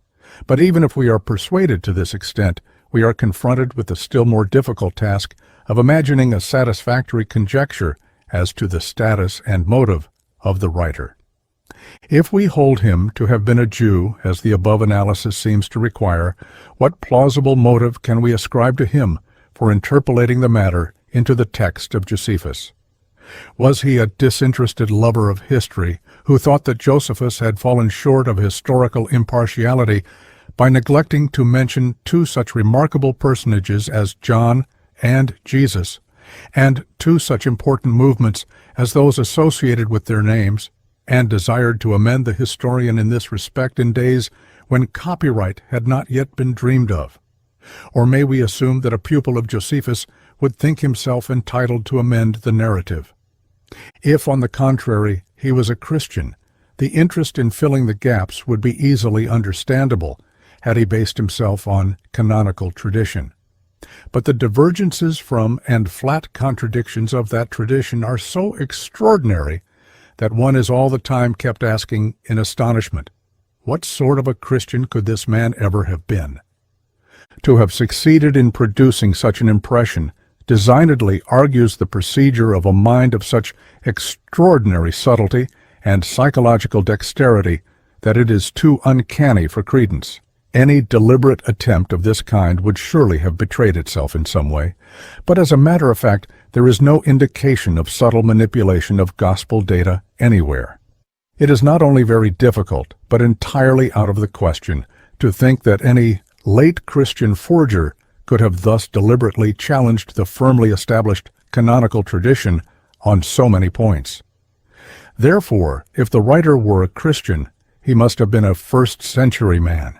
That is to say, he wrote before the Greek canonical Gospels were in general circulation, or at any rate before they had penetrated to his environment. There remains only one other possible conjecture, from which everybody has so far instinctively shrunk. Can the writer, after all, have been Josephus himself? But if so, why does he contradict himself so flatly, to say nothing of the difficulty of conjecturing his motive for cutting out the passages? It thus appears that whatever hypothesis of authorship we make, whether Christian, Jew, or Josephus, we are left floundering in a welter of inconsistencies. All that can be said is that the Jew alternative is the least improbable. And there we must leave this baffling problem, in the hope that our readers will at any rate be interested in having it brought to their notice. For in any case, these passages must be considered striking curiosities, even perhaps the greatest to be found in the ancient literature that is generally classed under the caption Christian Forgeries. 4. The Fourth Gospel. Proem. A New Version Venture. Connection. After I had for some time been making a close study of Lidzbarski's translations of the Mandaean, John Book, and liturgies, I had occasion in another connection to refer to the Greek text of the prologue to the Fourth Gospel. As I read, I found that a number of Mandaean associations came welling up from the preconscious, especially with regard to life and light, the use of the term man, and the way the sentences about John the Baptist linked on to these concepts. I found I was almost automatically construing parts of this familiar text from a new angle, or at any rate, envisaging them in a new perspective. I had already for long been convinced that the historical references broke awkwardly into the doctrinal proem proper, and that this contained what may be called some characteristic general Gnostic notions. Moreover, I had long been of the opinion that the proem was based on a source, but thought that this source was most probably already in Greek when it was made such deft use of by the inspired writer of the Pneumatic Gospel. I now asked myself, could it possibly have been originally in Aramaic? For there are indubitably some strained constructions in it that might be explicable as literal renderings of Semitic idioms.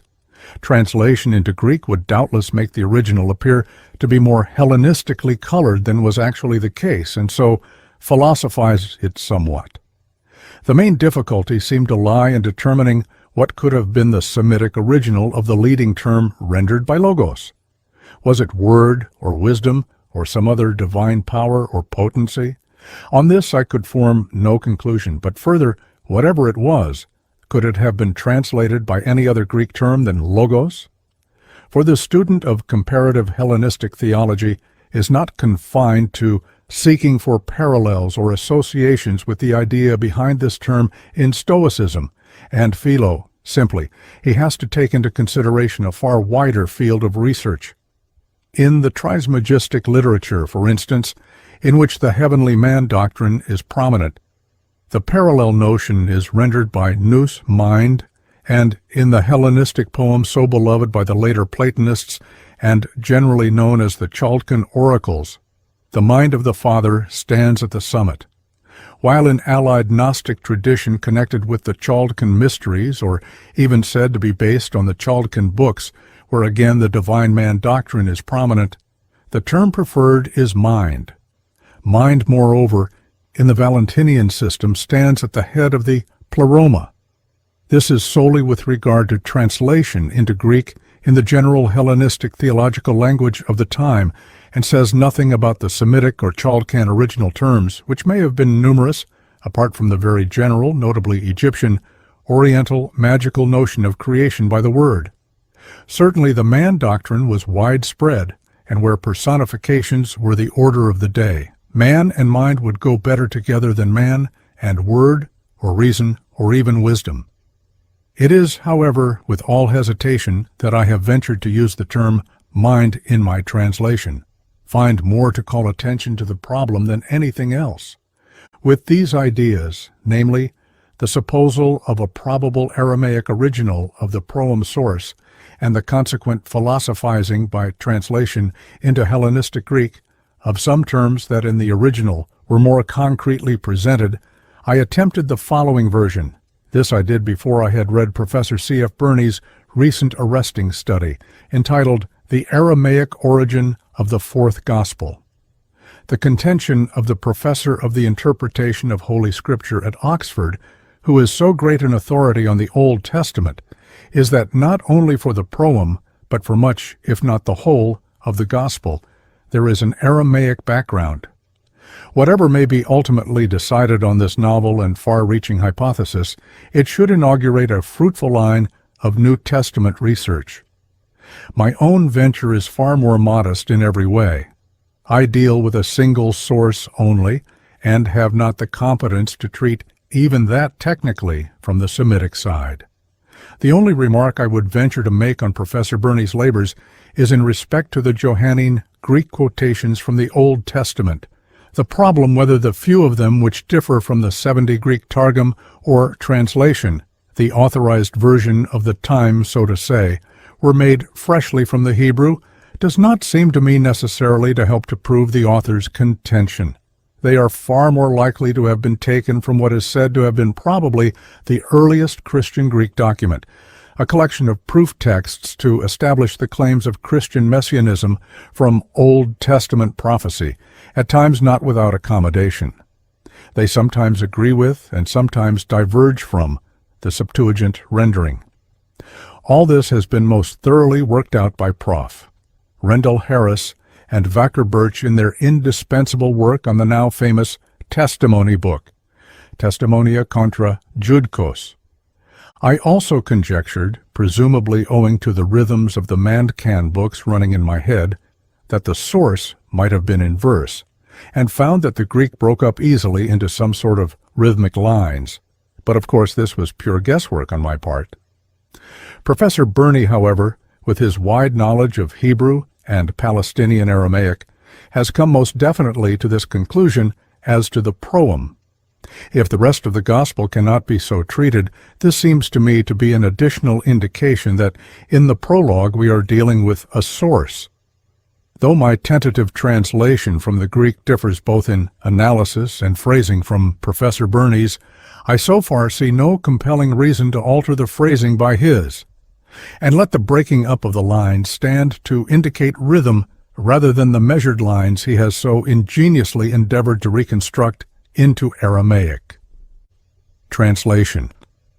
In beginning was mind, and mind was with God.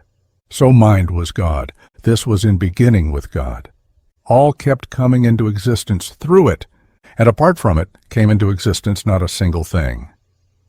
What has come into existence in it was life, and life was the light of the true men. And the light shineth in the darkness, and the darkness did not imprison it. There was a man sent by God, his name Ioannes. This man came for bearing witness, that he might bear witness about the light, in order that all men might have faith through it. That man was not the light, but came in order that he might bear witness about the light. It was the true light which enlighteneth every man, who cometh into the world. It was in the world, and the world kept coming into existence through it, and the world did not know it. It came unto its own, and its own did not receive it. But as many as received it, to them it gave power to become children of God.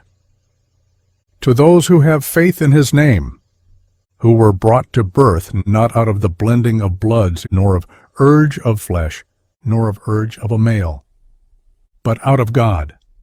So mind became flesh, and tabernacled in us, and we beheld its glory, glory as of an only begotten from Father, full of delight and truth. Jonas beareth witness about him, and hath cried aloud, saying, He it was who said, He who cometh behind me hath been before me, for he was my first. For of its fullness we all received, and delight over against delight. In that the law Torah was given by Moses, delight and truth kept coming into the Word through Yeshua Messiah. No man hath seen God at any time, and only begotten who is in the bosom of the Father, he dictated. Afterword. The legend-like Mandaean tradition concerning the person of John and the distinctive Gnostic type of doctrine which it associates with him could by no means have been deduced from or expanded out of the bare external historical facts reported by the classical Josepus. It differs, moreover, in many ways from the more detailed story of the Gospels and their perspective of his doctrinal and prophetical activity. As to the graphic picture of the Gospels, which suggests the sudden arising of a solitary wild figure unconnected with any community or order, a feature so strongly stressed also by the Slavonic Josepus, the Mandaean handing on is completely silent. It gives no hint of any peculiarity of this nature in John's dress, much less of any uncouthness in his appearance. Indeed, though it makes no statement, it would lead us to infer that John was clad in white, and in all other respects presented little of the wild features of a desert-bred, skin-clad eremite. The classical Josephus is also silent on this popular trait. That John was a prophet, all these accounts are agreed. That he baptized, all are agreed. That he suffered a martyr's death, Josephus and the Gospels are agreed. But strange to say, the Mandaean tradition has not a word on so important and tragical an event. It is difficult to believe that the Mandaean Nazorians could have been ignorant of the way in which their great prophet met his end. For had they believed he was not executed by Antipas, they would in all probability have contradicted in their own fashion the report of the Jews and Christians in this respect. This omission of all reference to the death of John would be incomprehensible did we not reflect in the first place that no attempt is made in the existing Mandaean documents to give anything that could be called a life of John, and conjecture in the second that, in all probability, nothing of doctrinal importance was attached to the way of his ending, as it was in the case of Jesus. It is, of course, supposable that there may have been at one time documents of greater detail and more historical value relating to John, which have since fallen into oblivion owing to the focusing of interest on the more plastic material of psychical legend and mystical reverie, but conjecture cannot restore them. Though in the present restricted exposition no attempt is made to treat the comparative side of the subject, owing to the regrettable fact that we are still without the scientific translation of the main and oldest deposit of the Mandaean scriptures, it may be noted that there are fragmentary traditions on other lines that would make both Dositheus and Simon the Magian disciples of John. Now Dositheus, Dusis or Dostai, was the precursor of Simon, and the latter was held by the heresiological church fathers to be the fons et origo of Gnosticism, which he certainly was not, but only one of many of the time, with already a long heredity behind them. It is to be further noted that the distinctive Simonian school or tradition, which was in no sense Christian, continued at least well on into the 3rd century, and that the Dosithians, who were equally non-Christians, are known of as being numerous even in the 6th century. By the rumor that these Gnostic teachers were disciples of John, we must understand in general, I believe, that there was simply in some respects similarity of doctrine between them.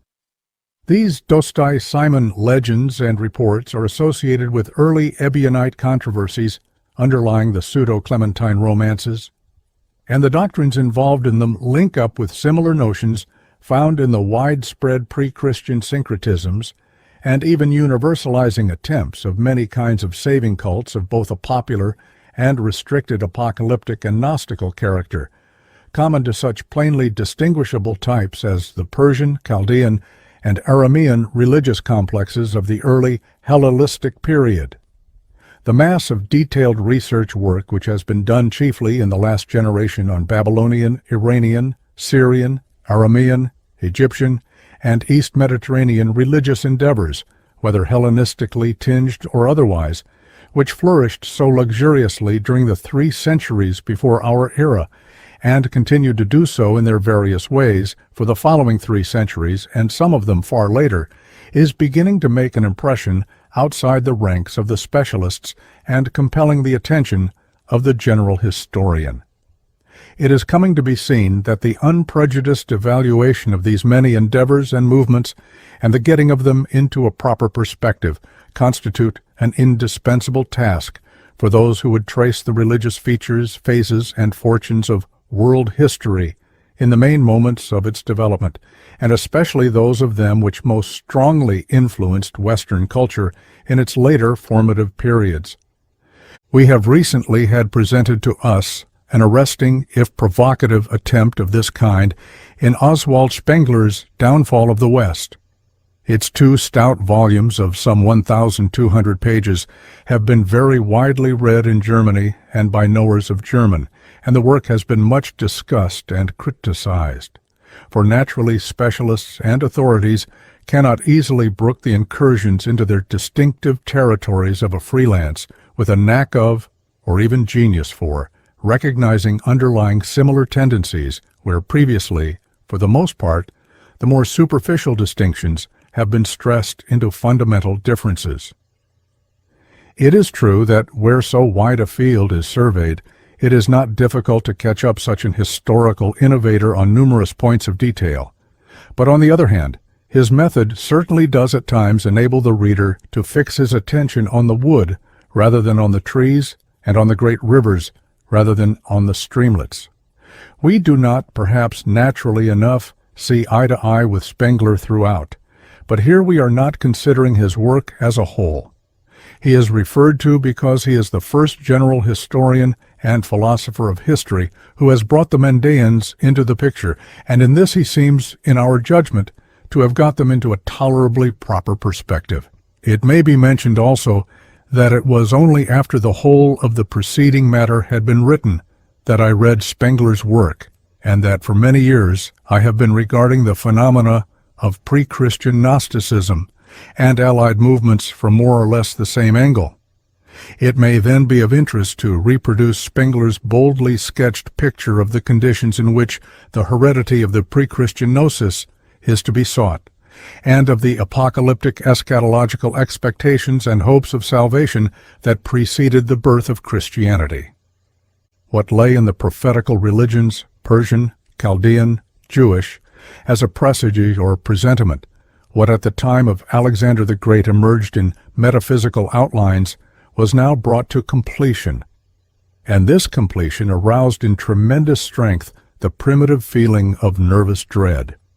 It pertains to the last mysteries of humanity and of free-moving life in general, that the birth of the world and the birth of world dread are one and the same, that a macrocosm is spread out before a microcosm, vast, overwhelming, an abyss of foreign, light-shot being and activity that makes the tiny, solitary self shrink back timorously into itself.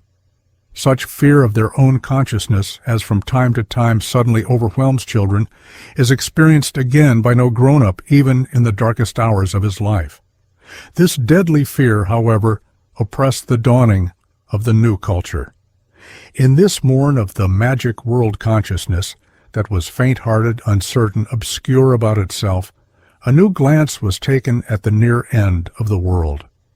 This is the first thought with which, up to now, every culture has come to consciousness of itself. A downpour of revelations, wonders, and peerings into the primordial ground of things swamped every deeper mind. They thought, they lived, only in apocalyptic images. Reality became appearance. Strange and awesome sights were recounted from one to another, read out of confused and obscure scriptures, and at once seized on with immediate inner certainty. From one community to another, from village to village, wandered such writings of which it is impossible to say that they belong to any one single religion. They are Persian, Chaldean, Jewish in coloring, but they have all taken up what was at that time circulating in men's minds. The canonical books are national. The apocalyptic are international, and literally so. They come into existence without any appearing to be their authors. Their contents mingle and melt together. They read today one way and tomorrow another. But they are anything but poesy, fiction, Dichtung. They are like the fearsome figures round the doors of the Romance cathedrals in France, which also are no art, but dread turned into stone. Every man knew these angels and demons, these heaven-ascending and hell-descending numinous beings, the primal man, or second Adam, the messenger of God, the Savior of the last day, the Son of Man, the eternal city, and the final judgment. In the foreign cities, and in the high seats of the powerful Persian and Jewish priesthood, there had to be a conceptual fixation of distinctive doctrines. But here down among the folk, there was hardly any particular religion, but rather a general magic religiosity, which filled all souls and fastened upon sights and shapes of every conceivable origin. The last day had drawn nigh. They expected it. They knew that He must now be manifested, He of whom all revelations spake. Prophets arose, people banded together into ever-new associations and circles in the conviction of having now come to better knowledge of their native religion or of having found the true one. In this period of tremendous and yearly increasing tension, in the years hard by the birth of Jesus, alongside numerous other communities and sects, arose the Mandaean religion of salvation. Of its founder or origin, we are in ignorance. In spite of its detestation of the Judaism of Jerusalem and its marked predilection for Persian settings of the notion of salvation, it nevertheless seems to have stood very near the popular belief of Syrian Jewry. Of its marvel-filled scriptures, one piece after another now comes to light. He is everywhere, the Son of Man, the Savior sent into the deep, who must himself be saved, the goal of the expectation. In the John book, the Father raised on high in the house of perfection, surrounded with light, speaks to his only begotten Son. My Son, be for me an envoy. Go into the world of the darkness in which is no light ray. The Son cries on high, Father of greatness, what sin have I done that thou hast sent me into the deep? And at the end, without faults I ascended, and fault and defect were not in me. All the traits of the great prophetical religions and the whole treasury of the deepest insights and figures which have since been assembled in apocalyptic lie here at the bottom in common. But of antique is equal to Hellenic. Thinking and feeling, not a breath has penetrated into this underworld of the magic. The beginnings of the new religion are, it may well be, forever lost to memory. But one historical figure of Mandaeism comes onto the stage with arresting clearness, tragical in its striving and ending, like Jesus himself. It is John the Baptizer, scarce still belonging to Jewry and filled with strong detestation. Of the spirit of Jerusalem, he proclaims the end of the world and the coming of the Barnasha, the Son of Man, who is no longer the promised national Messiah of the Jews, but the bringer of the world conflagration. To him went Jesus, and became one of his disciples. Jesus was 30 years old when the awakening came upon him. The apocalyptic, and in particular the Mandaean thought world from now on, filled his whole consciousness. The other world of historic reality lay round him as in seeming only, strange and unmeaning. That he will now come and put an end to this so unreal reality was Jesus' great certainty, and for this certainty he came forward as announcer like John, his teacher. The oldest gospel accounts taken into the New Testament still let some glimmer of this period shine through, in which he was in his consciousness no more than a prophet.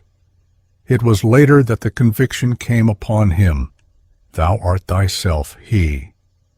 This is a boldly sketched outline bringing into special prominence the dominant eschatological feature of the picture, but with no indications of the particular Mandaean coloring or shading that must be used in the completed canvas. For this, however, we cannot reproach Spengler, seeing that we find ourselves compelled to refrain from any such attempt. And the reason for this abstention is quite simple. Lidzbarski's substantive and scientific translation of the John Book and liturgies enables the student at first hand to become so exhaustively acquainted with this part of the material that much in it reads differently, and the whole atmosphere savors differently from the general impression produced even by the most attentive perusal of Brandt's praiseworthy and painstaking pioneer labors. It seems, therefore, naturally to follow that when we get the full translation of the remaining and earliest deposit, the Genza, from Lidzbarski, and can then survey the whole of its matter in detail, and so review in their native settings and contexts the selected features of it sketched by Brandt, and in reliance on him utilized by Bousset and Reitzenstein, for instance, we shall be enabled to appreciate the whole tradition more understandably and analyze it more accurately. We shall then be in a position to trace, for instance, the development of the meaning attached to the figure of the victor and of the formula, the man who has come hither, and also the modifications of eschatological notions within the Mandaean scheme of reference, and much else. Meantime, it is already evident that the Mandaean Nestorian tradition preserves traces of doctrine and endeavor, and other features of very great value for recovering long-lost indications of one of the most important backgrounds of Christian origins and of a subsequent parallel development of religious faith. In any case, the study of the Mandaean documents cannot fail to come to the front as an indispensable task in the elucidation of the characteristic gnosis as an integral and widely diffused factor in the general history of religion in the critical centuries in the Near East and Mediterranean West, before and after the beginnings of the present era. And this study, were it necessary, where so much similar recent research has already made it certain on all hands, gives the final death blow to the old misleading view that Gnosticism was of interest solely as a Christian heresy, and was to be evaluated as such and comfortably disposed of in the good old cavalier patristic fashion.